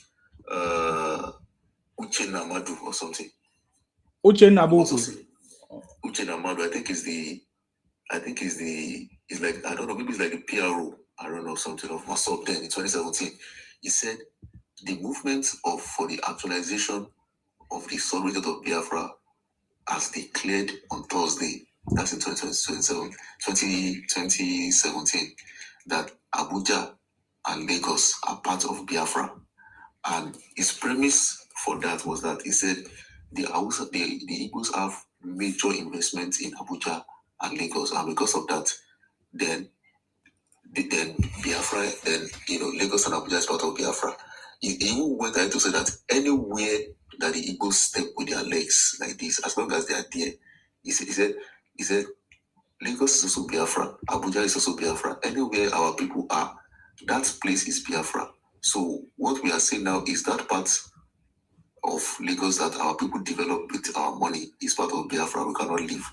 Anywhere an Igbo man step with his leg like this, it is part of Biafra. That is their mindset that they have. So this is the point that I want to bring out of it. They believe that anywhere that they are in concentration in terms of numbers, they believe that it is their space, that they must claim it for themselves, that this operation manifests destiny for them, that they have to take it. It is the people who hold that territory that we know agree. That mindset or ideology is a very coward ideology. But if you allow it to continue, or you allow it to solidify without taking steps to act or to destroy that ideology, that mindset, that is like a cement. It's going to solidify itself, and before you know it, will start to contest or compete with you within your own land space. So don't allow it to even take root. You have to fight against it. You have to crumble it immediately. To bring it out, to trash it out immediately. Once you can do that, of course, you make a lot of noise while you are doing it to gaslight you into silence. Mm-hmm. But if we don't allow that to deter you, you are going to uproot that mindset away, and you're going to claim your space. I'm going to take you back where I started before. When I said the IPOP lawyer was all of them, they are all in support of it. Why do you think every Igbo man, why do you think every Igbo man is so emotional about IPOP or Nnamdi Kanu or Biafra? Why? Including the lawyers, including anybody at all of them are the same. Why did you think they are like that? Can you share a different idea from what we know? I think, in my own understanding, the whole premise of, to them, Biafra represents their their reason for agitation for Biafra is because, according to them, Nigeria has matric. First, it goes back to the trauma of the war. Because I guess they have been told by their parents and their grandparents, is what their parents and their grandparents told them about what they were before the war and what happened to them during the war and what happened to them after the war and who was to blame. So they've told themselves that, oh, we were big before this war, we were controlling the eastern part of the country, we were controlling, Igbo land, we were controlling some other parts. We are controlling Delta State, we are controlling, even Delta State was not even part of, the east, but Delta State was Midwest. They said they were controlling, they were part, they were in Akwa Ibom, they were in Rivers, they were in Calabar, they were controlling all those spaces. So it was a glorious time for them. So they were talking about the opportunities they have, the leverage, the power that they have during that time. And when they went to war, why they lost the war, because children want to ask why the war was lost. And if the children ask the elders why they lost the war, the elders should be able to account that, oh, we made a mistake. We shouldn't have gone to this war. We shouldn't have done this. We should have just, found a way to settle the issue without going to war. But, their elders don't want to take the blame for it. So they have to heap the blame on some other ethnic groups. So they have to blame the Yorubas for betrayal. They have to blame some other ethnic groups that are southern, natives. They have to blame them for rebellion, and they have to blame the North also for trying to Islamize them and all those things. So because of that, and after the war, they saw how their situation was, and they developed that H word. I don't want to say it so that they won't censor us. They developed the H word towards all the other ethnic groups, and they begin to feel like they are the victims of Nigeria, because their parents have failed to educate them. And you can see how the education was. When you look at the level of education in Igbo land, I'm not saying Igbos were educated outside Igbo land, but the level of education in Igbo land, look at how it was. Most of them, some of them go to school, some don't. They go to work, they just learn trade and stuff. So it is mouth to mouth, history. Oh, they were betrayed by the Yorubas, the Southern ethnic people. They rebelled. They are also trying to Islamize us. So they felt like, so they have this feeling of betrayal. They have this victim mindset already. So it puts them in an emotional situation that they have nobody to fight for them or to speak for them. And in that trauma, trauma goes from one generation to another. So they're feeling that trauma. And because they feel nobody will speak for them, and then suddenly they have somebody that wants to speak for them, and the person is being told, to stop peddling. And the premise of that person's statement is propaganda. It's not really based on the fact. The person we speak, we join, we combine the truth, with some lies to trigger the emotions of the ego. The person is basically, in African, is basically an emotional, he's a rabble rouser. He knows how to speak to your emotion. He knows how to speak the truth. Then he will now, pad it with certain things that are not true to get you to go ahead with his own program. And of course, they have your propaganda radio that they used to, push a lot of lies and some things that are not real. So it has put them in a state of emotion. So they feel that they are being maltreated by the God. They are not, because they did not tell their children what they did. That bro, we pulled the trigger that took the life of Amadu Bello. We pulled the trigger that took the life of Tafawa Balewa. We took the life of all the people that died during that coup were of northern and southwestern origin. They didn't tell their children or do those things that they do. They didn't talk about how Ojukwu was, how a reconciliatory committee was sent to meet Ojukwu to try to dissuade him from the war, but Ojukwu just wanted to go ahead with that war program, and don't talk about Aburi and how Ojukwu was this and that and how they buy them, and it's all emotions. There is no facts in there.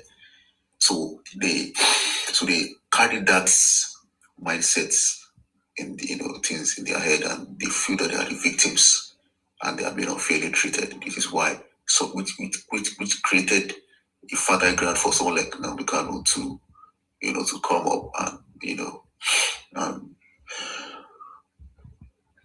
and instruct them and command them and tell them what to do and all those things, So if that guy that is crying now, if you tell him the facts, he won't listen to you.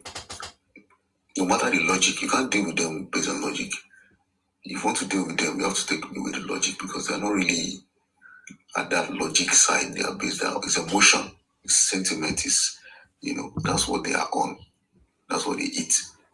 So yeah, it's an emotional chamber. It's really emotion. It's just an emotional chamber. If you see even their lawyer, if you see their lawyers can't even defend, they can't even control it. Bro, you have to calm down. No. It's always sparring and attacking and getting angry in the court, even insulting the judge. Yes, now it was the same lawyer that he slapped. That's the same lawyer that is trying to push for Obi. Yes, it's the same lawyer that got slapped by him. So you can see, you wonder what kind of. We still keep wondering. I mean, yeah, you say you employ the guy, you can slap him. That's your problem. But what about the judge? Why do you talk against the judge like that? You talk down on the judge. I mean, you're trying to prove that you're a strong man. You are not scared of anybody.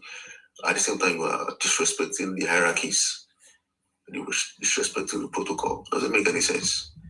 So talking about somebody who said they should burn down Lagos, they should burn down the Third Mainland Bridge, they should burn down Tinubu's house, they should shoot. They should buy military men with uniform. They should buy that, all those things. And you have been given an opportunity. I think he was caught during Buhari's regime. They caught him the first time. They warned him. They released him. They told him not to leave the country. He escaped the country, and without permission. And they continued his rhetorics where he was before he was caught and shipped back to Nigeria to face trials.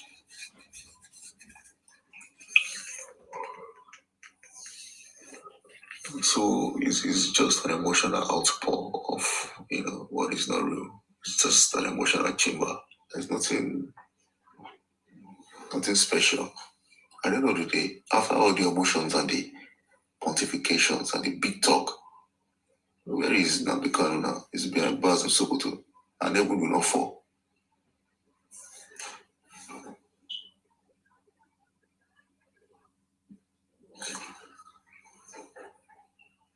Yeah, and everyone did not fall. So it's no big deal.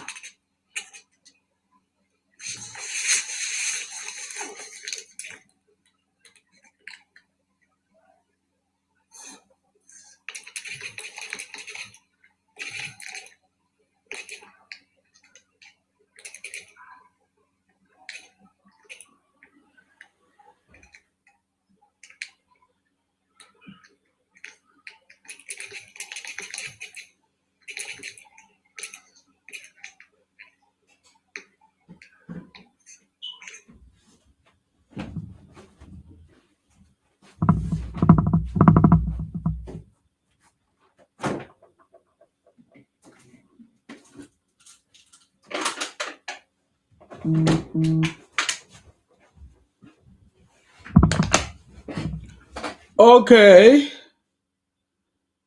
You left. I didn't hear you. I didn't hear what you were saying. That's okay. Don't worry. So yeah, okay. Nsima is back. I salute you. Oh, thank you very much. I see all your comments here. Let me go through it on YouTube. Edwin Clark. Yes, it was Edwin Clark. Innocent. Let me start from Akiwumi. No, Innocent. Innocent say he's just lying as typical with them. Oh, you are referring to the man that was crying. Okay. They always lie now. Don't worry about that.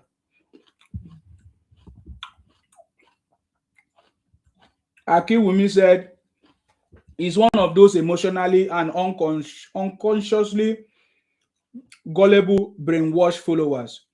His decision compounds. Okay. I blame Gowon for pardoning them. Yeah. and allow them to return to former places they used to live unconditionally. Edwin Clark, thank you very much, Agbadorians. Thank you. Mr. Nsima proves that the one who cries is the one who has truly felt the depth of past relationship, solid as a rock, fast demolished propaganda. Okay. Can you imagine that we are living in a country where some people are proud of what they should be ashamed of and brags about things they should be probably be reflecting on? Exactly. It's absolutely true, Mr. Nsima. Many Yorubas and many Yoruba Christians fell on that cynic's fake propaganda of Muslim ticket, including myself. Glory be to God, we missed the missile that can't repeat itself. Exactly. Oh. Hi. So how many of you actually thought that President Tinubu his mission was to Islamize the country? I never felt that narrative at all. I never fall for that narrative at all. I never even thought of it. How can you say Muslim no ticket is to Islamize the country? What are you talking about? That does not make sense to me. So it wasn't even, I didn't even think about it. I was, during that, I was very, very strong against Obi as at that time because I knew him when I was a student in the university. That was when I was almost rounding off. So I knew him very, very well, that Obi was a disaster in Anambra State. So I didn't fall for the gimmicks or whatever propaganda he was pushing.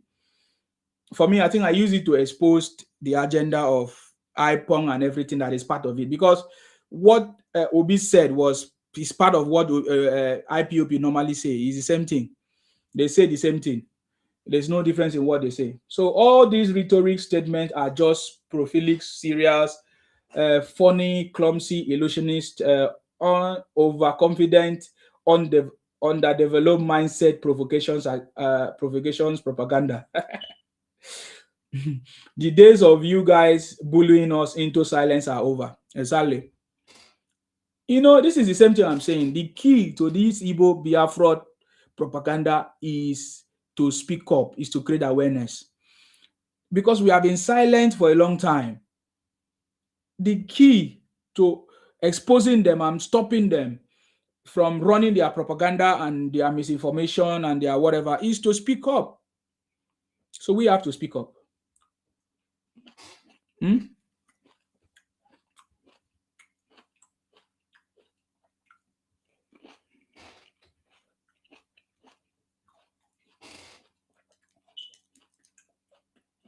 And with what President Tinubu is doing, we are going to silence them forever.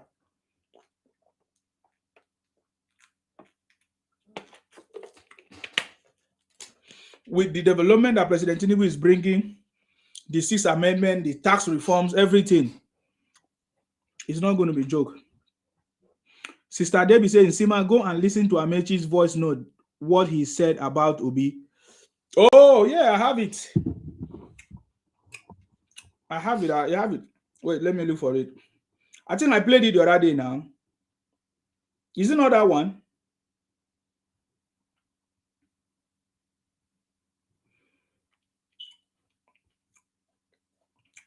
Is it not that one? Is there any other one? I played it the other day now. I don't know if you're listening. Obi said, what's his name? Amechi said that Obi, let me even go and bring it. Wait.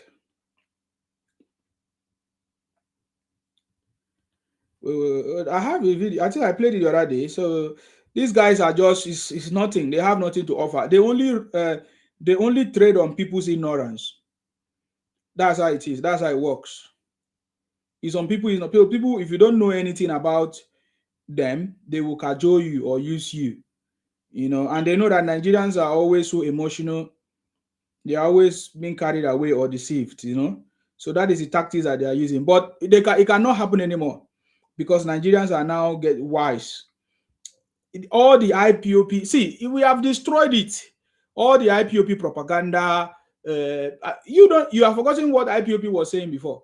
that the Fulanis, they want to take over our communities, they want to do this. That's not true. I even want to give you another revelation that you don't know. If you find out from what we have noticed, all those areas, especially in the south, that they say it was Fulani that attacked us and all of that, most of those people, apart from the ones that they say was invading farm to feed on this thing, most of those attacks are carried out by the Igbo Biafra. They are the one doing it. They disguise themselves. They disguise themselves and put themselves as this thing. They disguise themselves and cover up themselves.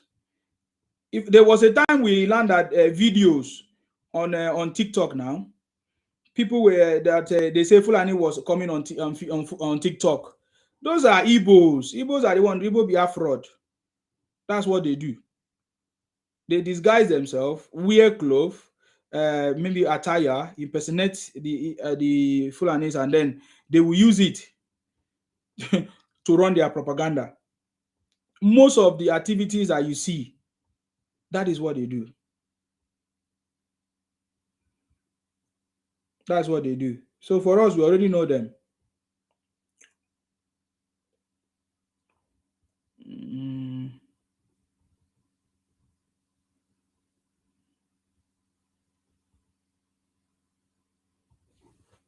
Hold on. I can't find out this thing again. Let's move on. Apart from that, can move on above.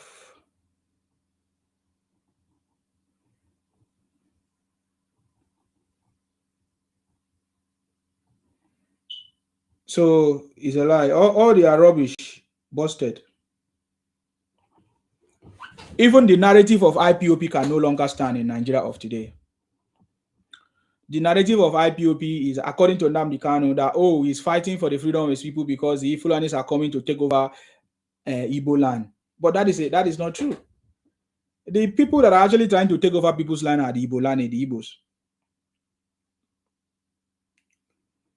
Because they are the one coming to our villages to come and tell us that we are not who we are.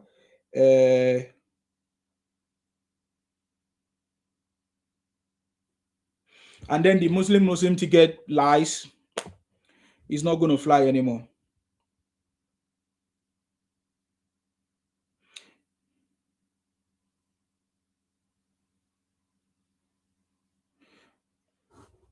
Okay, I can't find the video for Amechi something. If you have it, you can send it to me fast. Because I have it, but just that this thing is too much now. I can't see. Do you know why? All those lies will no longer fly. Do you know why? Because this government as well has taken steps to make sure that our history is back in school. Can you confirm that history is back in school now under President Tinubu? So many young people will be educated as well. Because one of those things is history was removed. I didn't learn about all these things when I was in school. Just that my curiosity made me to know and to dig deep. Even as I support them, I begin to get close. I begin to understand what it's all about. Are you getting me now? So they did not. But this government has now put back what do you call it? History in our school. History is back to school or back in school now. And they have added it to our curriculum again to educate the people and to make sure that people know the truth of what happened in the past so that they will not allow the same mistake or repeat such things. People that are behaving the way they are behaving, so most of them, they don't even have the knowledge of what happened in the past. They are just being emotional, just like they are doing.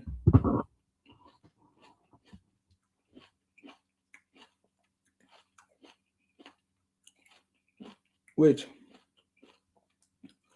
I think I have the video of the Minister of Education, the current Minister of Education, Dr. Tunji Elausa. He confirmed that education history is now back to our school. Listen. Three big things: graduation, ceremony, then history, textbooks, and history. Why do you remove history from the curriculum? And I'll quickly answer that. history wasn't banned by this government. It was banned about 12, 13 years ago. And you look at it now, our kids are so delinked within the history of the country. I don't know who in their... So you listen to the minister. That is how I know that this President Tinubu government has taken us back, has taken us out of the third world status. Because you will remain a third world status if you don't have history, if you don't know what happened in the past, if you don't have a basic knowledge of what happened in the past. How will you correct your mistakes? How will you move forward? You will still be falling victim of things. So one of the ways to take us out of the third world country is for us to have our history. I live in the UK. The history they are teaching us, history, many old histories, a lot of things, whether good or bad, you will learn from it. That is one thing about other countries, you know. So, but why did they remove our own? So, according to the minister, history was banned 12, 13 years ago. It was not banned under this government. But now they have brought it back. And he went further to say that is why our children are delayed or misused or, you know, are still being deceived because there was no history. So now he's back. Is he? He's back. Let's listen. You said three big things: graduation, ceremony, then history. History. Why do you Let me just and I'll quickly answer that. History wasn't banned by this government. It was banned about 12, 13 years ago. And you look at it now, our kids are so delinked within the history of the country. I don't know who in their mind banned history. And that's why this president mandated us to do a pure curriculum review. Nigerian history is back as part of our curriculum. We instituted it, we started it. So Nigerian history is back. We did not ban it, but we felt it was wrong and we could move swiftly to bring Nigerian history back. And then let me talk about the nursery school graduation. It might be fun for... You see that? So that is how I know that President Tinubu has put us back on the map. Nigeria is back on track. And we're already out of the third world status. Did you listen to the minister? Very sound and clear. He said he doesn't even know why they remove history from our school. Why did they remove history from our school? This is the same Isoma people, the same Igbo bunch of criminal Biafra people. The person that removed history, banned history, allegedly, according to all the news, it was the former minister, which was Ekwesili. Is an Igbo woman, Ekwesili. If you see her face, Ekwesili, she is the one that removed or advocated or was part of the people, allegedly, who removed history from our school curriculum. Why? So that we will not know the truth. And look at the current minister, Tinubu minister. He said it was President Tinubu that asked them to bring back history. Don't joke with President Tinubu. Don't ever joke with President Tinubu. He said it's President Tinubu that asked them to bring back history. And they designed a new school curriculum that includes history. So we are going to learn a lot of things. Our children are going to learn the truth.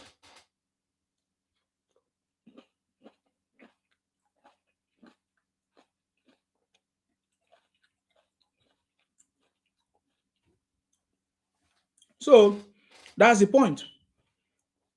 We are back on track. So no lies and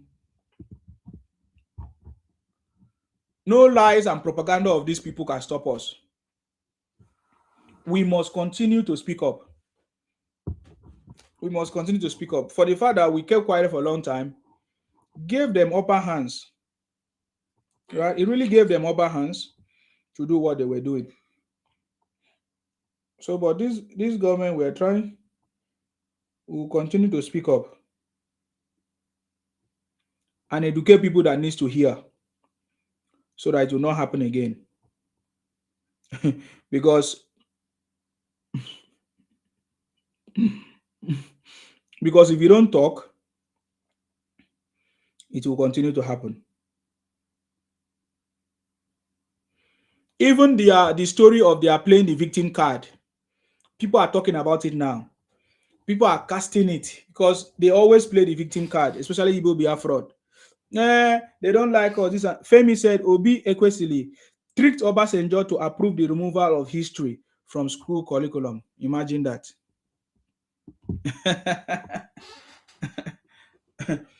which means they don't want people to know the truth. And if you don't speak up, how will people know the truth?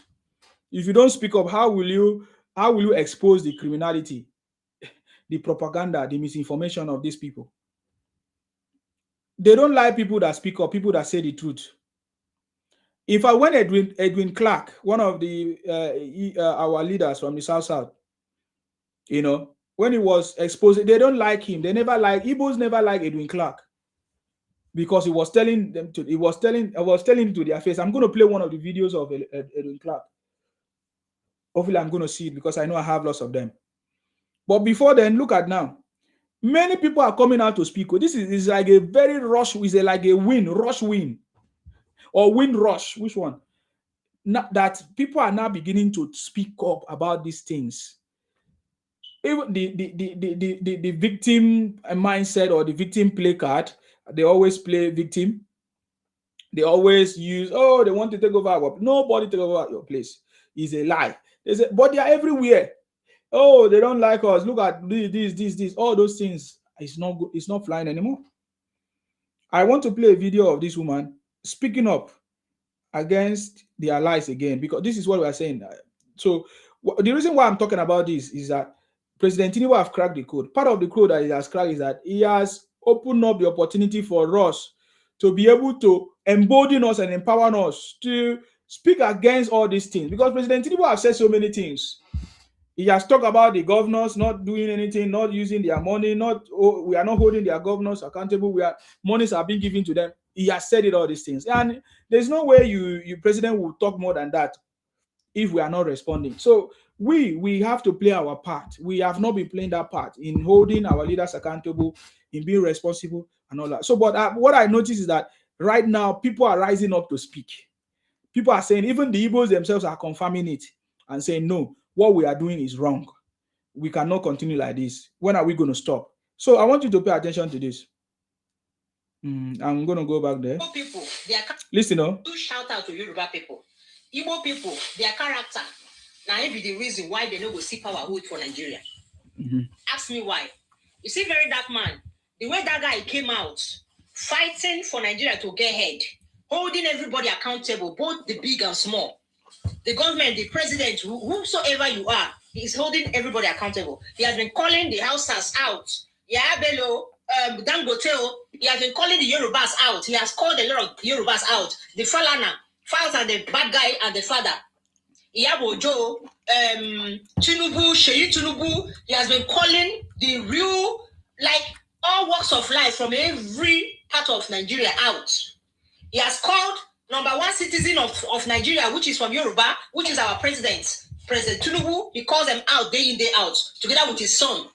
There has never been a time Yoruba people turned it into tribal war, to tribalize it, to make it look like VDM is coming after them because he's calling out President Tinubu, and President Tinubu is from Yoruba. They have never tribalized any of these issues. But when it comes to the Igbos, all the Igbos that are doing bad things, when VDM calls them out, they turn it into tribalism. They turn it into he's coming after the Igbos. They will leave the subject matter and they will want to tribalize it. This is the reason Igbos can never hold power, because they will see truth and they will call it lie. They will see black and call it white. They don't want to call evil evil. They don't want to call things what they really are. And that makes a difference. VDM has been calling Yoruba people out. None of them has ever turned it into tribalism. Why is our own different? Igbo people, it's time for you guys to change your orientation. Change your mentality. VDM is not after the Igbos. It's after the bad people, wherever you come from. No one has stopped to they make this thing to look like tribal something. It is not. I am an Igbo and I'm a full supporter of VDM. This is not about tribalism. This is about the evil people amongst all that he's calling out. There has never been anybody VDM called out without reason. Anybody has called out, he called them out with reasons. Now the Yeram, B-Lord, the problem is having with B-Lord now is due to the reports our fellow Igbo people reported to VDM. Okay, so that confirms to you that is Igbo. They are now realizing that Nigerians are not keeping quiet. Is it the reason why I say that we must continue to speak up? This is an Igbo lady who is now telling us that Igbos are playing victim card. He gave example of VDM addressing issues and all of that. But we also saw how the Igbos were saying that VDM is coming after them, especially when he exposed the the high cost of items that they always put on a product that they buy from China when they actually bought it cheap or cheaper. You get the point. So the truth is actually coming. We can no longer keep quiet. For us to, because President Tinubu is doing his best to fix this country, we have to do our own part. We have to play a very vital role in making sure that we support the president by speaking up, assisting him, and defending him as well. So that is the point. That is what I'm trying to say. So even the Igbos now, as they are speaking up now, saying, okay, we should always stop our victim card. We always playing this victim card. It's after us. They are after us. That all we should stop all this. So this is it. So this is the truth now. You see the point. This problem now is because of Igbo people. So yeah, that's it. I just want to stop there. I don't want to continue playing again, but I wanted to just play that one to show you that there is this campaign that is happening right now, and we cannot miss this period. All of us must join hands in this campaign against this. All of us must join this campaign. I get me now. All of us must join this campaign to put an end to these lies and propaganda that they have always been pushing. Every bad thing that happened in this country actually come from this place, the Igbo land and everything. And they don't talk about it. They don't talk about their own people. They don't talk about the atrocities that is going on in their space. I was telling you about a young girl. That's that day when I was looking for this video, I did not see it. So today I consciously make sure I put it. I bring it here. This lady, a very young lady, is it how old in Igbo land? They grape this little child. Their own brother, is it their father or brother, grape the little child. It's a little girl. And they say that is the culture of Igbo land. And I don't know how that is the culture in Igbo land. But you will never hear them. So that is how I know that these guys are a bunch of criminals, yeah? They are not looking for the good of anybody. They are just ready. They are just talking about rhetorics upon rhetorics, propaganda upon propaganda. That is what they are used to, or that's what they are meant to. That's what they are doing. It's not that they are fighting for anything good. Because look at this kind of story. Did you hear it trend? It doesn't trend because it happened in Igbo land. If it happened in other place, they could have trended this story. I just want to play you a little bit part of the story according to the report of what is going on. We are hearing lots of stories of graping right now that is going on in Igbo land by their father, by their brothers, and they are not speaking against it. Nothing is happening. They are not talking about it because it's Igbo. They are not amplifying the story. If it was to be another place now, you will see the way they will amplify the story. Did you not see the way they pushed the story that President Tinubu fell down? Even when the media in Turkey did not talk about such thing, but they were pushing it. But they cannot push this kind of story that is going on in their space. Let me listen. Increasing rape incidents in the state, according to the commissioner, since assumption of office 2 months ago, 8 rape cases have been reported. 8 raping cases in just a month have been reported in Igbo land. Is it Anambra or where? In Anambra, yes. Just last month, the increasing raping incident. I'm gonna go back and play. So when you hear them come and talk rubbish about Tinubu, about economy, they are the ones spoiling this country with all kinds of things. With all kinds of things. You understand me? I'm gonna play it again. This is a report from even channels. This report is from channels. Pay attention to it. Why Ibenabo is worried about the increasing rape incidents in the state. According to the commissioner, since assumption of office 2 months ago, 8 rape cases have been reported and handled by her ministry. Addressing a press conference in her office, Mrs. Ubinabo cautions youth who take drugs and other intoxicating substances, which lead to them to crime eventually, to desist as any established rape case will be punishable by life imprisonment. I don't want to go further. You have already heard it. The commissioner, whatever, confirmed the increasing number of raping cases that is going on in Igbo land, in Anambra. And they continue. It continues. And you don't hear them talk about it. So these guys are just out there for all kinds of. They are not. It's because we have been keeping quiet. Our quiet has emboldened them, empowered them for them to continue. You understand me? Hold on. So you see, that is what we are talking about. And how you also know is that when they were criticizing Sowolu about the NSAS and all kinds of things, why is it that they did not criticize Obi about the Osu? Is it Osu killings? Is it, I can't remember, Okosu SARS or whatever that happened there? They did not. Did you hear them blame? They never blame. It's only Nnamdi Kanu that call. What did they call it? That call Obi different names, but others are praising him because if you told us that Obi was a bad person, look at what he did to you or to you guys, you will not be promoting him. Just like you don't want anybody to vote for people that you feel has done something bad. Is that not true? That is what I'm talking about.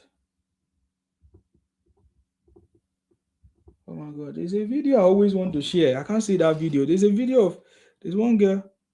It was telling us story. If I can see that story, you'll be shocked. I don't know.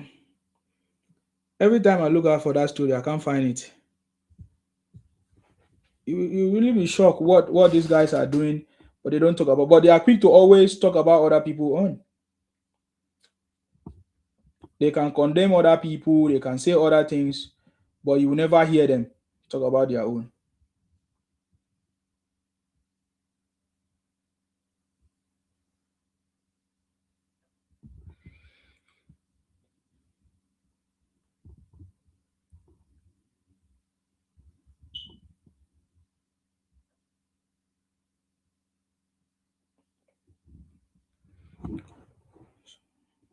Hold on.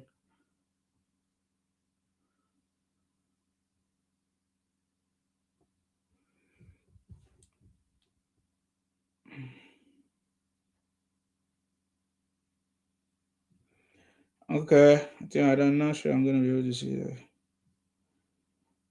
I'm not sure. I'll look for that story again and bring it back.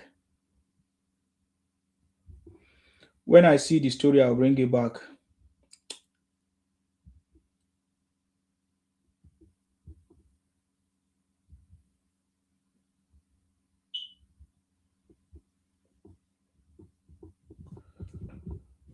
Okay, I can't find out. When I see the story, I'll bring it back. But I think it's something that we should talk about.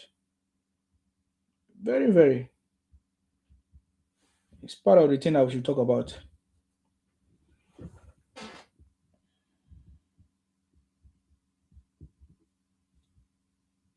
Oh yes, I remember something now. I just seen that video now. As I'm watching something, I remember I was talking about this some time ago.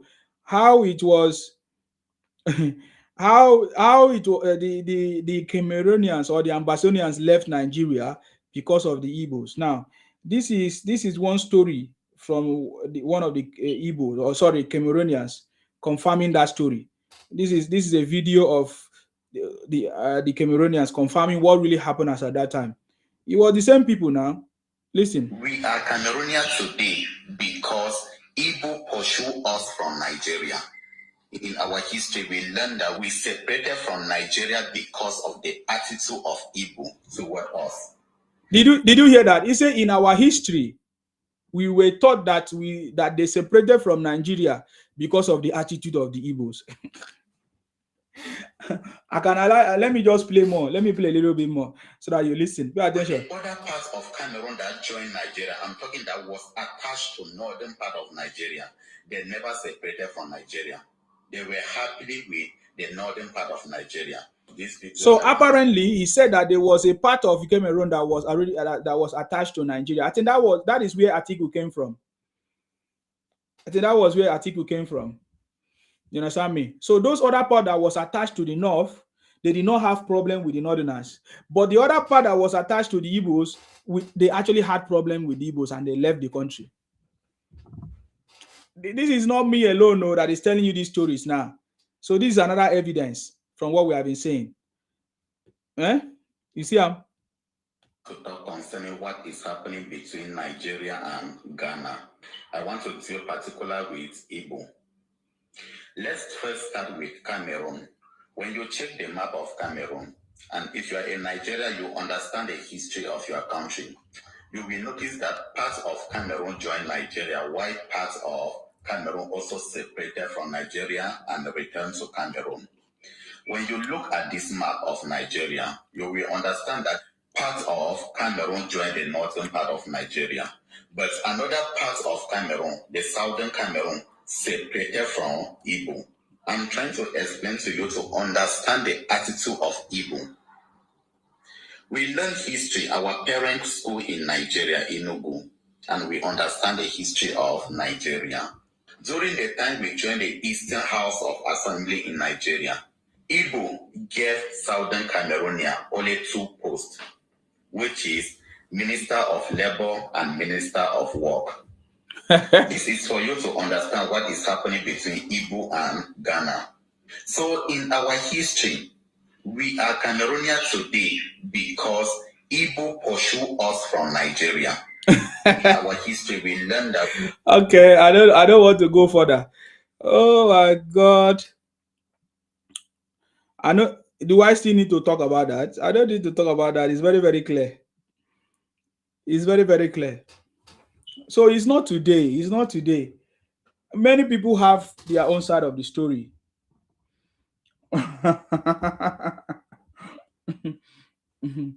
Mm.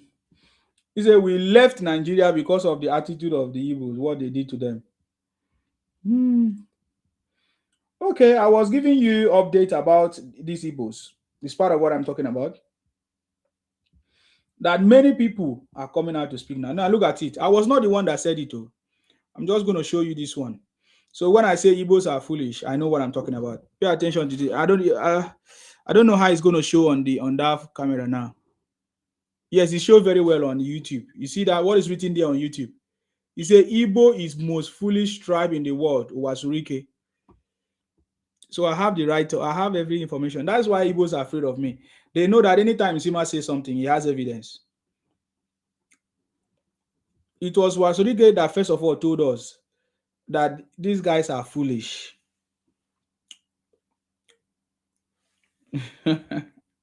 Why are they foolish?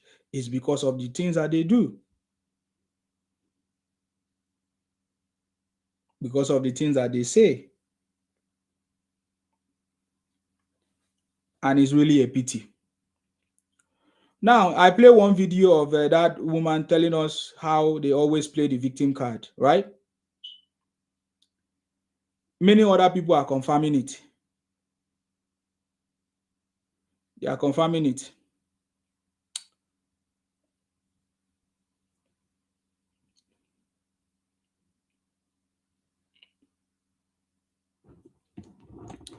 Let me leave. I don't want to play.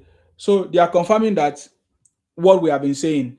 So it's not left for you if you want to allow yourself to continue to empower people that are talking bad at you or on your country or buying food from people that you know have the potential to poison you.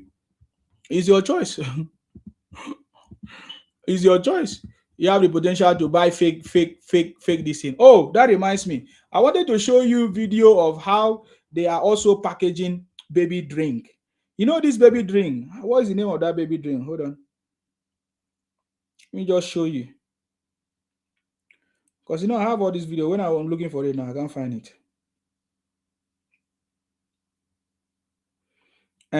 What's the name of that drink? They say happy hour. Is it there's a drink in Nigeria that is called happy hour, something like that? I don't know. They are now making happy hour children drinks. When you see it, you better tell your people, whether you are in Nigeria or not, tell them not to ever buy these things. It's terrible. This is terrible. Look at this. This is the happy hour drink. Now the woman is trying to cut it. This person is trying to cut this drink. And look at it, pouring it. Look at what is going to come out now from that drink. You see that? You see that jelly stuff that just came out? Oh my God. See it? That is what they are selling. This is children drink or children. And you know, children will not be conscious of all these things. Happy hour. If you have been drinking happy hour, I don't even know. Look at it. You see that? You see another one, the same. I'm just showing you something now. So earlier I showed you a video of them producing all these fake drinks for adults. They are also doing the same for children.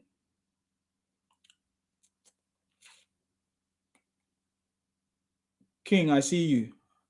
They are so wicked. They are more than wicked, man. But to them, it's just a platform for them to make money. Them is just opportunity for them to make money.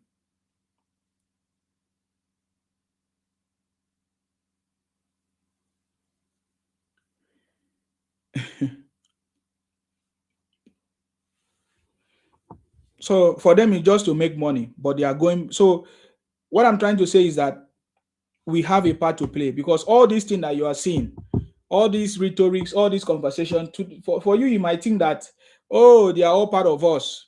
Like some people are saying, they are all one Nigeria. I think I've listened to many people come to my platform. They say, oh, they are all one Nigeria. How will you forgive them? I'm like, you are thinking of forgiving people that have not even thought of asking for forgiveness, or people that are buying you, the victim. You are thinking of forgiving people. You are not serious. You are not serious at all.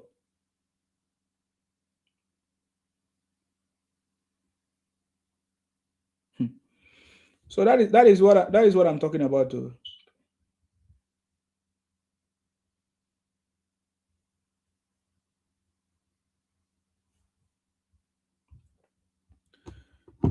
You have to be very, very careful.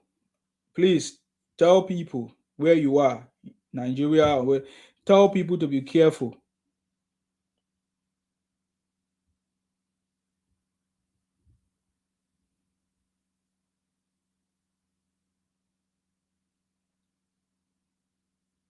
Are you aware that Taraba State is also in the bag? Yeah, I forgot to. Taraba State is also in the bag. I think this happened. Taraba State. Eh? So Taraba has joined us. Oh boy, yeah. Taraba is APC. Oh. So we are finally taking over this country. Che. May God bless our president. May God bless Nigeria. Wow, wow, wow, wow. This is from Abu is it Kefas? He moved now from PDP to APC. Wow.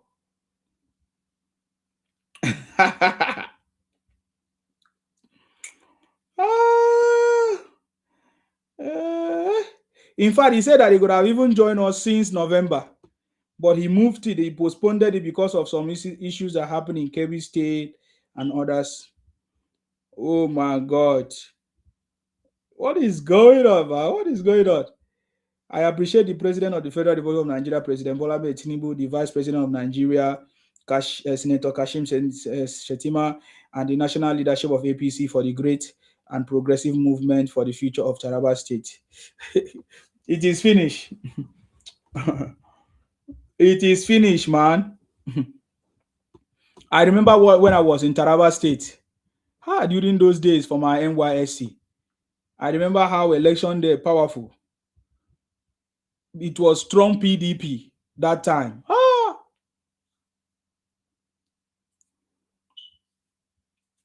So now, as they are now in APC, now wow, see my Taraba. Oh. I really enjoyed that period when I was there. That is how in fact, when I serve in Taraba, it's not even the core north yet too.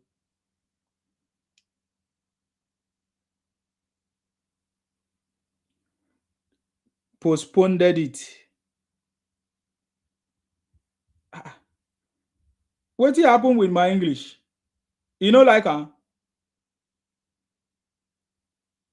is it because I say he postponed it?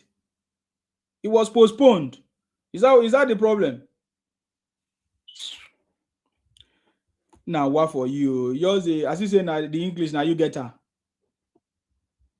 So when I was in Taraba, it was a very, very nice. That was how I knew that, man. What is happening in the south is completely different from the north, man. In fact, during that time, I enjoy power supply in the north, the food. In fact, we were eating healthy in that time, in the north.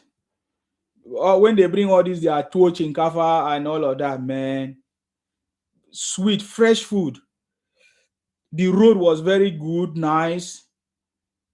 Maybe because I was a copper, because that time they really respected us. If you're a copper, they always respect. Did not respect a lot of coppers. They really respected us that time. So I enjoy myself.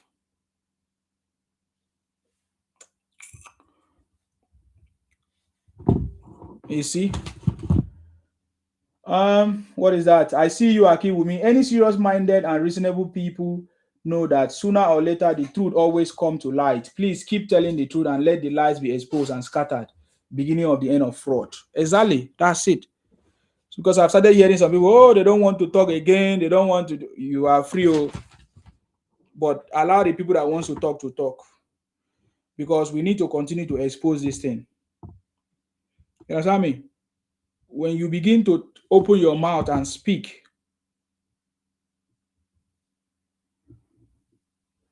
then all the evil will run away.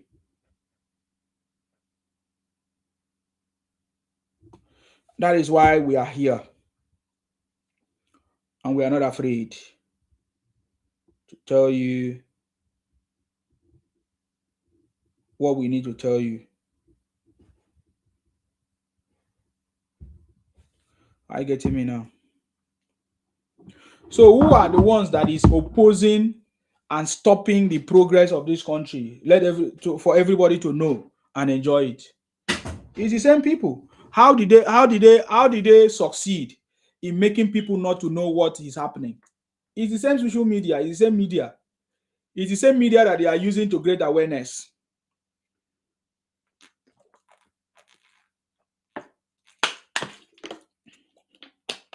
It's the same media that they are using. It's the same media that they are using to confuse people.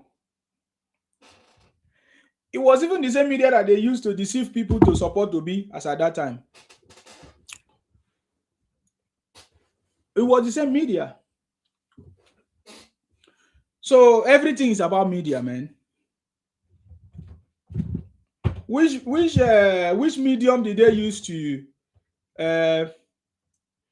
spread the propaganda or the falling video? They say President Tinubu fell down. Social media, man. So if you are still here and you don't understand the power of this social media, then you don't know what we are talking about.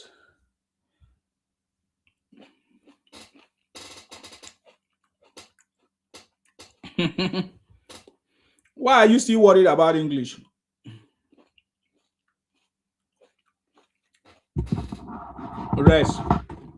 Rest. Don't stress yourself.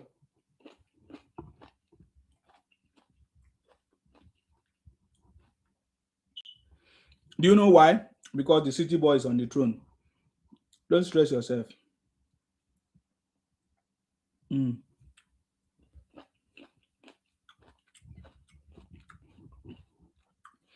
Now I want to prove to you something.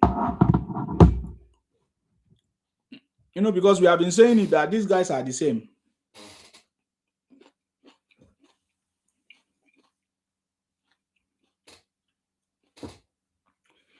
We have seen many of them come to this platform and they still say the same thing. They still talk the same thing. And Nigeria is not working. This and that. Upon everything that President Tinubu have done to take Nigeria out of the third world status to a developed one, they are not seeing it. It's not just about them. It is the same thing that their leaders are saying.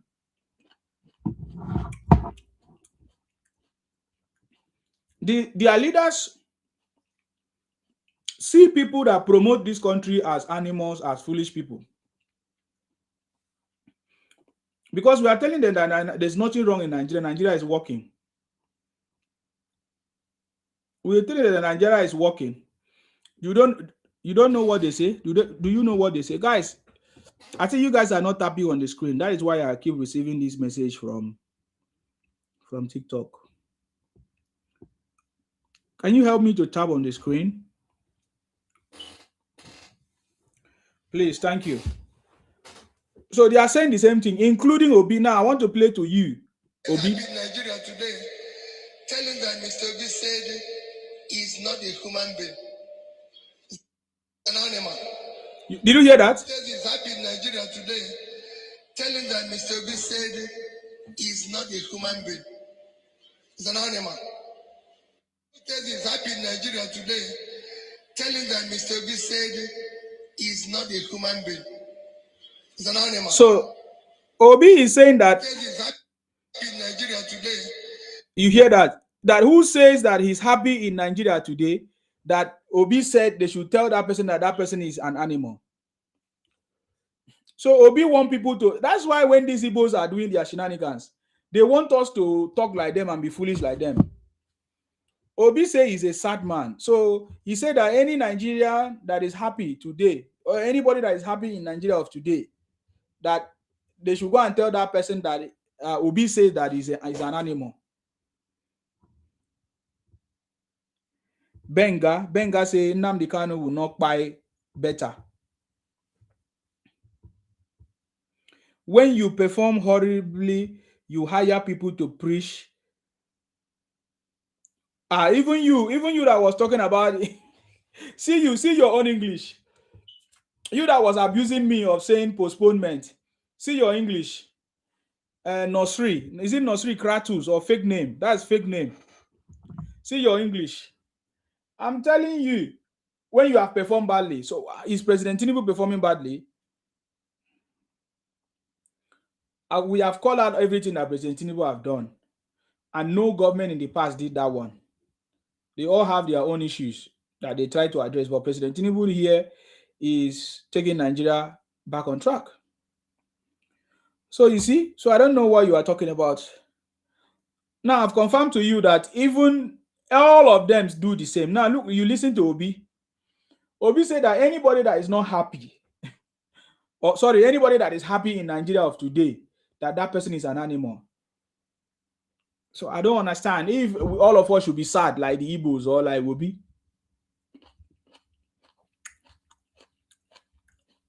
Especially when he lost election.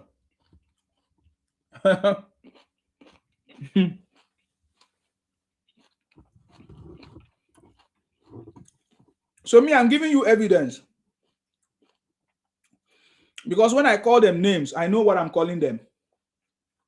I'm only repeating what their brothers have said that they are. Nnamdi Kanu said that Igbos are cursed. In Nigeria today, we see the activities. And one can easily accept that conversation and say, yes, it's true that they are cursed. And we can also agree that it's not a general thing. There are a specific group of people that are doing it, the Igbo Biafra. So you listen to Obi saying the same thing that Igbo Biafra are saying, especially the IPON criminals.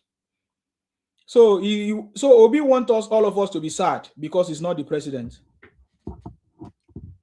Obi can never be president. That reminds me. Many people have come out to even speak against him. Let me show you, just to confirm what we are talking about. There is no way Obi can emerge as president. There is no way. There's no way. That is why he knew that he can never become president of Nigeria. Obi knows. Everything that is happening, Obi knows. He's just playing the card, the victim card, to make his own people to confuse his own people. I'm gonna just play 2 videos or 3 of what people are saying. Number 1, I will play a video of Obasanjo's daughter. Of course, we know that story already. But the reason why I talk about Obasanjo, is it not Obasanjo that has been pushing Obi, supporting Obi lately? You know, as if Obi said Obi took Obasanjo to be his godfather or something like that, which is not bad. But I'm just trying to say that Obi's godfather and his daughter, all of them, it is finished. Oh, I can't find that video again. Okay, Uncle K, Benga, Obi will never be president. I want to show you proof now.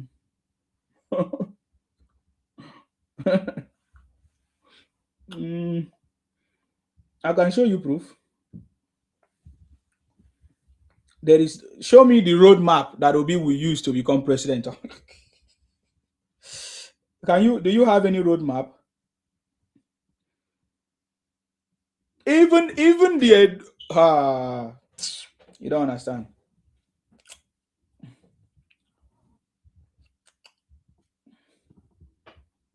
Wait, let me look for one of the video. I found the video where Obasanjo daughter. When I tell Listen now, listen to what this person said. But I like this analogy. Listen. when I tell Peter Obi say make him keep him money. It's either if he can't go APC, go get his strong vote for APC after Tinubu anyhow. Maybe don't follow Tinubu do a competition. Obasanjo pikin now. Obasanjo daughter not the camp APC. Tinubu don't start a campaign on that ground since they've sent her in as a president. Now you say Peter Obi come out for. Tinubu wasn't an incumbent president. He finished Peter Obi with his crowd. Don't talk of when he's now an incumbent. I am an obedient to, but let's tell ourselves the truth. Did you hear that? That is the part I wanted you to hear. He said he's an obedient to. Already, we have not even started campaign. They have already started discouraging themselves. They have already seen the truth. They know. This is an obedient talking. He says he's an obedient to. I don't want person to bring Obi matter here. So I'm not talking about Obi matter, but as they bring Obi matter, it invests me. You understand me? Obi is nothing in the. Obi does not even have political weight, or even in his own, what they call it, in his own ward. I remember last election. Is it not election that just finished now in Anambra State? That Soludo second term, he emerged as of course second term. He won the election and is running his second term now. Soludo. Is it not that election that Obi went to his ward? He went to his village and he what do you call it? He commissioned somebody as a candidate in his state, and that person did not win. That person did not even win his own ward. So Obi, what are we? So please, I bet we should forget about Obi matter when it comes to presidency and President Tinubu. If we want to compare anybody, talk about Atiku. It's not Obi. Obi is nothing. Obi don't even have weight. I told you Obi is now useless. Obi is now a liability. Even Atiku will not use him because he doesn't have any strongholds in anywhere. I say he couldn't win common word, his own word. His candidate did not win. So there's no way. So now, even the obedient people are telling you, listen, finish. When he's now incumbent. Okay. I am an obedient to. But let's tell ourselves the truth. He holds heavy. Now, in another to say before, that don't talk before. That's it. The fight is not strong. The man, no, you know the story. The city boy is on the throne.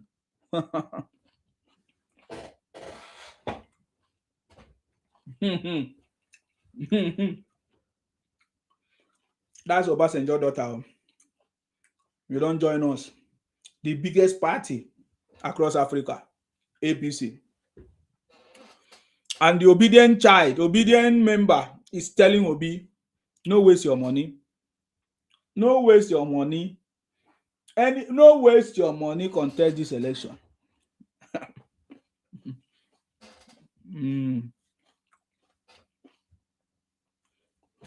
Because the city boy is on the throne.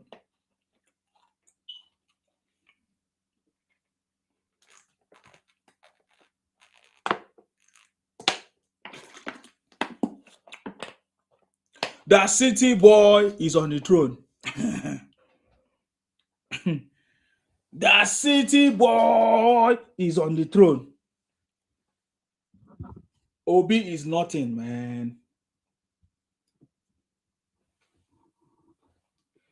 Obi is nothing, man. Bulaba.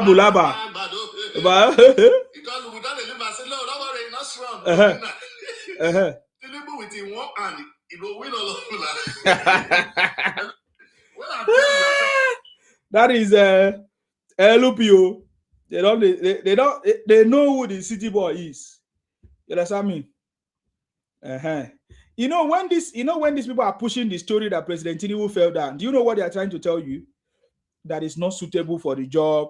He cannot, so he does not strong. Don't vote for him. This and that. That is the reason why they are pushing that video that President Tinubu fell down. So we already know how President Tinubu system works. You know, we saw last time people say, "Oh, Papa went nowhere, Mama went nowhere." He they fall down, in hand they shake, body they shake. That was Dino Melaye. Now, where is he today? He's nowhere to be found. Is Dino Melaye? That reminds me. I beg, is Dino Melaye in PDP now? Sorry, in ADC.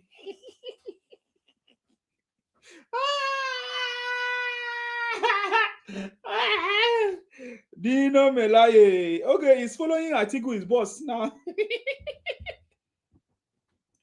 They are all failures. They are all failures. I knew the moment Dino Melaye did what he did, I knew that his political career is gone.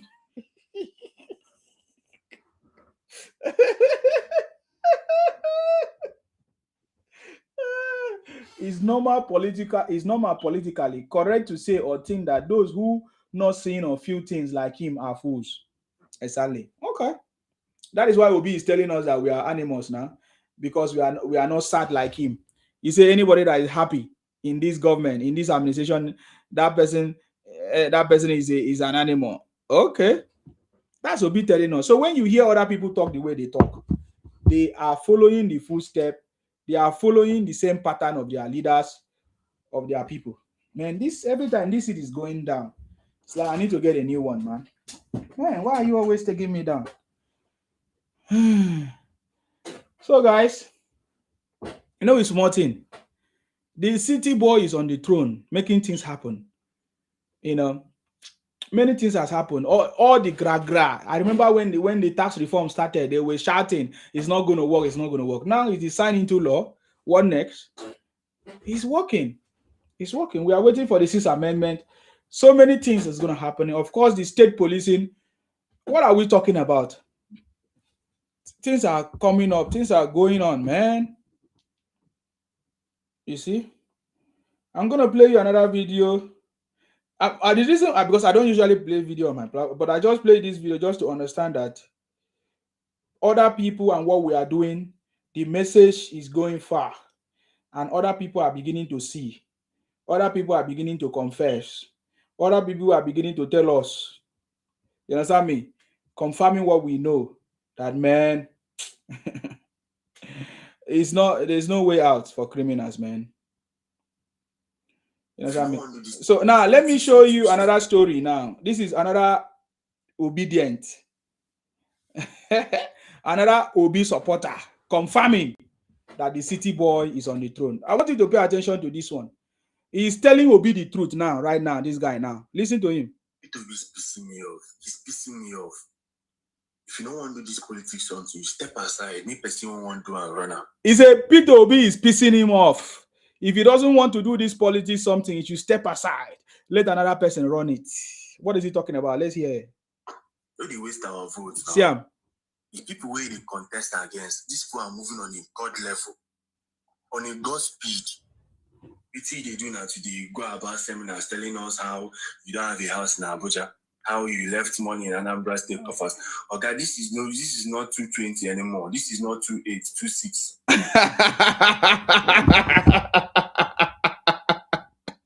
The video long go. The guy say Obi does not. What is he doing? Every time going about telling people that he does not have a house in Abuja, he does not have shoe. I salute you, Bona girl. You're welcome. I salute you, Mr. Isima. Well done. I joined you late today. No wahala. Well done. Yes. The city boy is on the throne. Yeah, he's on the throne. Let anybody that want to fight go hug the nearest transformer. And the ones that we've caught so far, they will be court-martialed. we will be sentenced to where they belong. maybe to the hangman, and the chief of staff or the defense minister said we will take care of their family. We don't agree to We that don't- one. Yes. We don't agree to that one. It might be one of the military. It might be in one of their rules or laws. So if the law, I don't know, but if the law says their family should be taken care of, it's in the law, so it has to be obeyed. So, but the major thing is the traitor in our country. We will do the needful. The ones that have escaped, we will catch them. And the ones also in the bush, in the southeast, we will catch them too. And we will do the needful to them. All those bingo IPOB, we will catch all of them. And really, there is nothing anybody can do about it. Tinubu is still going another 4 times. 4 plus 4 is 8. There is no shaking. There is nothing that can change it. All you Igbos, all you enemies of Nigeria, I'm serious, you've got a long bumpy ride. You are on a long bumpy ride. It's right in your eyes that Nigeria, we on the way, we on the move. Nigeria is moving forward.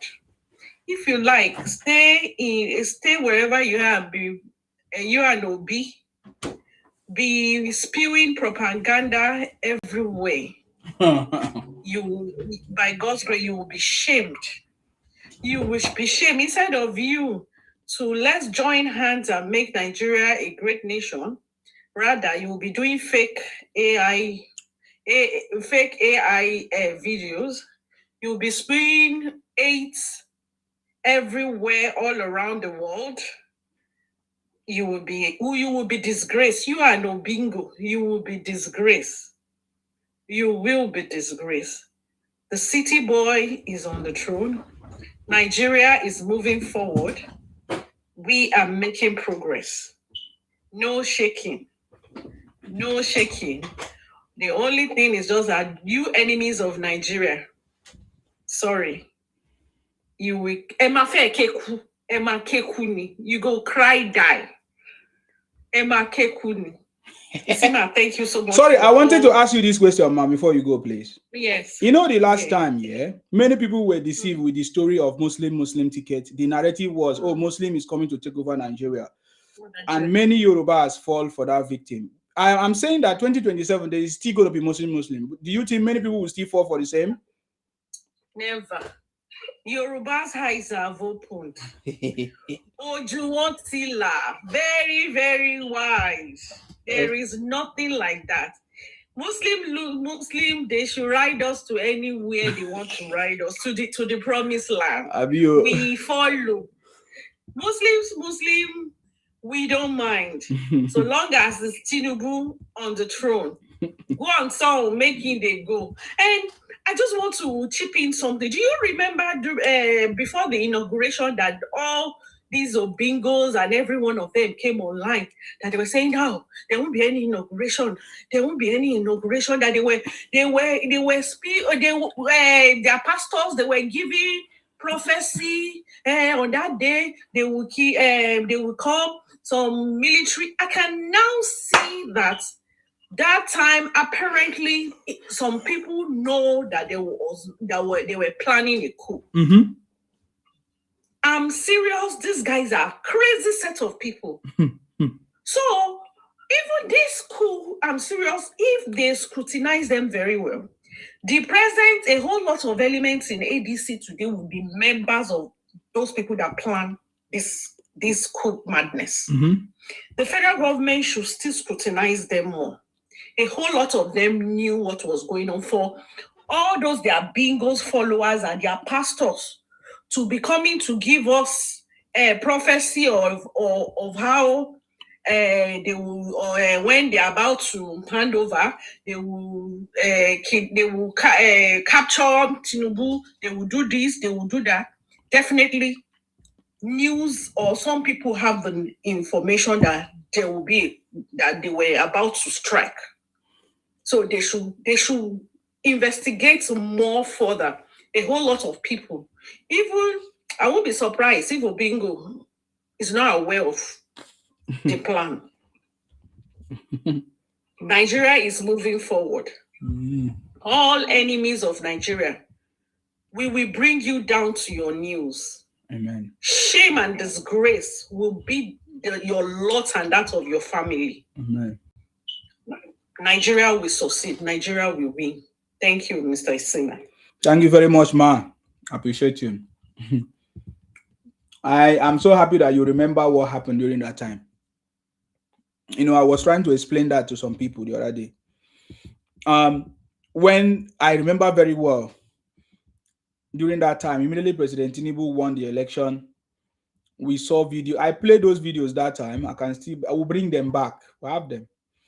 Where they were pastors were making prophecies, and most of them, they believed it. They say, they were giving instances how President Tinubu won and something happened. He was overthrown by the military, this and that.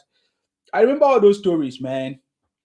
And so I remember vividly when I was reading the news and how they plan. My mind just flashed back to all those times that all of them, they were carrying those news, and they were basically Igbos that were carrying those news. Yes. There were lots of Igbos carrying those news. Yeah.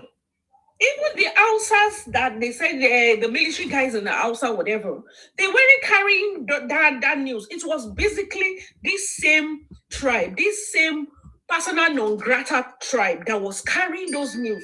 They were all carrying it. Most of the Igbos, they were all carrying it. And basically, most of Obi supporters were carrying those news. So definitely, I'm serious. If they scrutinize very well, they will find the hand of these our stupid idiots, Obingo there. They will find it there. Because all of them were supporting him. And those pastors were their pastors. Yes. That were prophesying visions that they did not see. Yes, exactly. Shame on you all. Shame on you all. Shame, big shame to them. They are not going to work. That's why their supporters already know the truth now. I was playing this, what one of their supporters said. Let me just continue there. Thank you very much, Bonagio, for that contribution. Is it pissing me off? He's pissing me off. P2B is pissing you off. If you don't want to do this politics, you step aside. This person won't want to run out. Step aside. No, they waste our votes. No, they waste our votes. The people where they contest against, these people are moving on a God level, on a God speed. You see, they do now today. You go about telling us how you don't have a house in Abuja, how you left money in Anambra State coffers. Okay, this is not 220 anymore. This is not 28, 26. Don't pass that level of politics. Of lying. You don't have a house in Abuja because you don't want to. You don't don't want to be campaign material. Enough of that. People where they contest against APC now. Okay, you're contesting against a sitting president. Already he has the incumbent privilege. That one now 1-0. You're already at disadvantage. The same person now they push. Governors are defecting to APC. So the reality is now. I salute you. Good morning. Yeah, welcome. How are you? I'm okay. Thank you very much. Go ahead. You know, there is nothing bad that will happen in that country that Igbo will not be involved. Exactly. Do you know this man, this actor, Amadi something? I forgot the surname. Yes, now he's the one we are talking about now. The Igbo Nollywood actor that participated. Yeah. Yes. Sure. Was they involved in anything negative in Nigeria? Was they involved? They are the originators, not just involved. They are the originators. He was the one in charge of propaganda. That was his duty there. He's the one in charge of sending out propagandas. Stanley Amadi, yeah. Stanley Amadi. They play the role of propagandists, all of them. Every message from Igbo is propaganda. All of them. Yeah. I said, let me greet you. I'm still here with you. I salute you. Yeah, we've discussed that earlier. you know, when we initially saw the list of the coup plotters, we said that something is wrong. This list is not complete. This list is not complete. There must Igbo must be there. If Igbo is not there, it's not complete. Oh yeah, talk. Hasmek, go ahead. It's your turn. I salute you. God bless you for all. Seriously, Bless I you used more. to enjoy your program. Though I'm not the talking type, but seriously, you are really nailing these people. You are putting nail on their score. They know. And I want to believe we are getting there. I spoke to one of my friends that is a Igbo lady today. She was like trying to calm me down, all those type of, the normal way. And I told her that she should go and talk to our people. Why are you calming me down? The era of this era now, most of us have really known what is going on with you guys. You are showing fake love just to acquire what does not belong to you. So I really let her know that if she should forget the kind of friendship we are having. It is so sad that majority of my people are still believing Igbo loves them. It is so sad. And seriously, everybody is now getting to know. I used to sing your songs to them that Igbo na don't cast. All those your plans, everybody is aware of it now. You can imagine when I heard about the coup, they wanted to find the president. I felt so bad. That what is the meaning of this nonsense? You guys, this is the way you find Abiola for us. And now, another opportunity for a Yoruba president. And you guys are now planning to find him. You are not even planning to remove him. You want to find him. What is the meaning of this country? We are just believing in this one Nigeria. I don't understand again. Because the level of wickedness of the Igbos, wickedness of the Northerners at times, I don't understand. Why can't everybody just, though I'm not an advocate of separation, you understand? But I'm not sure, I'm not seeing any future in this Igbo living together with the Nigerians, with the good Nigerians, because they always wish bad, I don't know, bad things. They are never positive in their life. If you see any bad news, it's people that will carry it. But anytime they are now like praising the country that okay, the economy of the country is going up, you will see that they will be asking foolish questions. But when they go to other countries, they see the development there, they will be hailing those countries. But such development is now in your country, you will still be bad mouthing it. I don't understand the Igbos. I don't think I can pray for them again. But I know one day that thing they are looking for, they will get it. They will get it.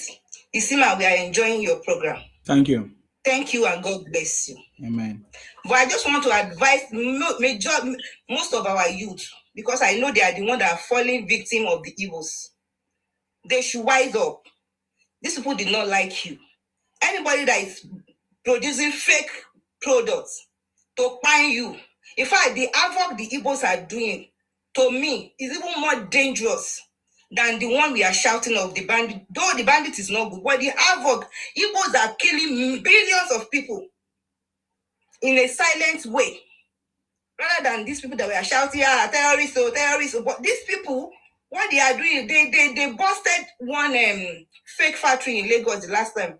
I was like, God, is this what people are taking? I went to an African store here in America. I could not even buy Nigeria products because I'm scared. I'm scared to buy it. And I just employ our governors. They should please bring all these people to this country. Let us be patronizing them. Let us be buying from the manufacturer directly. We don't have no confidence in the Igbos again. There is nothing they sell to you that will not cause one havoc to you, or that will not destroy any of one of your organs. It's becoming so dangerous dealing with them. I'm telling you, if I see a Igbo man, or I used to have them a lot as a friend, but now I don't want to have them as a friend again because they don't have good history. Their history is so bad that at times when you look back, like, what is the connection?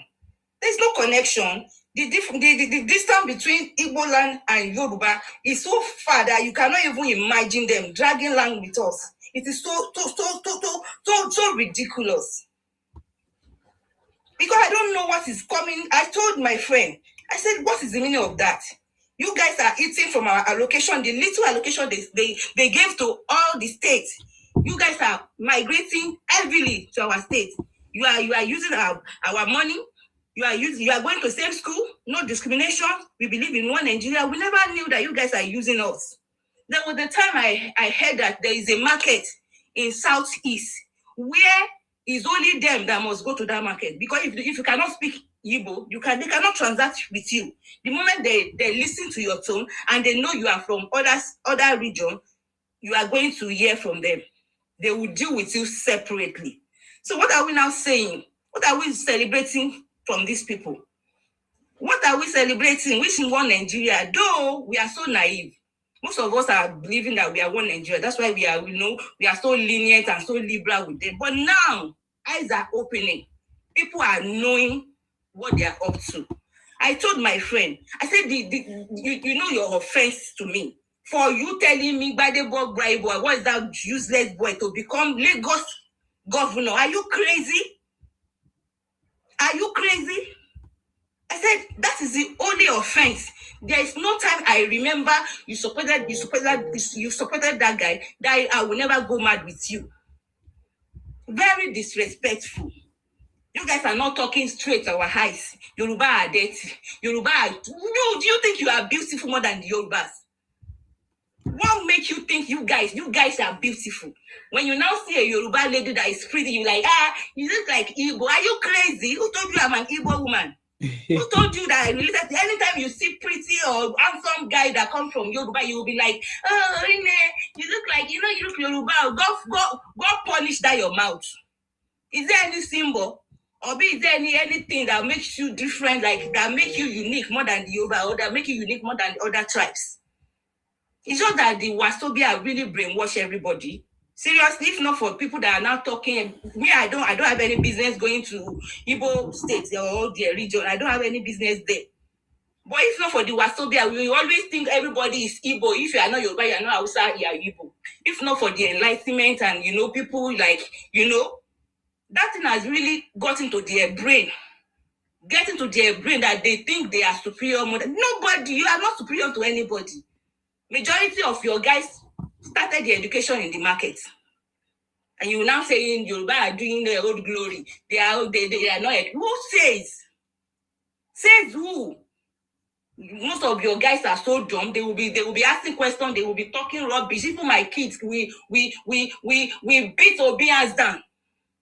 That is nonsense explanation.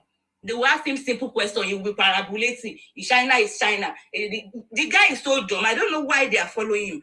And somebody has a question on a Facebook today that if eventually they give Igbos their Biafra, can they put Obi or can they make Obi their president?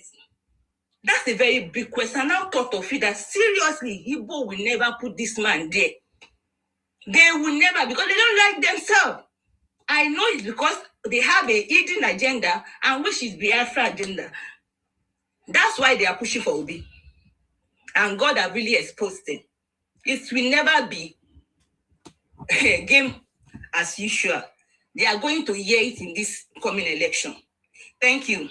Thank you very much. Don't let me go out of point, because anytime you remember Igbo topic, you will just be aggressive for no reason. That, oh my God, like these people are really finished also. We are selling land. We are thinking we are same, and now they are telling the whole world they have sold. The Yoruba have sold their land to them. Can you imagine? Can you imagine? And now they are crying. Yorubas are not giving them houses in Lagos. I thought they are the owner of Lagos. Why are they still looking for houses? Why are they complaining they are not giving them houses? They are not renting house to them. I thought they are the one that owns Lagos. And if they want to ask, they will be asking, are you from Kwara? Why are you changing your state of origin? I'm a Lagosian. I was born and brought up in Lagos, but my state of origin says my father is from Ogun State, so I go by my father. But you people will never do that. They will be telling you, I was in Lagos for over 40 years. So therefore, you think you are a Lagosian, or you think you are from? No, it's never like that. But because you guys are so cunning, you are just criminal minded. That's why you cannot say this is where I come from. Why will you be parabolating? Why? For what? Are you not proud of where you come from?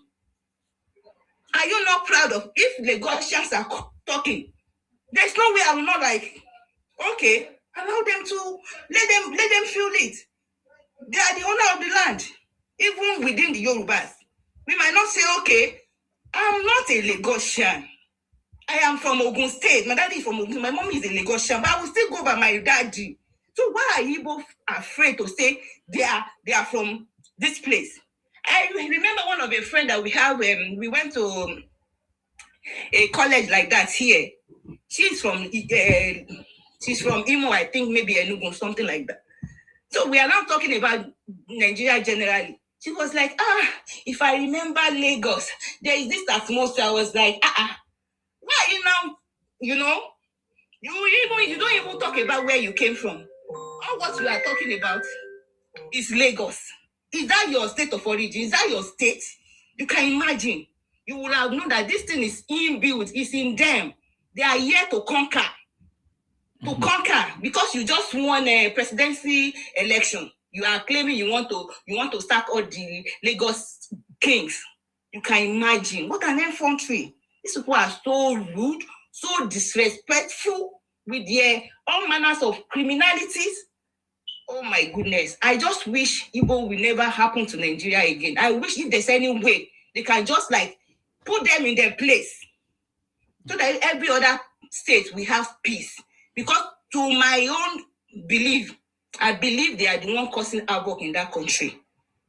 I don't say that every state does not have their criminals, but they are the one promoting, abetting all those nonsense in every state.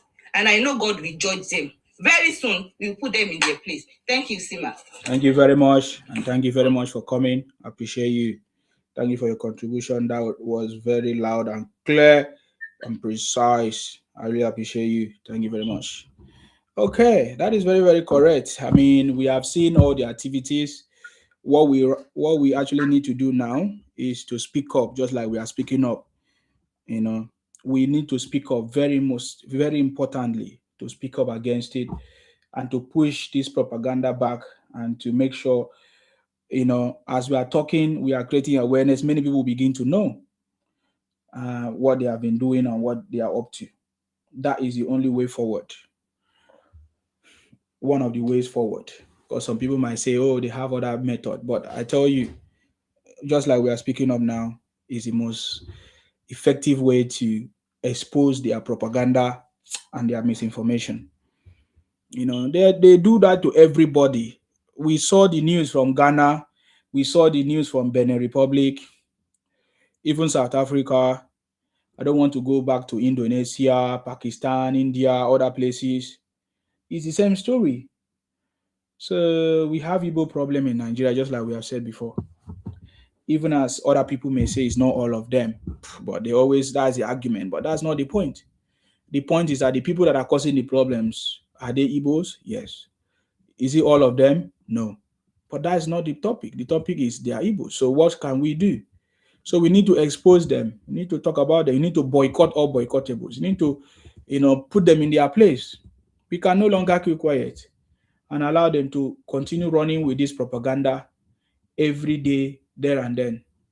You see, I'm happy that the people that they are pushing to us, Obingos, pushing us this thing, pushing Obi to us, they have all failed because now they have realized that Obi is just deceiving them. And just like what this person said, he said, what does that having a house in Abuja, what does it prove? What value is he adding to the conversation? So Obi just taking them for granted. Obi knows the truth. He knows that, man, Jakaban is on the throne. The city boy is on the throne, man. Nobody can try that man. So the people of Yoruba, the Yoruba people, you should wake up to the call, man. Wake up. These guys are not playing. They are not playing. It's in their nature, man. What they are doing today is in their nature. If you make mistake and think that they are joking, then you don't know. You don't know. You never know. So yeah, that's the point. That's the point there. Okay. Let's go further. let's go further because I have more evidence to show that these guys is people beginning to know that Obi is a fraud. They are beginning to know that man, Obi is not serious. So that is, in fact, they are making videos now. In fact, I think that wait, hold on. There's a video I have. Not it was a Twitter space. They were arguing among themselves, and I think they say if they did not give Obi ticket or something. Oh God, where is that video? Wait, oh, I need to get this one because I think this one is important. No.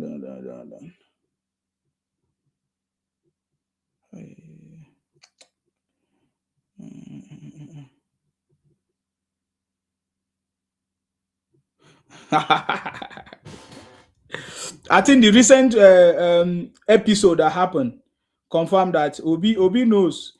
Obi has been using the obedient people, and the obedient people are now getting angry. You understand me? They are now getting angry. They are not getting angry. They are not getting angry. They know that Obi is using them. They know that Obi does not have anything to offer right now. That's why they gather on a Twitter space. Being among this, I really wanted to show you.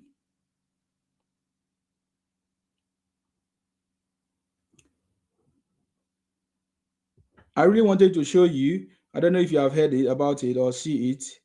You have seen it. The way they argue among themselves because they know that man, this battle is over. Tinubu is winning.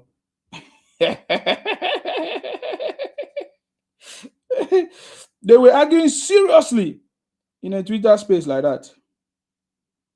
Okay, yeah. He said if Obi is not giving the ticket, we will show ADC what we are made out of.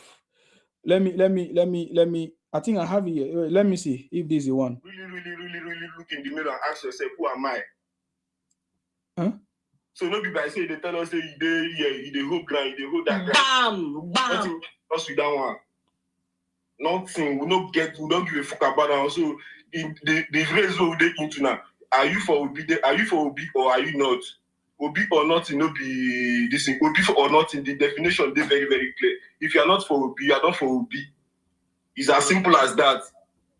And if you are for Obi, there is no way you will be in a space where they are degrading Obi and you are welcomed in that space. Never. It's no fear happen. So we cannot tell us that you are this, you are that, you do this, you do that, you coordinate this, you coordinate that. Who they coordinate? How many people you coordinate? As it stands, Obi or nothing is very simple. The Obi or nothing, it will be very, very, it will not be very vocal. For those that do not like violence, we will now have our own violence spaces. And we'll continue to hold it. And now it will get more blown. It will be more blown. It will be blown now more than ever. Now we go hear us. We go know say we dey online and we dey offline. Mm-hmm. Can't you see the way you deposit this thing peacefully? You don't have to be calling someone. Go dey online and go dey offline. If you don't like violence, if you don't like anything that continue to do, no come. We are not welcome. This is for strictly the coalition of violent members. We agree so we'll be violent members, so we'll be the coalition from that side. We are okay, we don't agree. Coalition of violence members for Obi. Intellectual day, obedient economics day, obedient party planners day, obedient all of obedient think tank day, obedient violent group, themselves they mount full ground. Obedient makers like TD day. If we hold our own ground, may nobody can lecture us for our own ground. Now our own ground. Where is the Akusa day, I beg? Which one is the Akusa day? Obi or nothing. If you are not Obi or nothing, if you see the shake say anybody in the coalition, we go to you be masquerade and we go cover you for village square. Your face will show. Your hands will open, nothing will suck. Okay, as I beg, make I talk. I go soon. Bros, no. So this is please, there's queue. And let us speak according to queue. I'm not awake by no, but everybody this is 3 a.m. bros. I'm awake to speak. Please, there is queue. Make I no 3 a.m. Please, Baba, there is queue. Baba, wait, there's queue. Allow Baba. Okay. Just, I promise you 1 minute. Let me make my final point. Please. Idiakosa, there is queue, bro. There have to be due process. Allow me to speak. Honorable Prince, allow me to speak. We don't agree for you. We come out for you. Now you be the bridge. Now you be the bridge. You want connect the whole peace. Allow us to speak. But we will not like peace. Peace is an abomination from where I'm coming from. Oh, peace is the reason why people say I'm now articulated. No problem. Finish. Make I speak, bros. Allow me to speak. Because the man in power has made it known to us that power is for grabbing and running. In your space where you were given hours to speak, it was made known that they should grab power before good governance. But we they come with good governance and once they grab power. You understand now? We they come with good governance and once they grab power with everything, we know they come out anything, we know they flip anything. The whole box will be checked. Mm-hmm. Sure you get now. Mm-hmm. So we know they talk say anybody we call no. It is Obi or nothing. That or nothing. See, you see that ADC. You see that ADC. I make a cuckoo clear. You see that ADC. If they fumble that ticket, if they no carry that ticket, the way that ticket supposed to be. If they fumble that ticket, go fumble them for street. Yes. So they vote for space. They vote for space now. And for street, go fumble them for that place now. They can't tell us now. Go fumble them for that place. You dey hear them? They coalition bring. Should be anybody coalition bring. So you see, they have nothing to offer. These are IPOP people. Now ADC members. From disobedient to obedient to ADC members. You hear what they are saying? If they don't give them ticket, they say they can go scatter everything. No?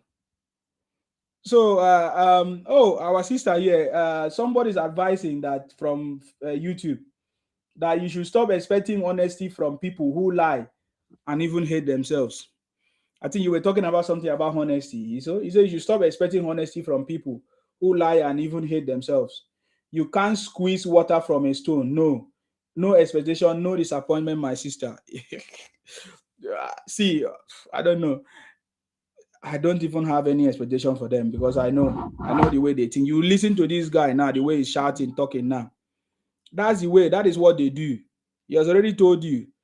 He's part of the disobedient children, IPOP, that they don't give them ticket. They are not going to be happy. But there's nothing they can do. It's just among themselves. So you see, so they know. They are just waiting. They want people to give them ticket. They are not people that are claiming that they are better. It's not by merit. It's not by performance. It's not by experience.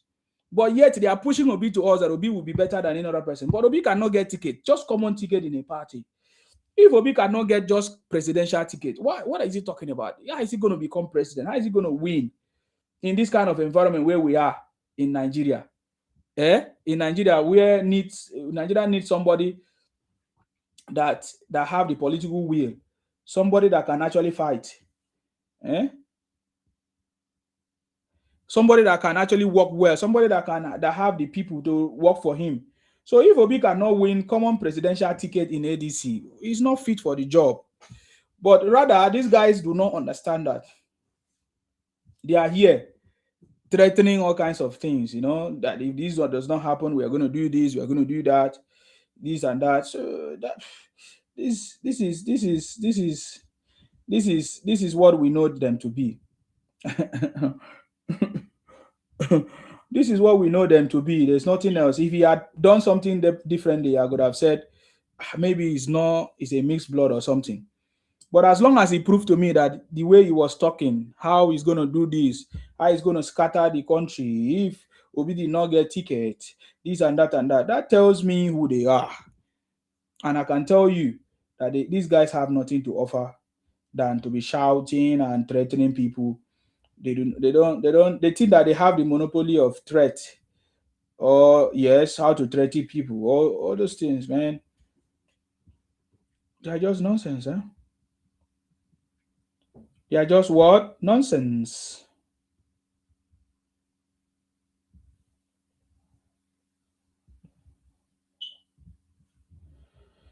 They are all bunch of criminals, man.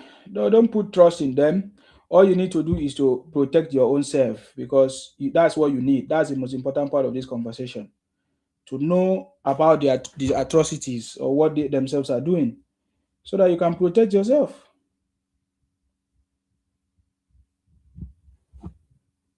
If you don't know, then you fall victim. You will think that they love you while they don't love you. You know? That's what we are talking about.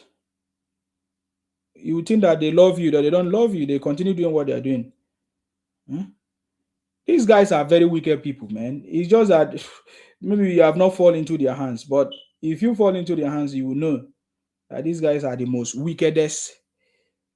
If there is anything wickedest, they are. So there are people who know that, man, this game is over. All the gimmicks of Ubi is over. The gimmicks cannot fly anymore. Let me play one of them when it was the how we use manipulation to manipulate people. Pick police say Niger Gidi, all Yaribas must buy. That's how you be talking nonsense, man.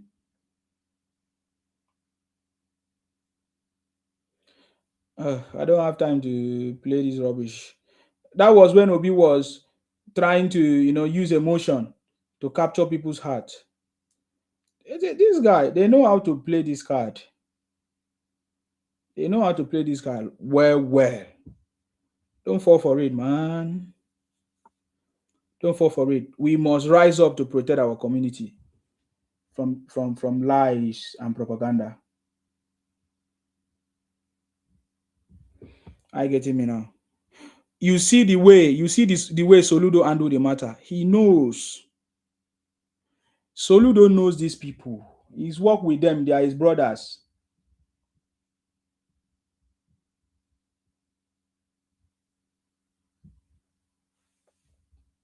They are his brother. They know him. They know them very well. He knows them very well, and that is why you see he's giving them the kind of action that they need. By the way, President Tinubu just returned from Turkey now to Nigeria, right? Powerful. He just returned now to Nigeria, which is very, very good. Very, very good. After the successful visit, yes, to bring investment to Nigeria. So, contrary to the stories of these guys, President Tinubu is back.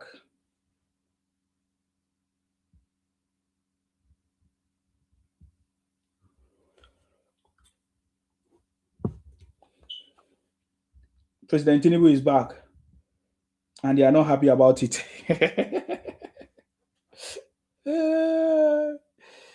Oh God! The city boy is on the throne.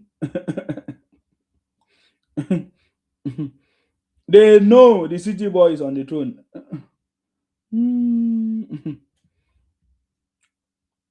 It's not going to end well. Oh. It's not going to end well. Now, let me also play you this video of how others are reacting. This is, many people can confirm that Obi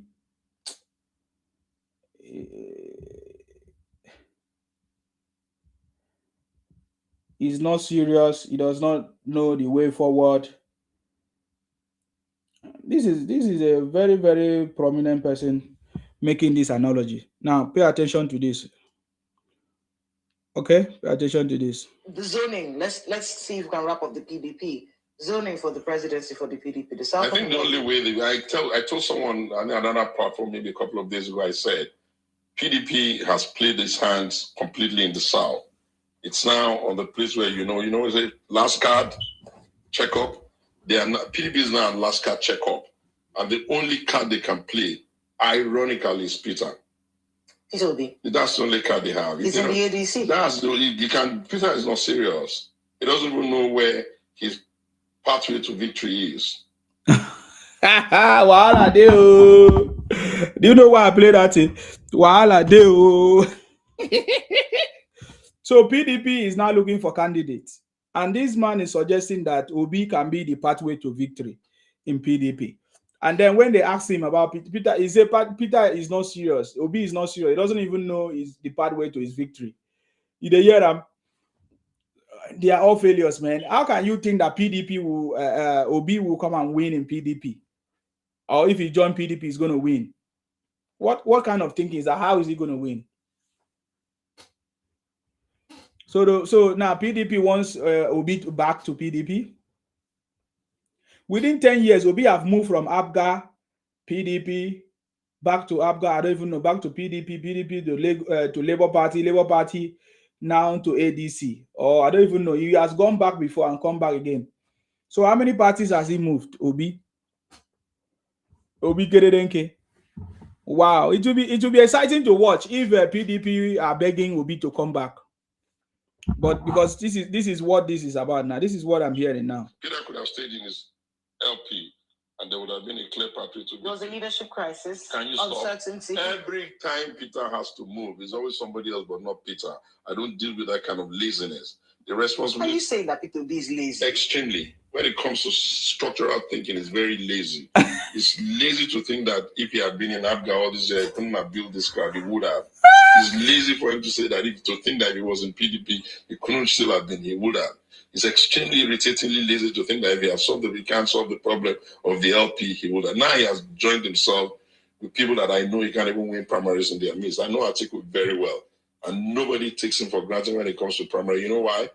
He has institutional experience of how this thing have worked out since 1992. You don't come into a political party where that kind of man is running for ticket and you think you're just going to start screaming your balls and say, I'm not going to agree if it to be to who and who's going to listen to that nonsense. Then you have to look at the other stakeholders that are there. There's the Buhari groupings that make up. In fact, before I forget, this man mentioned a lot of things which we have talked about. That Obi is lazy. It's not just lazy. Obi is nothing. Obi did not go to school. He went to a school through back door. That's why he came up with second class lower or whatever. Obi, it took him many years to even graduate from school. Obi is not thinking. Obi is lazy. He cannot build. He cannot start anything and succeed. Obi cannot do, and he cannot have any will of mind of his own. That is why, according to what this man said, that Obi is like, he could. Why did he think that if he remained in ABGA, he could have not achieved anything? Why did he think that if he remained in PDP, he could have not achieved anything? He has to leave all these parties that actually built him. And now to Labour Party, instead of him to stay in Labour Party, now he has moved to ADC. So he's a very unstable human being, does not have any ideology, does not have what he wants to achieve. He cannot achieve anything because he doesn't have the ability to start from scratch. He doesn't want to follow the procedure. He's looking for fast lane to emerge. And because of that, he can never achieve anything. He can never succeed. I remember what the ABGA chairman said. I'm going to look for that video and play for you.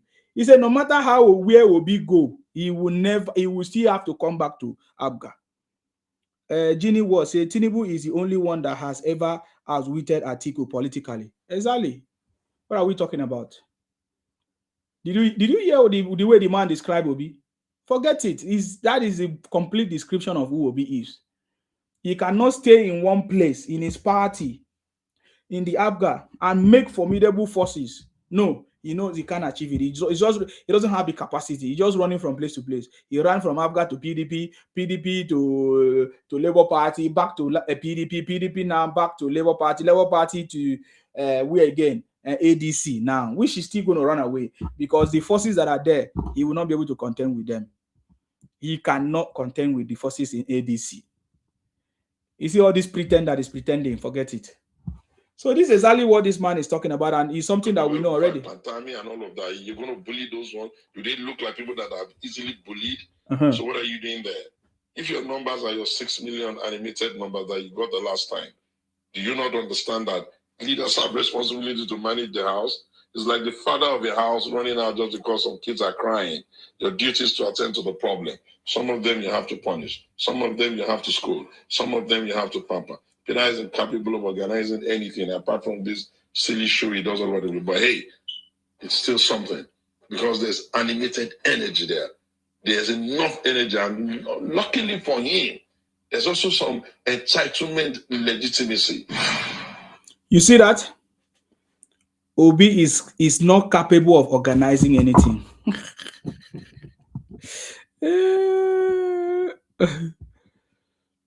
He is not capable of organizing anything at all.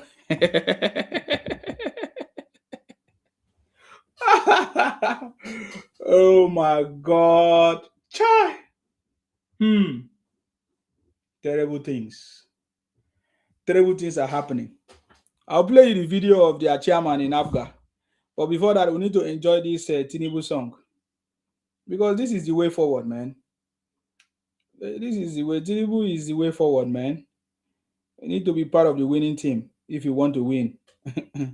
If you are not in the winning team, forget it. You will just be crying for nothing. Eh?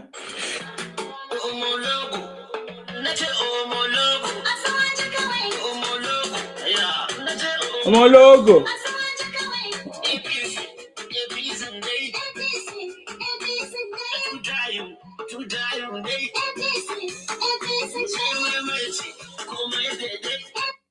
Wow. I like this song. Wait, there's another one I want to play. There's another one I want to play.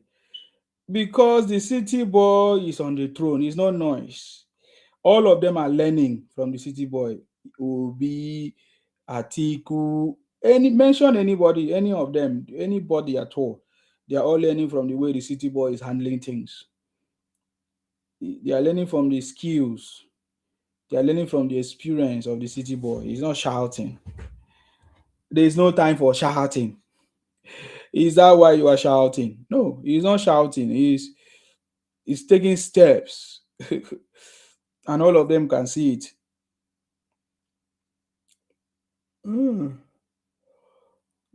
Where is the order of my song? Let's do it.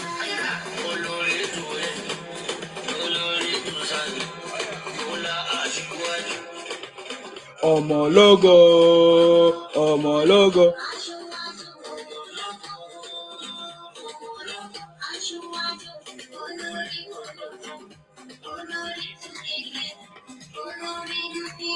Hey.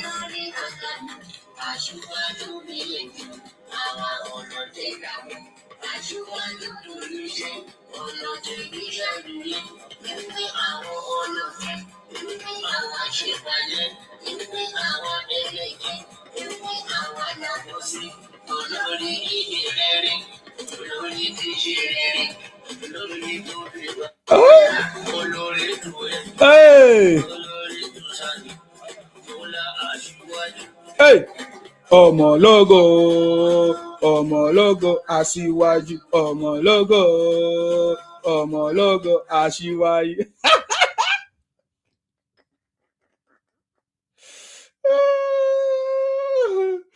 Oh God. I don't know. Taraba is in the bag. Kano is in the bag. Where is this finished? It is finished. Go and rest, man. Go and rest. Let's do it again.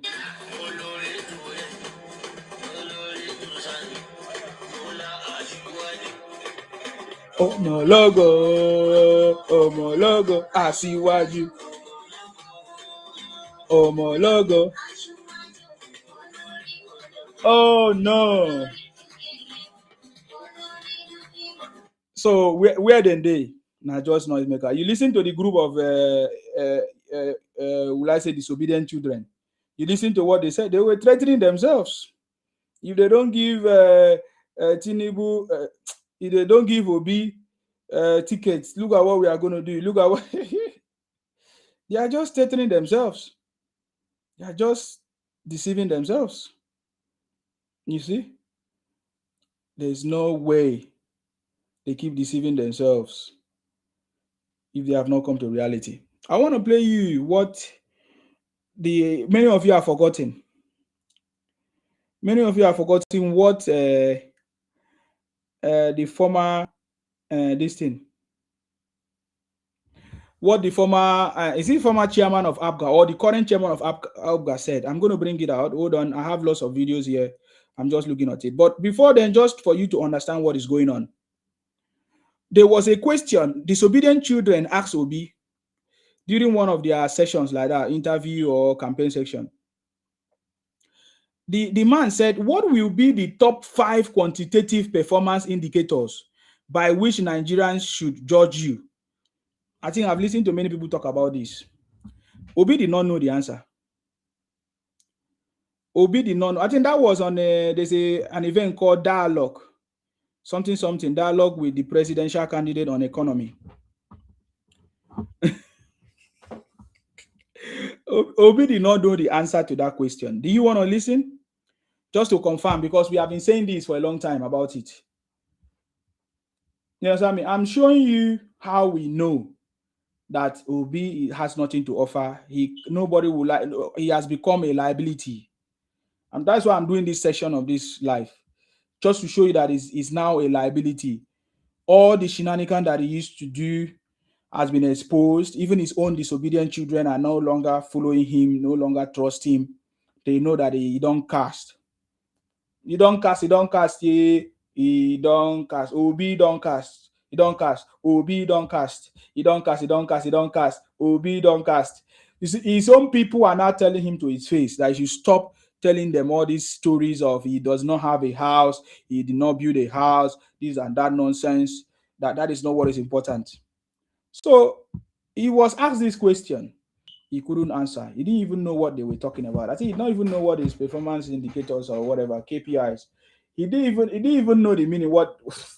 So I get him in. So Mr. Nsima, that is a pure gesture of arrogance, proudness, and frustration mixed together. Yes, exactly. These guys they know, man. They know, man. That's why themselves they are saying it. That man, the person you are contesting with is not something that is you joke with. When he started at first 2023, he was not in power. Now that he's in power, you think that you can come and win him. It's not possible.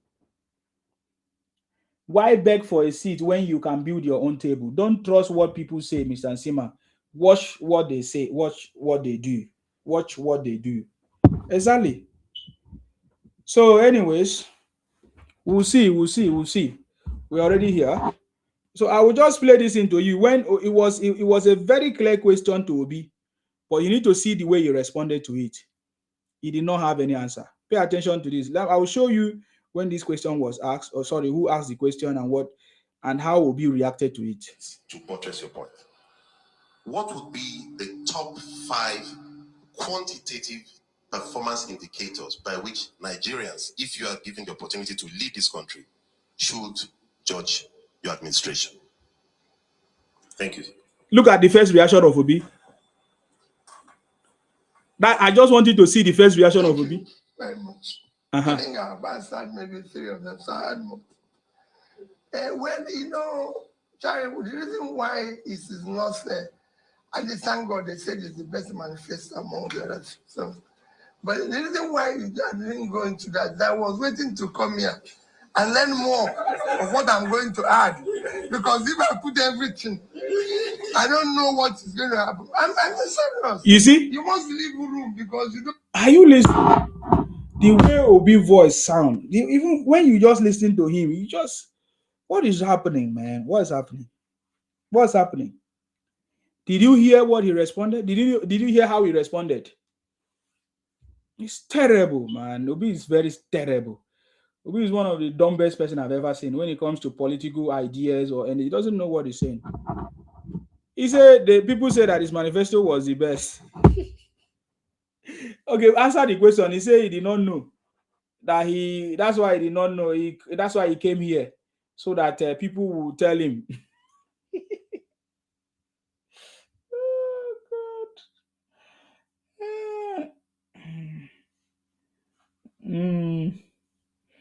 Because he does not really understand the question. What is it that we will see? What is it that you are going to do? Performance indicators. What you will do? Key performance indicators.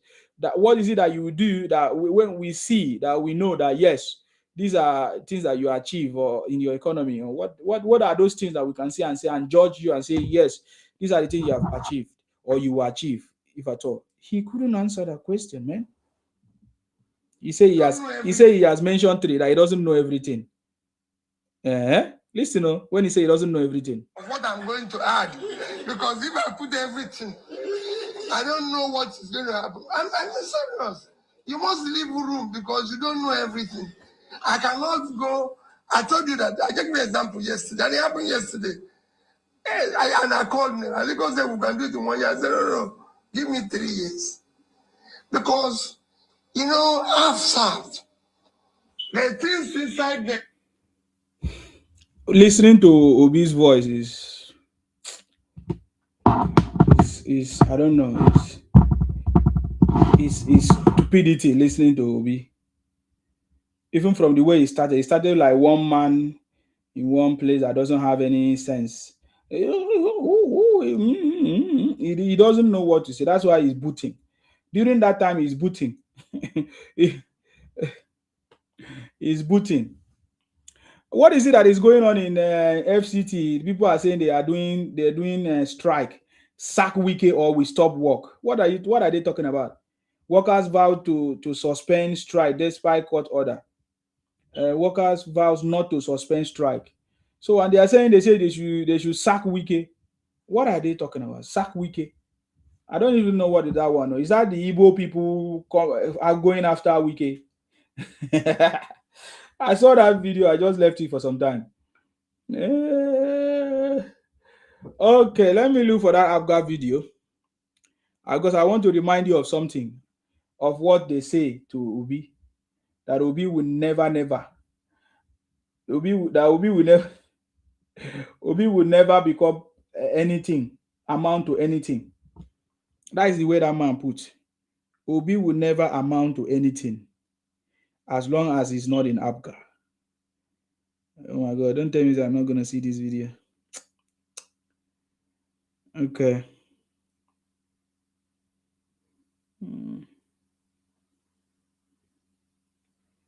Obi will never amount to anything except he comes back. Except he comes back to Abga. How many of you have watched that video? Because probably looking like I'm not going to see it now. See, when I need this video, I won't see it, but when I don't need it, it will just pop up.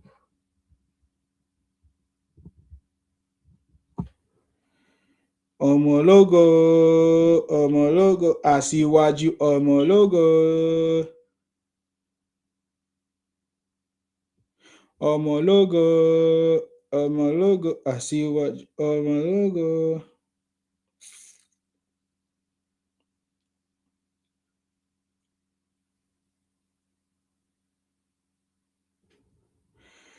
It will be a very shameful thing that after all these Obi's plan, at the end of the day,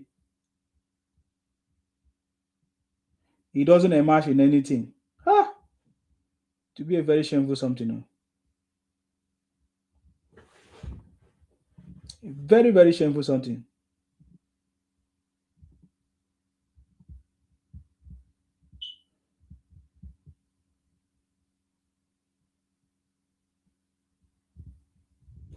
Wow. Anyway, we move.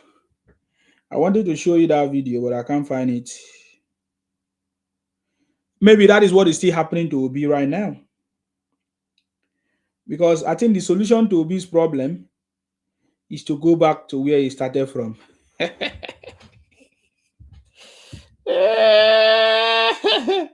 Obi needs to go back to where he started from. Obi needs to go back to Abga.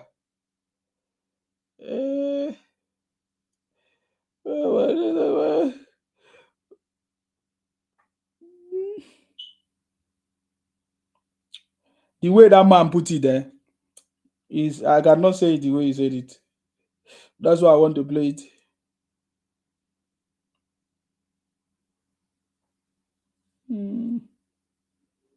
But unfortunately,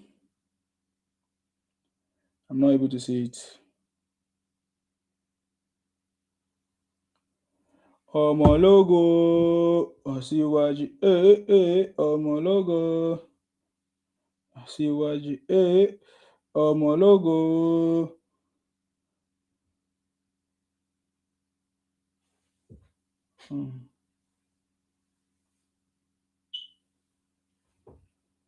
Unfortunately,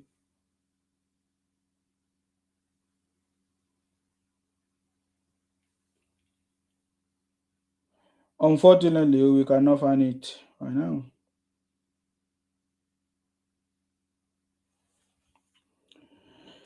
I can't find that one now. Later, we'll talk about it because it's still going to be relevant in our conversation moving forward when we start our campaign fully.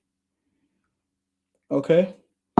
If people that are very close to the Igbo Biafra can tell you that they are not going to ever be part of Biafra or their Biafra, and he explained you that is just accommodating Igbos in your state, in your way, and you say you are looking for ways to pity them or to forgive them. It means you don't know what you don't know what you are doing. We have seen Ebonyi people that are very, very close to the Igbos confirming to us that they will never want to be part of anything that has to do with Igbo Biafra. Why did you think they make that statement? Why did you think they make that statement? I want you to listen. He was a governor as at that time. He is now the Federal Capital Territory Minister of Works.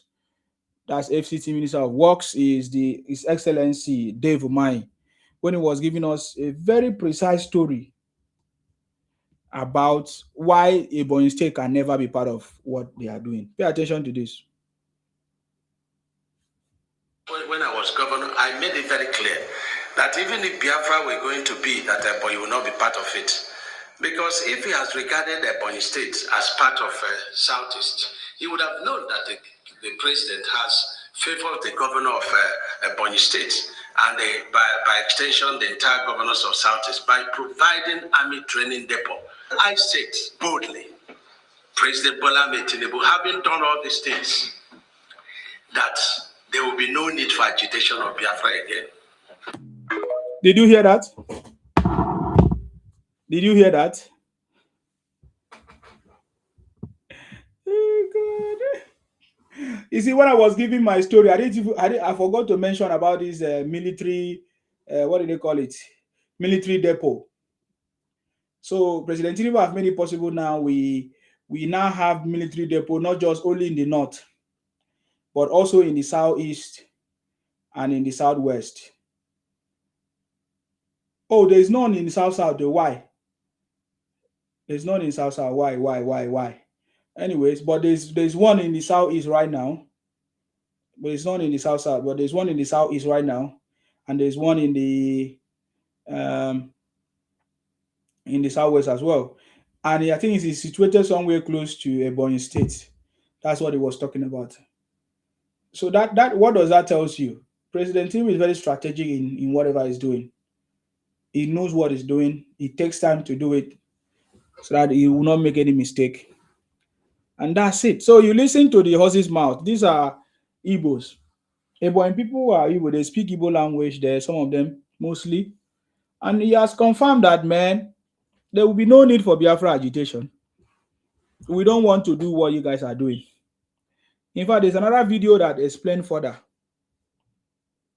that they will never want to do what they are doing because they never accepted them. He mentioned it himself that they never accepted them. They never understood that if Ebonyi State was part of what they are doing.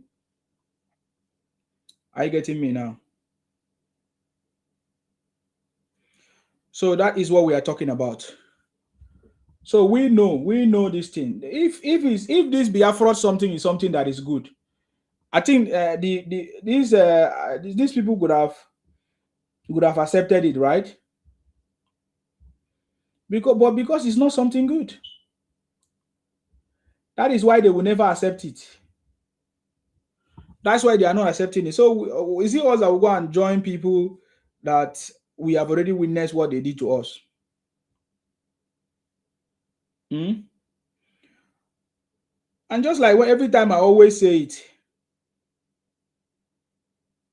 that Ojukwu was a coward. Many of you would think that I don't know what I'm talking about. Let me play it to you so that you can confirm it. So these are the things that we are going to use in our conversations because I'm getting ready, but I don't know. These videos I saved them, but It's like it's too much. So I need to go and do some selection. I want to show you when Gowon confirmed to us that Ojukwu was a coward who did not even have the courage of Hitler. No true soldier runs away from battle after boasting to die at his post. This is Major General Gowon mocks Ikemba, the runaway colonel.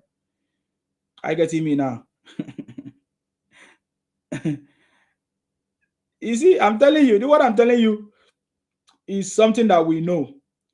Perfect. I think it was also Gowon that released Awolowo. Almost within the first month in his office, immediately enter office. And he also made him the vice chairman. I get me now. So this is a reality. So when I say Ojukwu was a coward, some people think that I'm just insulting him. No, I am not. I'm giving you confirmation. I'm giving you that's why the Igbos know me. That Nsima fear Nsima. Listen, with which the meeting will take place. Why do you think Ojukwu left Biafra? Was it because he was a coward? Was it because he felt that he stood in the way of a settlement? Well, your guess is as good as mine. The foreign press that seem to know him better than we do, than I do, seem to give him all sort of excellent quality, so much above, in fact, than the rest of us. Ojukwu, the gallant chap who said, "I will fight to the last man, and I will be the last one, that will fall." What a pity! How are the mighty fallen, and in such a cowardly way. If he has done a Hitler, probably we could have thought, he's at least a man of courage. He didn't do a Hitler. Hitler took a poison, died, and ordered his body to be burned up. At least because he had, he knew what he has done. Ojukwu ran away and left these poor people that he has led into such, suffering, such abject position. Just left them. And now probably, because with the money he has amassed outside, I suppose he will go and live in joy and plenty. Well, I hope he will enjoy the rest of his life. I hope his conscience will allow him to rest. So you see that is where that language came from, coward, because he actually ran away. When I see Igbos come to my platform and boast, the thing that flashed my memory, you know what I mean?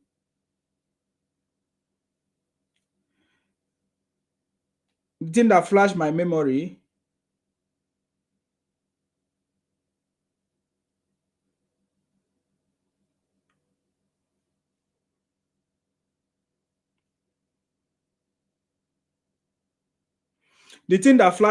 memory is Ojukwu running away.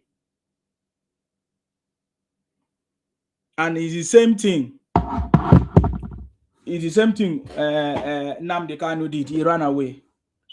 But when you listen to Nnamdi Kanu, all these rhetorics and broadcasts, you will hear him saying that he's a very strong man.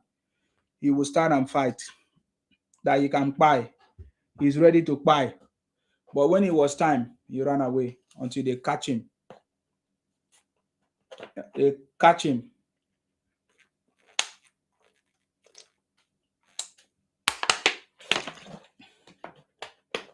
So we know these people very, very well. All these things are just noise. When it's time for them to come and fight, they will not be able to fight. They will always run away. Just like their forefathers.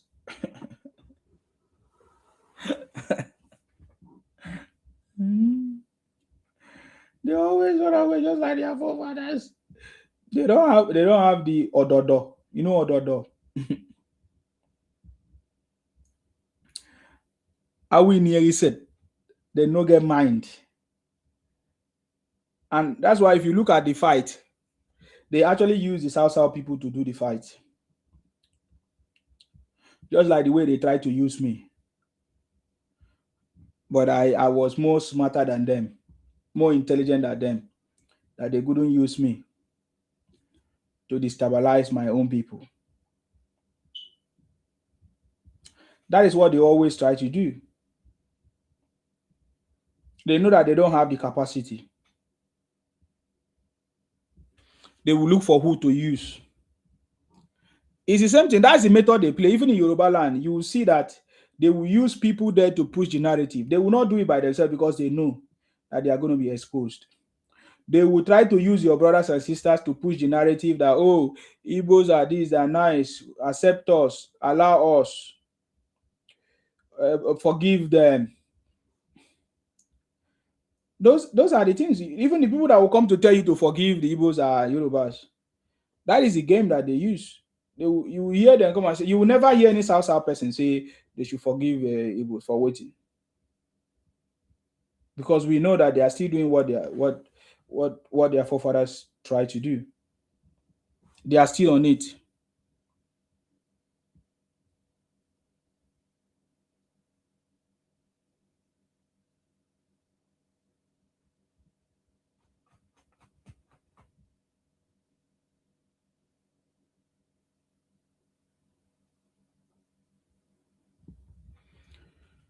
So that is a lie.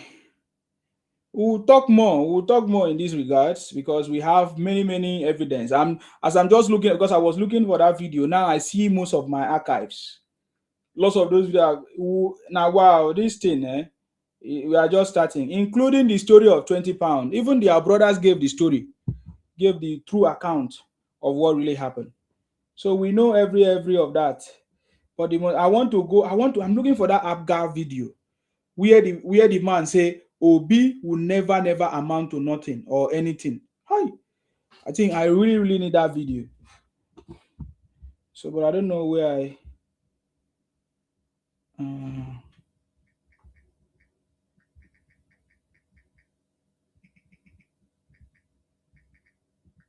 I'm just trying to query my database to see if I can get it.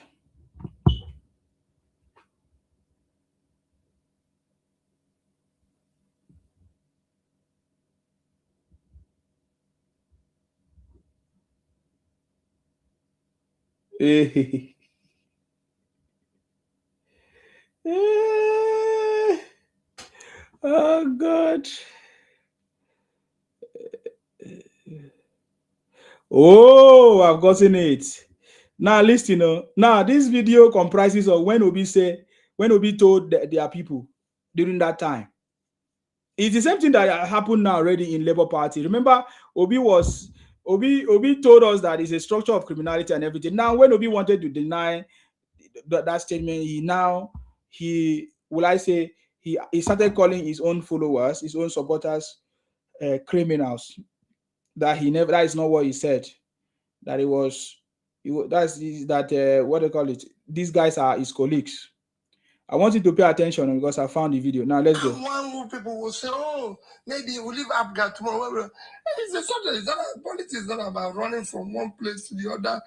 Politics is not about running from one place to the other. I'm not people will say we run away from place. I'm not like other people. It's the same thing he said in Labour Party. I remember the video where they were asking him. Some journalists were asking him, "Are you going to leave Labour Party?" He said no. But what happened today? That's the same method. Obi has not changed his pattern. I'm going to start from the beginning. Obi has not changed his pattern. It is only when you don't know him. People like us that know him, we know him very, very well. He can never amount to anything good. Obingo. He always changes his mouth for everything. You listen now what he's saying. Listen again. One people will say, "Oh, maybe we'll leave Apgar tomorrow." It's a subject. Politics is not about running from one place to the other. And then no. Whatever you can do it from wherever you are and do it properly. Let me tell you what Fashola said. He said, "Doing good work has nothing to do with party or coloration." But when I see people jumping from here to here or doing this, no. Yes, it is you have to be consistent.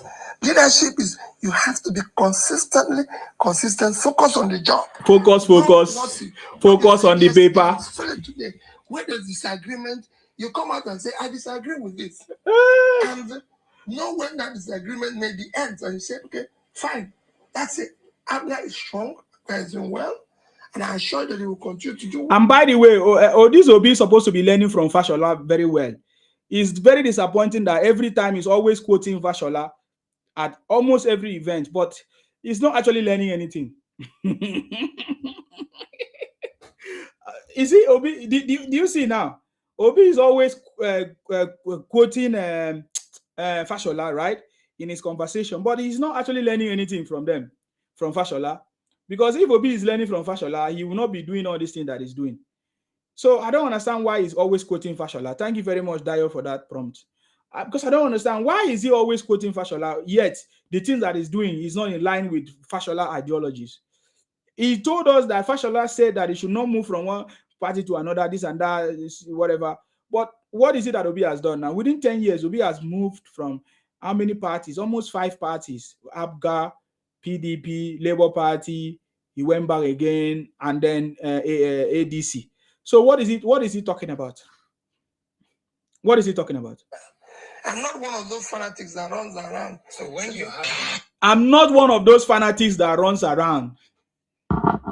Hey, we'll go finish you, Obi. This campaign, I'm sorry for you. I'm sorry for you. Akin Wumi say, why should President Tinubu sack Governor Wike to please who? For what reason? That's a joke. He's one of the governors who fiercely and courageously working seriously and hardly. Yes, don't mind those guys. They are playing politics. I know Igbos are the one protesting against Wike in Abuja. I know them, man. I know them. They are the one fighting Wike.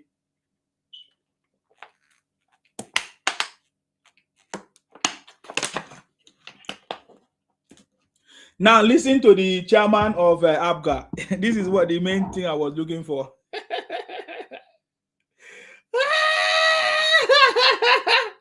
Listen to the chairman. I said it at that time, and I still repeat it. Unless Peter will be my brother returns to ABGA, he will not achieve anything politically. Cheya. Hey! Hey! He said, I said it that time, and I'm still saying it again. Which year was this, Seth?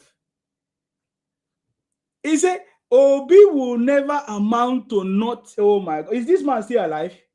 He said, Obi will amount to nothing politically, except he comes back to ABGA. I wanted to look at the years that this man have made that statement. Has Obi amounted to anything?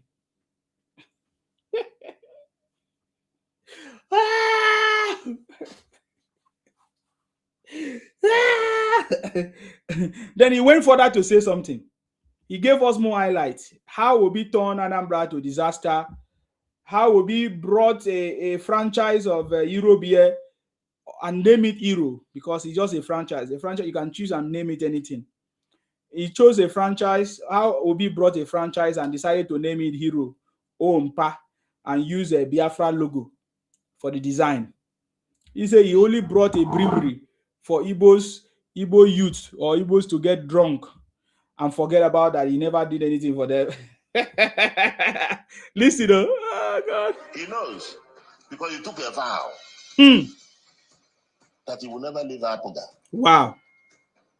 That any day he leaves ABGA, let his family die. Everybody in his family die. He said it. But he still left ABGA. Why did he make such a vow? Why? He left ABGA and joined PDP. Mm-hmm. He was vice president to Atiku. Mm-hmm. Now he's going for presidency. It will be a catastrophic exercise. It will not work. I'm the one telling you now. And the reason is because of the vow. Do you know what vow means? We don't know. Marriage.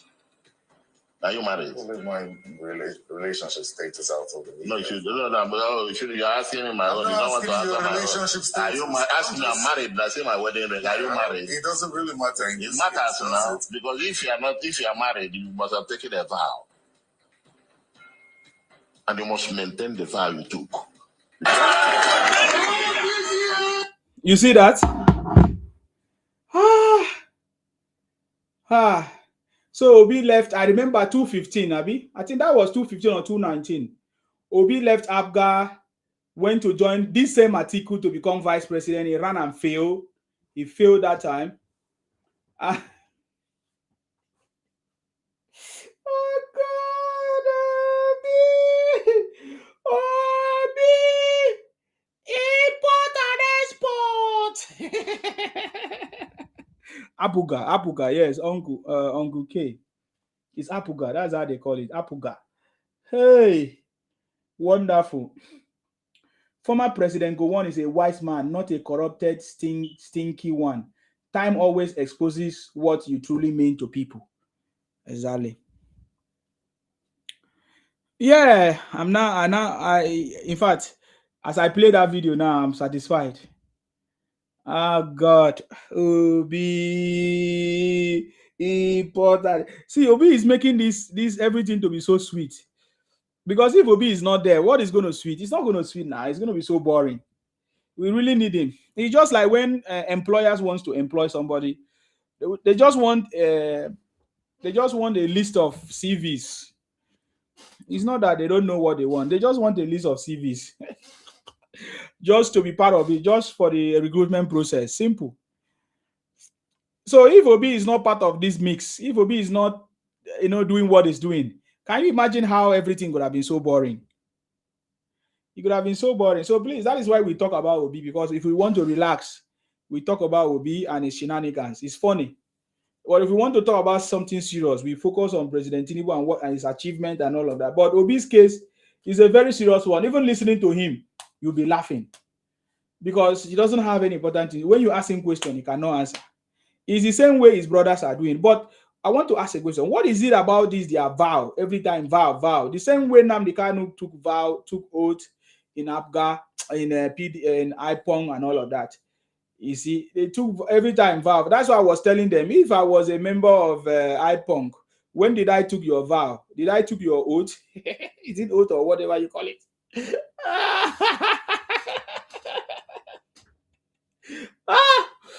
These voting people, they always know how to take vow and then they don't keep to it. So Obi actually took vow and swear that he's not going to leave APGA, but now he's in different party, and in all of these parties he has achieved nothing. Oh God, this is so sweet. Please go and read my book. Go and read my book. The Ikwere, Ijo, and Ibom people are not Biafra, are not Igbos. How the Biafra project failed to take over the Niger Delta and coastal region of Nigeria since 1966 till date. Ikwere, Ijo, Ibibio rejected Ojukwu Biafra in 1967 and continuous rejection in 21st century. You can read it on Amazon, free, Amazon Kindle. You can read it there. It's just how many pages? It's about 128 pages, but we are not doing book review. I'm just telling you, go and get this book. We'll do book review properly. We'll do it, but I'm just saying you can read it free on Kindle. Just to confirm to you that we are the people of the South, the Niger Delta people. We are never Biafra. We never want to be part of it, and we will never be part of it. I bring to you some enlightening messages. If you read it, you understand that the Niger Delta people have always been fighting against this propaganda of Igbos. If you look at it, the purpose of this book is to clarify the distinct cultural and political identities of the Ikwere, Ijo, and Ibom people, and to document their consistent rejection of Biafra political territorial claims. By doing so, the book challenges misconceptions spread over decades sometimes ignorantly, sometimes deliberately, by groups seeking to expand influence or control over the Niger Delta. This work also provides historical context necessary to understand why these groups have defended their identities so firmly, even in the face of pressures from neighboring ethnic nationalities and separatist movement. Very powerful. I'm just reading you. What I'm just reading you is just the purpose of this book. Is few sentences, man. If you read this book, man, you will know that we understand what we are doing, and Igbo Biafra criminality is dead. So you can read it free of charge on Amazon Kindle if you have it, or you can order it from my website, insimabooks.com. We have a paper copy and an ebook version of it. So the ebook is cheap if you want. You can get a copy of the ebook, or if you want to read it on Kindle, fine. It's also cheap if you want to read it on Kindle, or you want to get a hard copy, you're free. Paperback, you're free. So yes, thank you very much for that.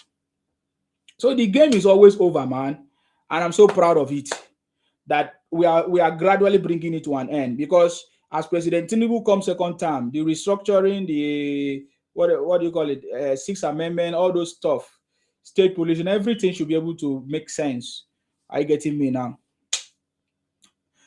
I'm so much happy, man. I'm so much happy too. That is why you see me every time I'm here talking about what I believe in, man. It's just the same way I was telling them about Akwa Ibom as at that time when I was supporting them. I did not hide my mouth. I was very, very clear until I discovered that, man, these guys are trying to put us into, I don't even know, they are trying to make us to be a subset. They are trying to dominate us again with their conversation. I say, wow. So this thing has not really stopped. This Igbo expansion agenda has not really stopped. It continues. It's still continuing.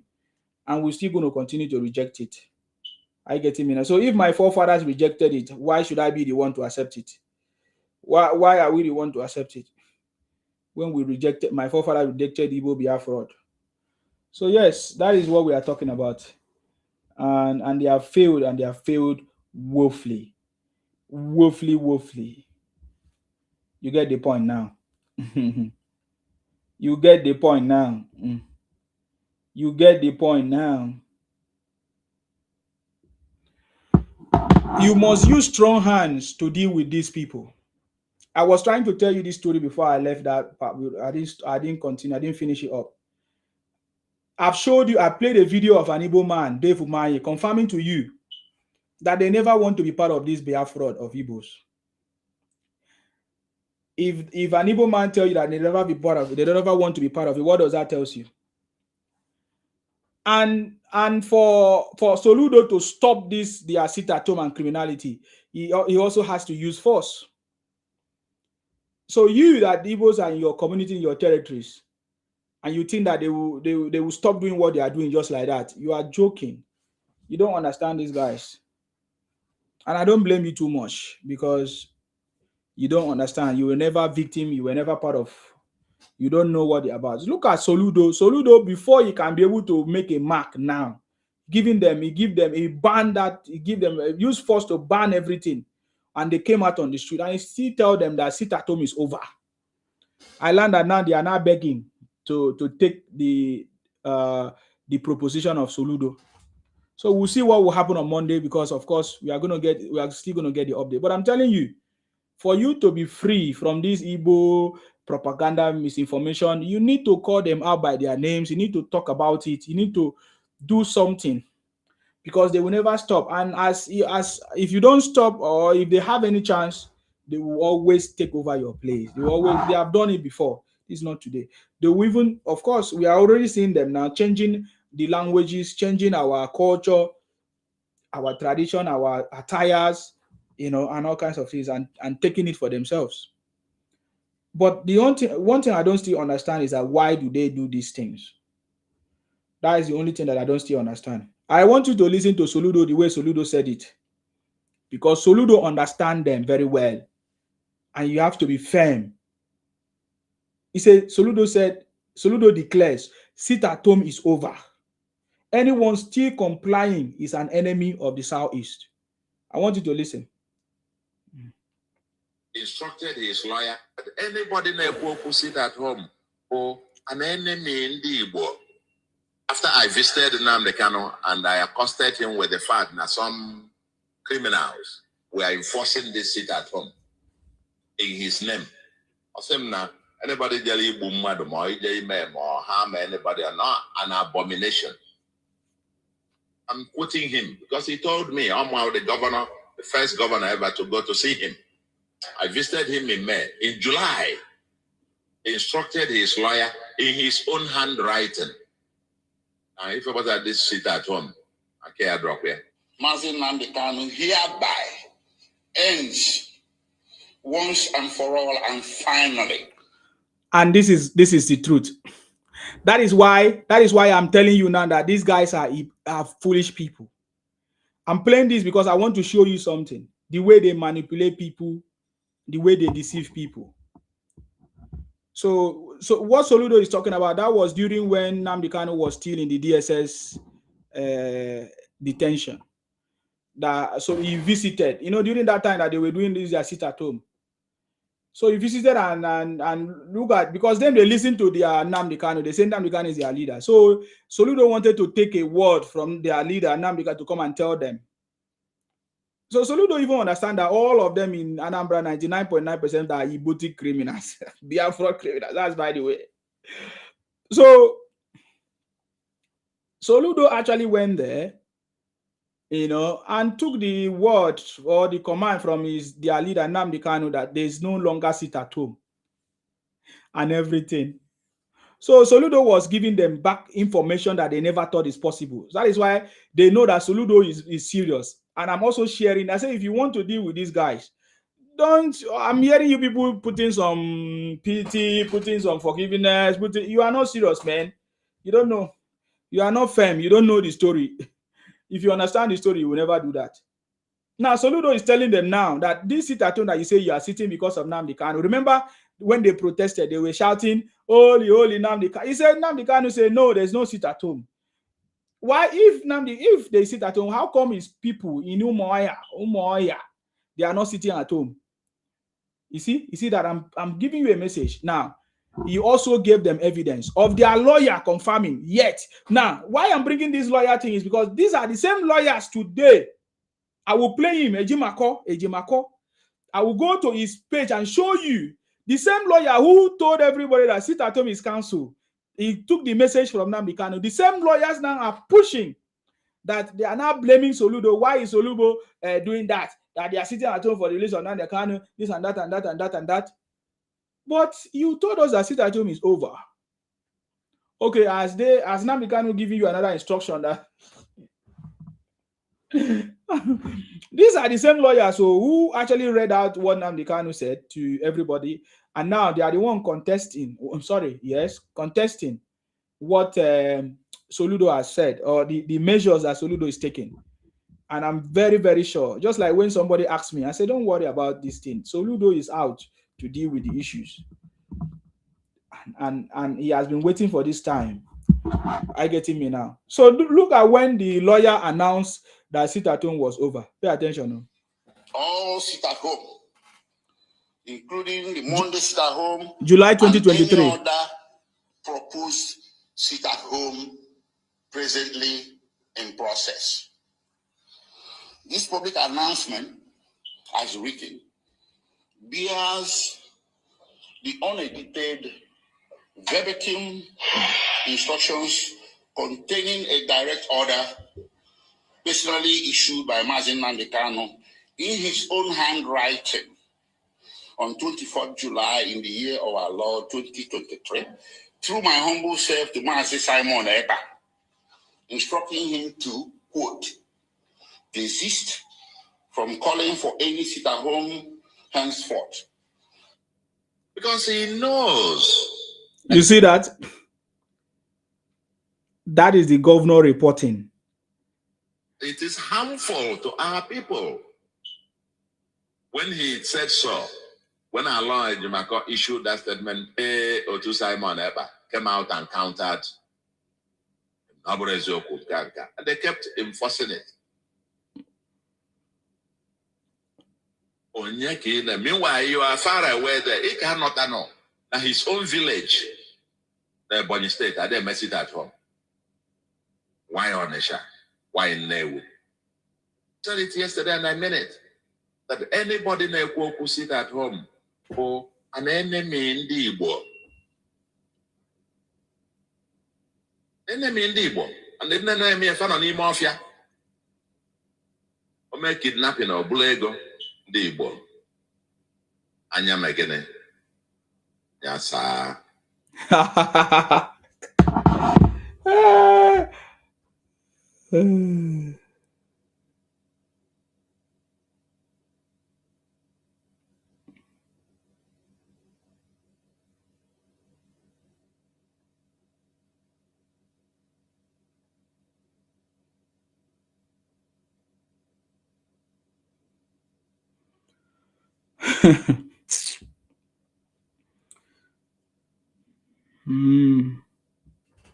Wonder shall never end.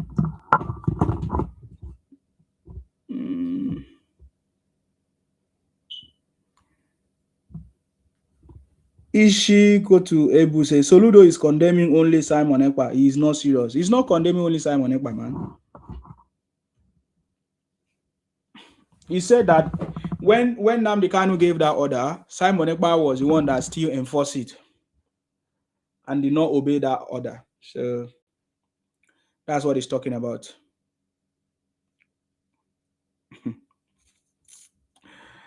Oh my God. Wonderful. Wonder shall never end. I wanted to also play to you when this same Ejimako now fighting Soludo because they are not happy now what Soludo is doing. I saw him making statement. Oh, Soludo do not have the right to do what he's doing, to stop, to ban people. This, oh boy, is happening live. I'm so proud of this Soludo now. It's like things are beginning to work. You understand me? Things are beginning to work.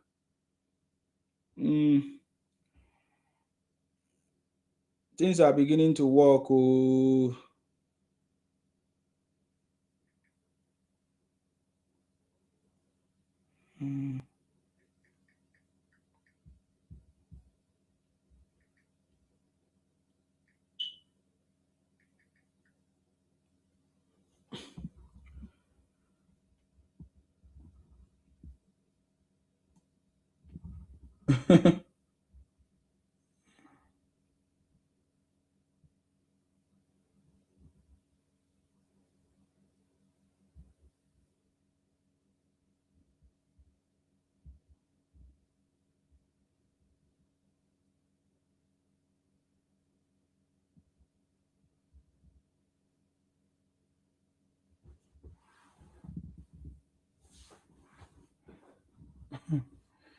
Okay, I'm looking for the current one. I can't find it right now.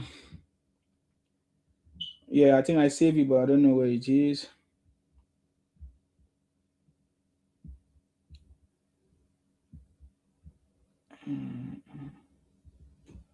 I saw him, he was fuming.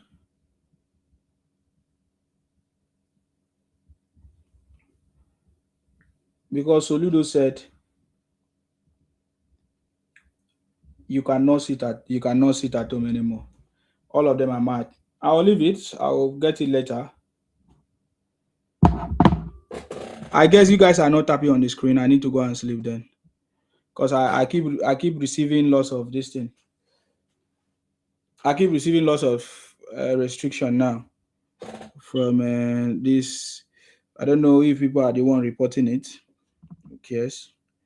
They lie, they report whatever they report. Wow. Why?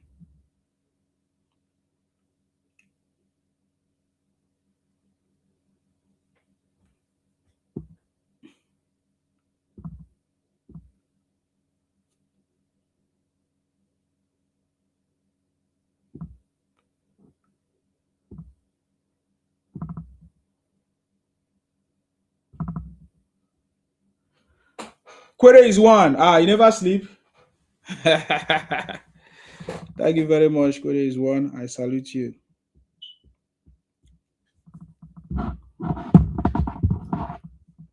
I salute you.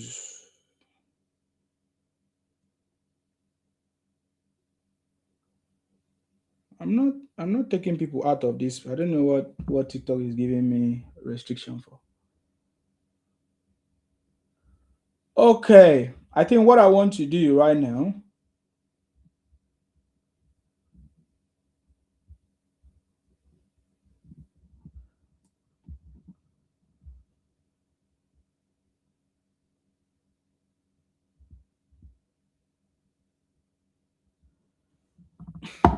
what I want to say right now is a very short story from Fashola. And that this is the same story I've been telling people. The reason why President Tinubu came to power as a president, what he actually came to do. He actually came to fight for Nigerians. The same Nigerians that President Tinubu came to fight for, all of them are now fighting him. Well, no, did I say all of them? Like, especially those Igbo, Biafra, and others. They are fighting him to come and they are fighting him because he came to fight for them, and they don't understand. We witnessed how they were fighting President Tinubu on the tax reforms. Even can I ask a question? How many persons right now? How many person right now has paid tax, or that they have collect their money in the name of tax? Is there anybody like that? I'm not aware of anybody that have paid tax. Or contrary to all the fake news,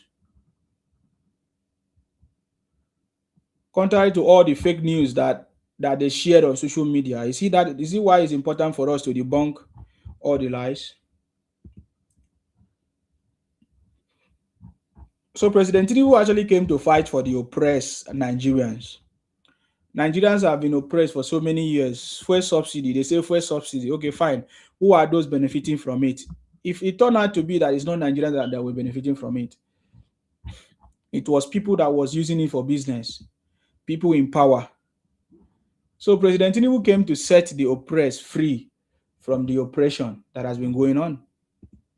President Tinubu came to set the oppressed, especially our local government, from the oppression of the state governors. President Tinubu came to make sure that Nigerian youth can go to school based on scholarship and all of that. So President Tinubu has always been fighting for the oppressed people. That is why he came on board to work as a president for us, so that he can fix some of these things that has been going on in Nigeria. So you need to understand the job that President Tinubu have done, cracking the code. President Tinubu have cracked the code to take Nigeria from the third world status to a developed one. This is something that we can never forget. This is a legacy that we'll live to celebrate under President Tinubu. And I want it to be known that President Tinubu is the one that have done it. That everything that he's doing today is to take Nigeria out of the third world status. Have you ever thought about it? Have we ever thought about it that are we still going to continue in that same trajectory? But President Tinubu, who is a master strategist, the transformational leader, has come to change that direction, or change that narration to something positive. And we know that he's already doing it, and is working tirelessly every day to make sure that Nigeria is free, Nigeria is working, and all of that. Governor Soludo is brave, fearless leader, telling his people to destroy their old self, or old them. What before he destroyed them? Okay, that's when truth talk hurt more than expected. Truth talk hurt more than expected. Kudos for calling a spade, sir. Exactly. That is why I'm so much happy with Soludo. And we cannot forget it. We have to talk about Soludo very, very well for making sure that this is happening. From Monday, we are going to, of course, we'll see what is going on in Anambra, and we'll continue that conversation. That's correct.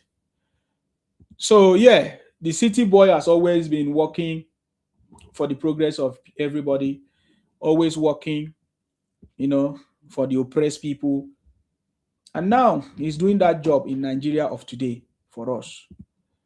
And many people don't understand the role that President Tinubu is playing. I think that is one thing I noticed. Many people don't understand the part, the fight. Many people don't understand. Many people just think that when you just be a president, that's it. No, President Tinubu is not that kind of president. Wow. Oh, so we are in 1st of February. Woo. Happy new month to you guys. So,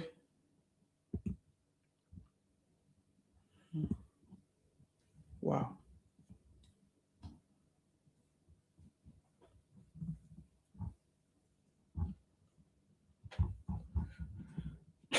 Happy new month to you guys.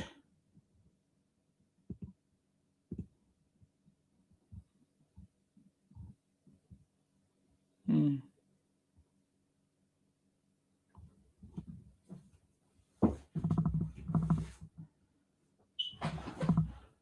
The city boy is on the throne. So he has been always fighting for the oppressed people all the time. Hmm? Without any fear at all.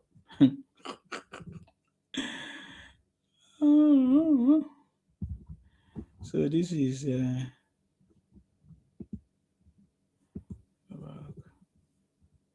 ooh, okay.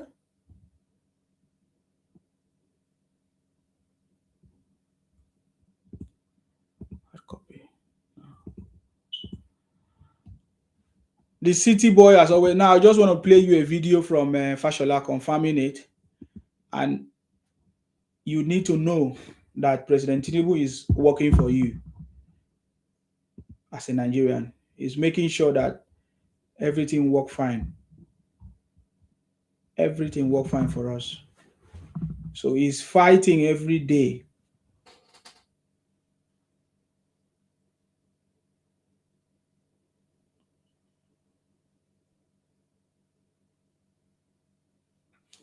He's fighting every day for the progress of Nigeria. Every day, President Tinubu is fighting. Even as I'm talking to you now, our dollar now is now 138. That's 1,386. And of course, Nigeria is the sixth largest contributor to the global GDP. Global GDP growth in 2025. When was the last time we received this kind of report?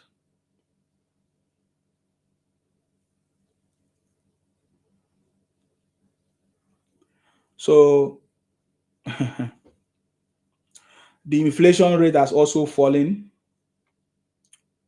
from very high to 34.8% in December. And now that was 2024. But now, so that's the comparison from 2024 when it was 34.8 to now at a very low 15.2% in December.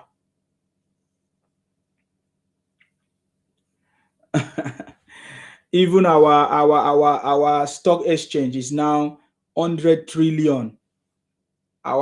For the first time ever in January 25, in January 5, of course, this year, our stock exchange got to the highest first time mark ever, 100 trillion, and even ended with 101 point something trillion. So that tells you that this government is working. I'm just saying this because I'm rounding up right now. I get it me now. So which means that our economy right now is approximately 373 or 370 something trillion today. As at when it started, President Tinubu have done a lot of things.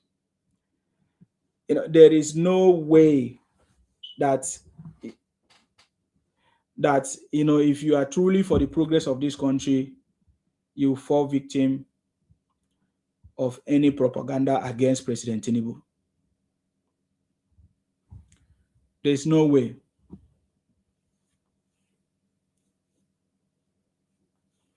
And as just like I said before, President Tinubu want the grassroots to grow. So I think there was a report of the new initiative that President Tinubu have launched at the world level. President Tinubu understand the grassroots development. He has been focusing on local government autonomy. Now he's talking about what is a new initiative that President Tinubu have launched. It's called Renewed Hope World Development, to support small-scale traders by providing assistance to how many of these assistance to small businesses at the world level. World. So local government, world level. If you don't, I've told you that the job is finished. It's a finished job. It's a finished job. In fact, let me tell you something. What I'm telling you is, just like I said before, that 2027, what we are going to be talking about is President Tinubu legacy. By that time, it's going to mature very, very well. The city boy movement. Are you getting me now? So it's not a joke. So I don't know if you live in Nigeria, or if you have brothers and sisters still in Nigeria or anywhere they are, you can call their attentions to them to participate and benefit from this initiative. It is called Renewed Hope World Development. It's to support small-scale traders. So this is something very, very good.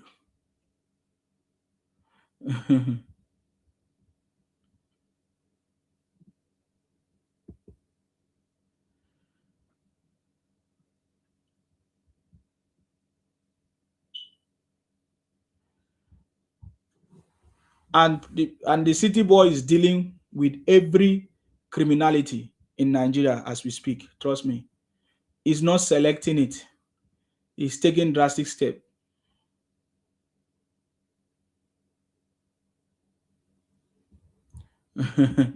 So now let me show you people that are already benefiting. But before I show you, let me show you the conversation from Fashola. Because Fashola is like, these are people that know President Tinubu now. Pay attention to it. I remember my phone rang after playing soccer on Sunday, and it was the ADC. And he said, the boss wants to speak to you. And he said, when he came on, he said, look, Tunde, I'm sorry. I know this is your day off. I need you. Yemi, that's the current vice president, the attorney general, was in camp.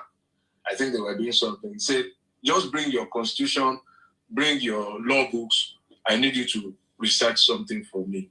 When I got there, what he said to me was, are we just going to fold our hands and let a governor in Nigeria be impeached and nothing will happen? And I said, but he's in opposition. It doesn't matter. What can we do? Call your colleague. And it was in his house, in that body law, that a group of us lawyers sat down, prepared the court documents. I will keep the name of the lawyer who went to file it with security. We gave him at 4 a.m. to go to Ibadan the following morning, from 11 in the morning. And it was that case that went all the way to the Supreme Court. And Ladoja was returned back to office before he finally lost in the re-election. That wasn't his cause. That was an opposition governor. But that is the man, the champion of oppressed people. So when some people are now trying to rewrite history and say he's fighting Buhari, no. He's empathizing with people who can't get money. You see that? There's some stories that I remember. Let me say this. I was saving it for my memoirs, but let me say this. When Governor Ladoja was removed as governor in Ibadan by an apparently illegal impeachment process, it was to Lagos that he came, and I know, and I will say no more about that part. But let me also say that on Sundays, I used to play football, and Sunday was like my day off when he would not call me. I remember my phone rang after playing soccer on Sunday, and it was the ADC. And he said, the boss wants to speak to you. And he said, When he came on and said, look, Tunde, I'm sorry. I know this is your day off. I need you. Yemi, that's the current vice president, the attorney general, was in camp. I think they were doing something. He said, just bring your constitution, bring your law books. I need you to research something for me. When I got there, what he said to me was, are we just going to fold our hands and let a governor in Nigeria be impeached and nothing will happen? And I said, but he's in opposition. It doesn't matter. What can we do? Call your colleague. And it was in his house, in that body law, that a group of us lawyers sat down, prepared the court documents. I will keep the name of the lawyer who went to file it. With security, we gave him 4 years to go to Ibadan the following morning, from 11 in the morning. And it was that case that went all the way to the Supreme Court. And Ladoja was returned back to office before he finally lost in the re-election. That wasn't his cause. That was an opposition governor. But that is the man, the champion of oppressed people. So when some people are now trying to rewrite history and say he's fighting Buhari, no. He's empathizing with people who can't get money. So I think the part I want you to get is that President Tinubu always fights for the oppressed people. And he gave a very good analogy of how President Tinubu tried to defend a certain governor or something like that. So this is what we are talking about. And this one, as I'm saying, President Tinubu launched a new initiative called the Renewed Hope. Is it World Development or whatever? What do you call it? Renew Hope. What's the name again? Renew Hope World Development. Yes. And there are people that are already talking about it. I want you to pay attention to this one. Najeriya a ƙarƙashin jagorancin Bola Ahmed Tinubu ta dasa wani ƙuduri na haɓaka tattalin arzikin Najeriya. Har ya kai ana juya tiriliyan 1,500. Do you know why I play it? Because the people that always benefit from this thing the most are the northerners. Nigerians will be wasting time. They are not listening. They are not listening. As we are telling them now, these guys are already benefiting. Kasa daga nan har zuwa 2030 a matsayin shugaba Tinubu na masanin tattalin arzikin ƙasa. Ya san cewa arzikin ƙasa baya bunƙasa sai da ƙananan 'yan kasuwan ƙasa. Wannan ne yasa ya fito da kyakkyawan tsarin taimaka masu. Renew Hope World Development, wato RHWD, wani tsari ne da Renewed Hope World Development. Let me stop there. I've already said it what it's for, but she's using she used language. I think other people need to use their language as well, but then she's using language to communicate.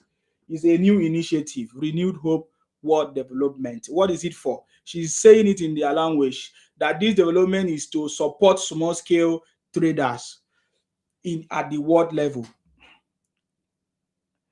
King James said, now people should see what the North voted for him.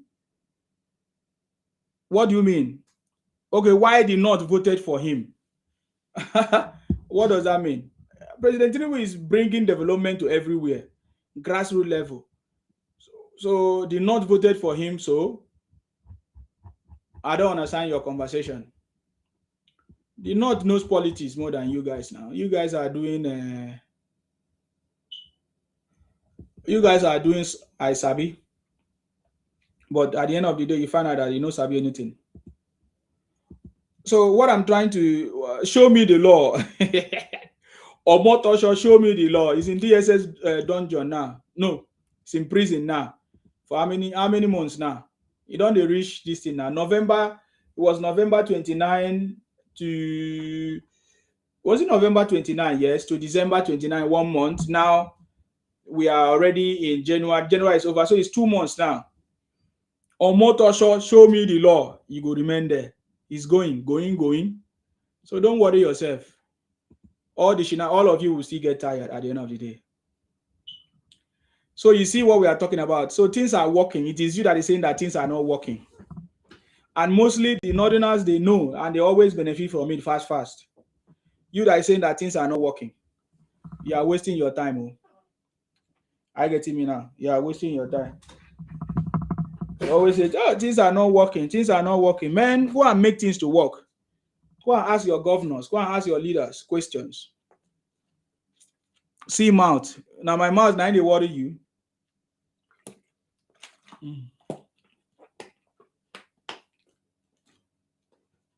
So you see, with all these your economic quotations, how is it that some people are saying that nothing is working in Nigeria?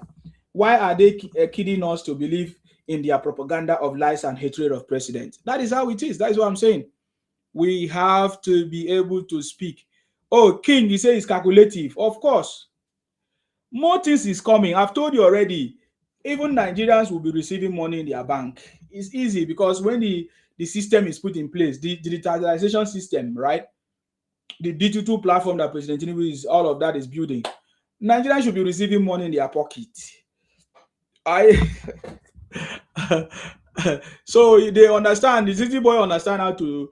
That is why he has been talking about local government autonomy, so that there is development at the grassroots. There is no grassroots than the ward, our ward, different ward levels. That's it. So yes, so President Tinubu is bringing this development to the ward, and now small scale businesses are now empowered at the ward level. People that cannot maybe come to the city, go travel out of their place, now they will be benefiting directly from president. So he has already has a design, his own plans. So he's working, man. This guy, don't joke with President Tinubu, the city boy. Don't underrate him. So President Tinubu have cracked the code to take Nigeria out of the third world status. So Nigeria is working, and President Tinubu is doing his best to make sure everything works. He just came back from Turkey today, and then that's it. I think that was yesterday, but today is Sunday already. King JB said the fact that Tinubu could convince a Shell CEO, that's remarkable. My brother, they did not just convince them with words. They have seen the result of his economy, of his policies, and his reforms. So they know that they can see the figures, they know the indices, they know the truth. So it's not just about convincing them with words of mouth. He's convinced them with his reforms, with his policies, tax reforms, and all of that. So that is what we are looking at. That is what foreigners are looking for. And President Tinubu is already meeting all those requirements for Nigeria to be out of the third world status. He's already meeting all the requirements. So, and that's it anyway. So guys, I think I've done almost 8 hours now. Time now is almost 4:30, 4:21, there about AM. Now, wow, I don't try. So guys, I will leave it there. Our job is to continue to pray for our president. Continue to pray for him. He's working tirelessly. Do you know, traveling out of Nigeria, traveling alone is a lot of work, man. Traveling, if you know what is involved in traveling from place to place, it doesn't matter whether you sit on the plane or you drive, it's exhausting, man. So President Tinubu traveling up and down and trying to get what he needs to do and all of that is remarkable, even at his age. I'm telling you, man, it's very, very remarkable. He's doing more than other people, doing more than any other person at his own age. Look at it. The only man that can fight the opposition, that can fight those people fighting him. King JB, thank you very much. God bless you as well. So let's continue to pray for our president for more knowledge, for wisdom, understanding, for strength to fight this fight, because it's getting tough and tough every day. But President Tinubu should not give up and should continue more strength. God should give him more strength and wisdom and good health to fight. I have seen videos from people like fake activists like Showere. They are fake activists, man. These guys are cash TVs. They are not nothing. Showere saying that Tinubu is going abroad for checkups or medical checkups and all of that, man. Is President Tinubu afraid to say anything or do anything? I don't know what he's talking about. So you see, all these guys are people that are just there. They will use past glory. They Showere always use past glory. Oh, that they were the one that fought for military then, and then this and that and that. All these things are past glory. Right now the city boy is making things happen and is changing the conversation. And it's not, none of these conversations or misinformation is going to stop President Tinubu's success. Anyways, So thank you very much, guys. May God bless our president, His Excellency Asiwaju Bola Ahmed Tinubu. May God bless our vice president, of course, Senator Kashim Shettima himself. May God bless our uncommon Senate president, distinguished Gospel Akpabio. May God bless all of you, patriotic Nigerians that want the progress of this country, that are fighting to debunk all the lies and propaganda of these people. May God bless you. May God bless you. May God bless you. Stay blessed, guys. Of course, you know my name. My name is Akparawa Nsima, the first son of Idu. I'm from Akwa Ibom. And Akwa Ibom, yeah. Abasirium. Stay blessed, guys. Until I come your way next time, guys. Bye-bye for now. Thank you very much. Stay blessed. Bye. All right, guys. You are watching me from